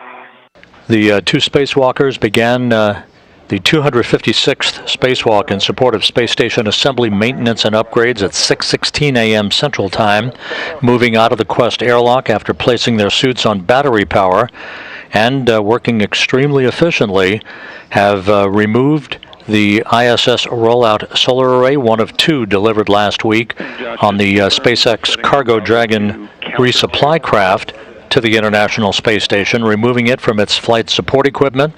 Cassada then transported the array over to the starboard foretruss, where he and Rubio moments ago installed the array on its mounting bracket.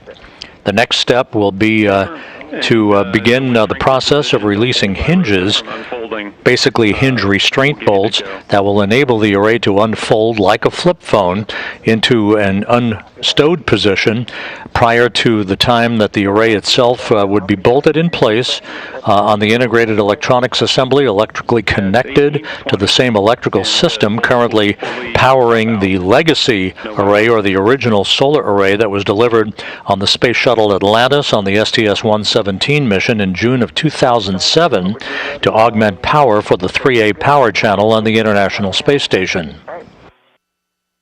We're going to start driving here, R6, Bravo 2, counter 2. Copy. Go.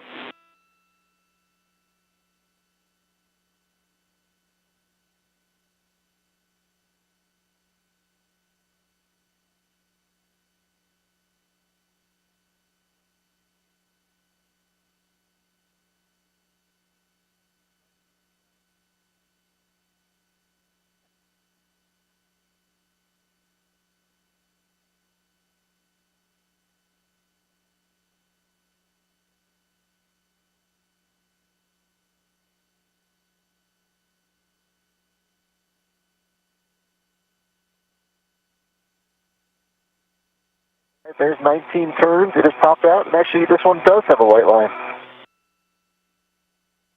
Copy, and we see the white line as well. So you can stow the PGT, and then you'll work with Duke to go through some maneuvers to get in position for the unfold.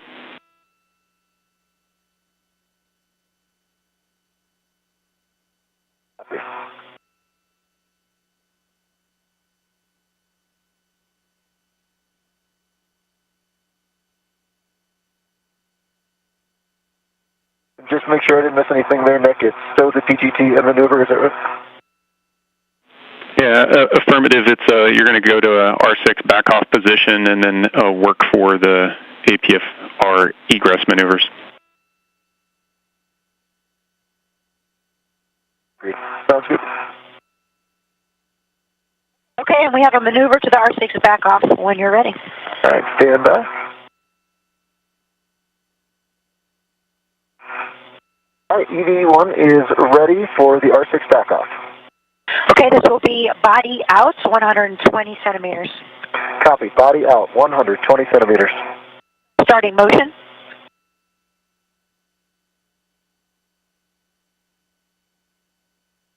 I see good motion.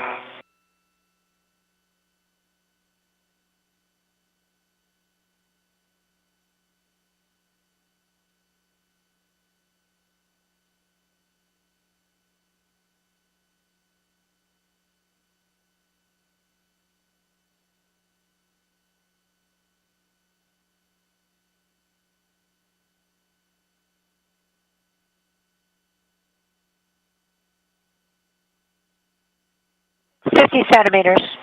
Copy.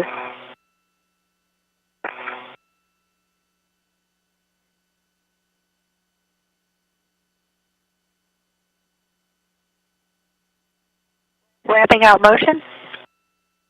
Copy. Okay, that's our published position. We are setting up for a 3-minute APFR egress JOCAS. Okay, stand by.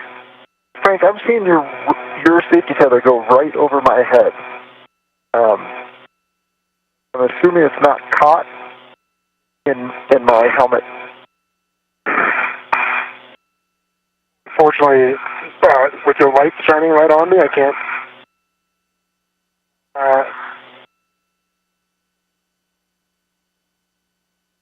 It looks like it's going straight and not hung up on me. Yeah, no, it's going straight, and it was going straight when I came here.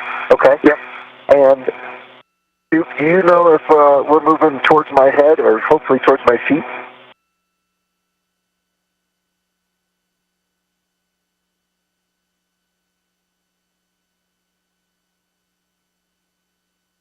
Either one. For big picture here, first we're going to yaw you right 90 degrees, and then we're going to move you body left back towards IROSA, and that's your egress position. Okay. Just for your essay, I've got Frank's safety tether going right over my head, like I can almost touch it with my hand. Is it a problem just to give me 10 centimeters towards my feet, and then we'll definitely be clear?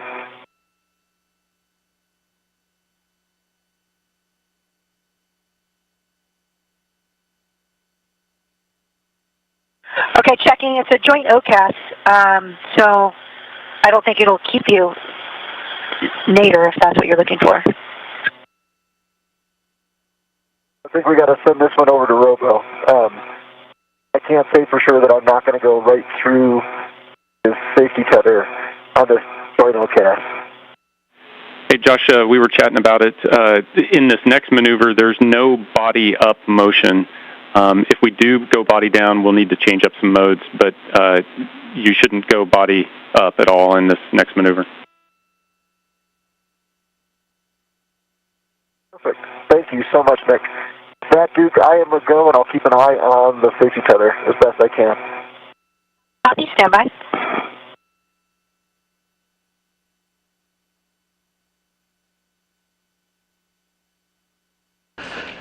Before the bolts are driven to basically free up the hinge restraints on the ISS rollout solar array, Josh Cassida will be placed in a position to leave the articulating portable foot restraint that he's been mounted on at the end of the Canadarm2 robotic arm, which has been driven by Koichi Wakata with the assistance of Nicole Mann from the robotics workstation in the Destiny Laboratory of the International Space Station. See good motion. And I am opening from the safety tether with that motion, so that's great. Good to hear.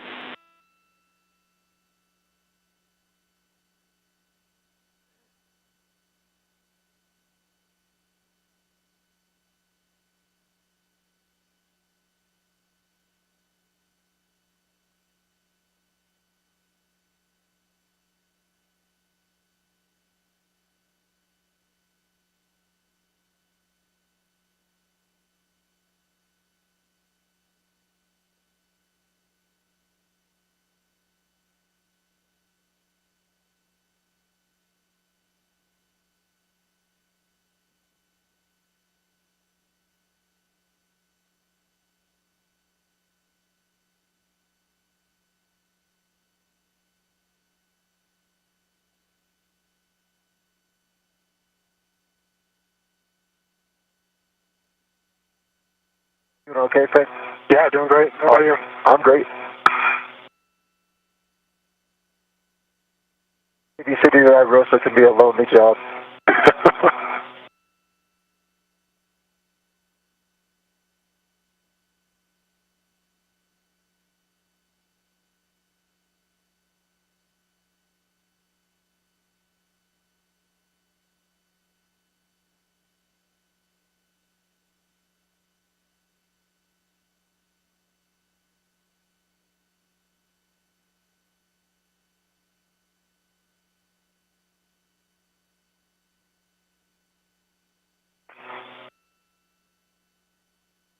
Amazing how quickly your brain adapts to, like I see myself being right side up, and I'm sure you see yourself being right side up.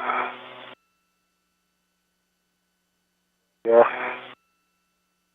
Join you here shortly. Well, go slow when you get off, because it'll be a little disorienting. Yeah, absolutely. Thank you.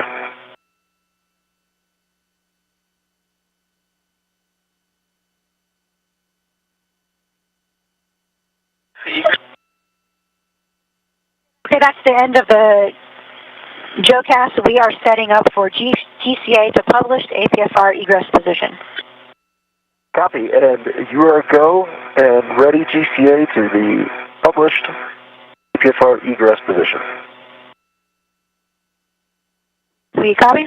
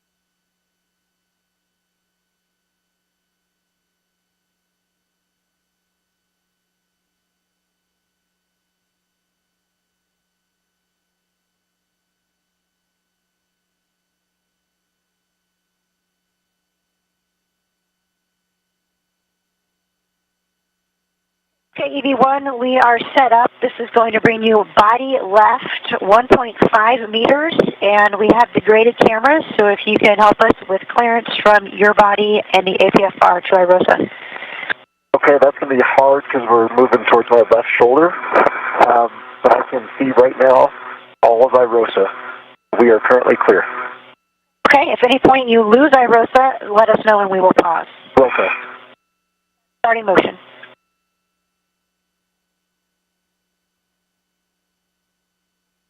I see good motion.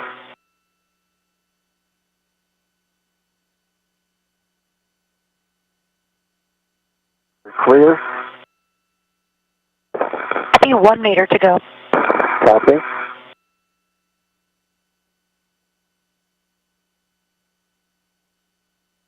Still clear.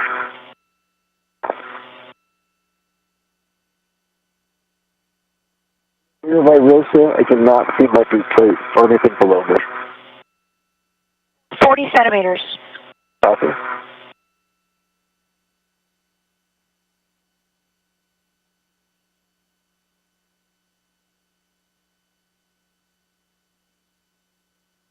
Ramping out motion. Copy. I'm going to need to continue GCA. Let's go body back 20 centimeters. Okay, copy. Body out 20 centimeters. That's right. Starting motion. And confirm you have clearance? In front of me, yes. Behind me, no. I can see you. You're clear. Okay, we're coming. Body out 20 centimeters. Starting motion. Copy.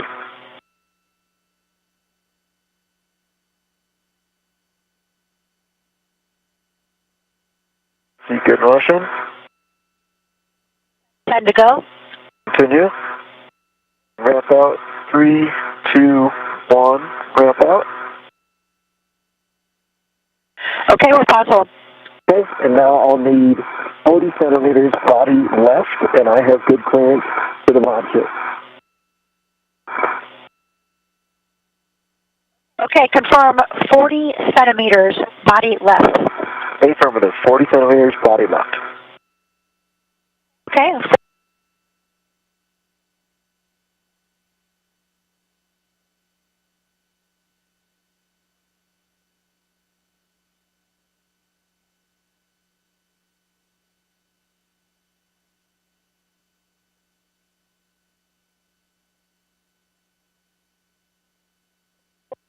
Three, 2, 1. Ramp out. Pause hold. Copy. GCA complete. Copy. GCA complete. Brakes are on. Go for APFR egress. Copy. Go for APFR egress. And Josh, you'll want to just use that ingress aid only when you're egressing. I know the mounting bracket might be in easy reach, but just use the ingress aid. And when you're done with it, you want to stow it in a low profile. Okay, I am egress now using only the ingress aid. Now I can touch the mod kit. My understanding is correct. Affirm. Understand your egress. You'll want to stow the ingress aid in a low profile. Understood. Okay.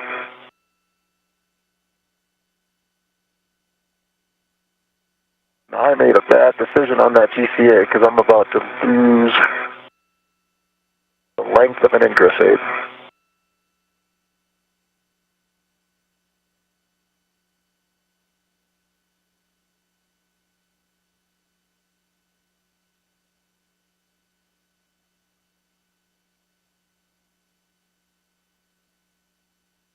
This is Mission Control Houston, 3 hours, 26 minutes into the spacewalk by Cassada and Rubio. About 26 minutes ago, the ISS rollout solar array, the first of 2 delivered last week on the SpaceX Cargo Dragon resupply mission to the station, Has to be in the APFR for a GCA. was installed on its mounting bracket on the starboard fore truss. Josh Cassada, who had spent the last couple of hours at the end of the station's robotic arm and a portable foot restraint, first hauling the array over from its flight support equipment to the mounting position on the starboard fore truss, has now exited the foot restraint at the end of the robotic arm, and he will set up shop with Rubio to drive a couple of bolts to release the final hinge restraint that will enable the array to fold open. Help things out along.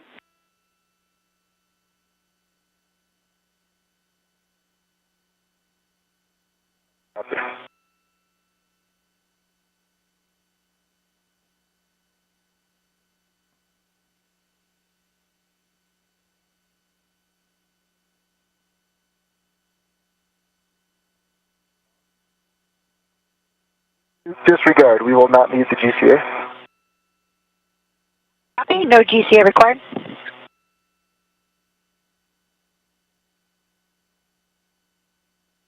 Okay, brakes are back on. Okay.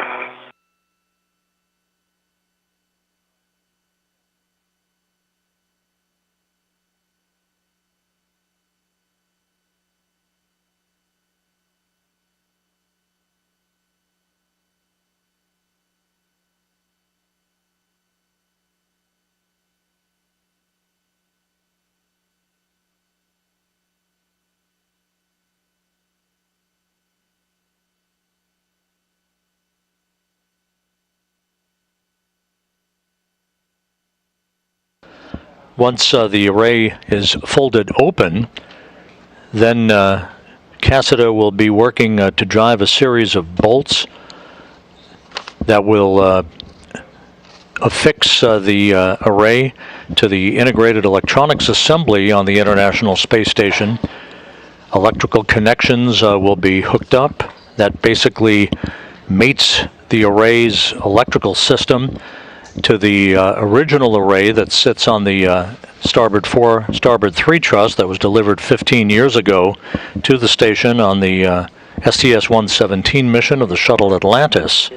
Low profile. The two spacewalkers will then monitor the unfolding, basically the unfurling of the array to its full length of 60 feet, following the tensioning of that array to its final configuration. Obviously, you're just going to want to maintain awareness of your safety tether back to the arm because that's where your anchor's at. Yep. Give me 1 second and I'm just going to get it in front of my body as opposed to behind.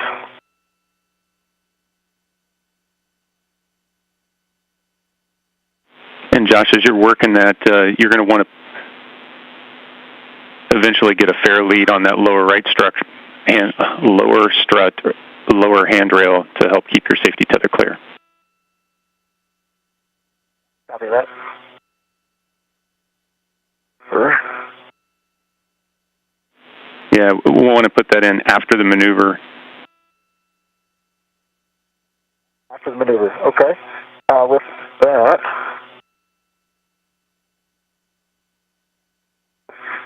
my safety tether is clear. This is the third in the series of at least 6 IROSAs that are being delivered and installed on the International Space Station. The next one, also carried to the station on the SpaceX Cargo Dragon a week ago, is scheduled to be installed on the port 4 truss of the station by Cassida and Rubio on December 19th. This is going to be ISS port 3 meters and zenith 2.5 meters. Okay, we copy. And Frank, when they're way clear, let me know, and then I'll flip around, and we'll get to work. Okay. Each of these IROSAs will produce and are producing more than 20 kilowatts of electricity. Again, designed to augment the existing power supply of the International Space Station for future research and utilization operations. You should have enough clearance to swing your feet down, body towards your right.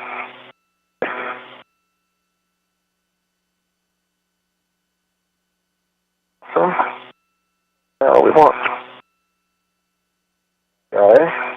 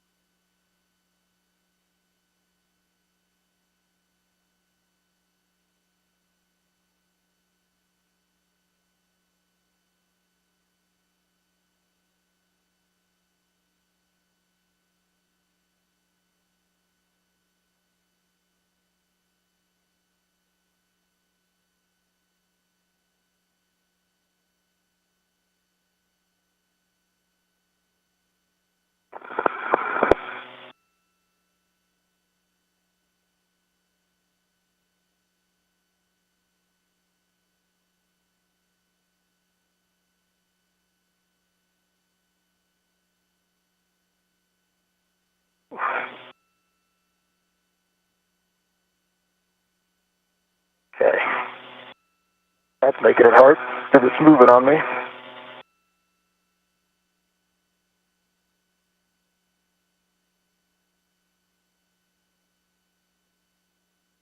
Okay, EV1, we have about 85 centimeters zenith to go, and we're having a hard time seeing the APFR from the truss. Can you help us out? I cannot. Frank, can you? Give me 1 second. APFR is clear. If you're looking for clearance from the IA, we're clear. Okay, we're going to continue zenith 85 centimeters. Copy.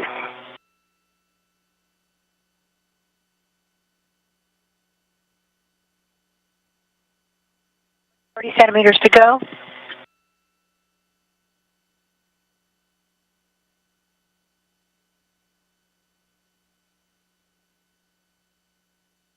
All right, Duke, I'm kind of losing you now because of a light that's kind of directly at my eyes, so I can't quite clear the last 10 centimeters or so. Okay.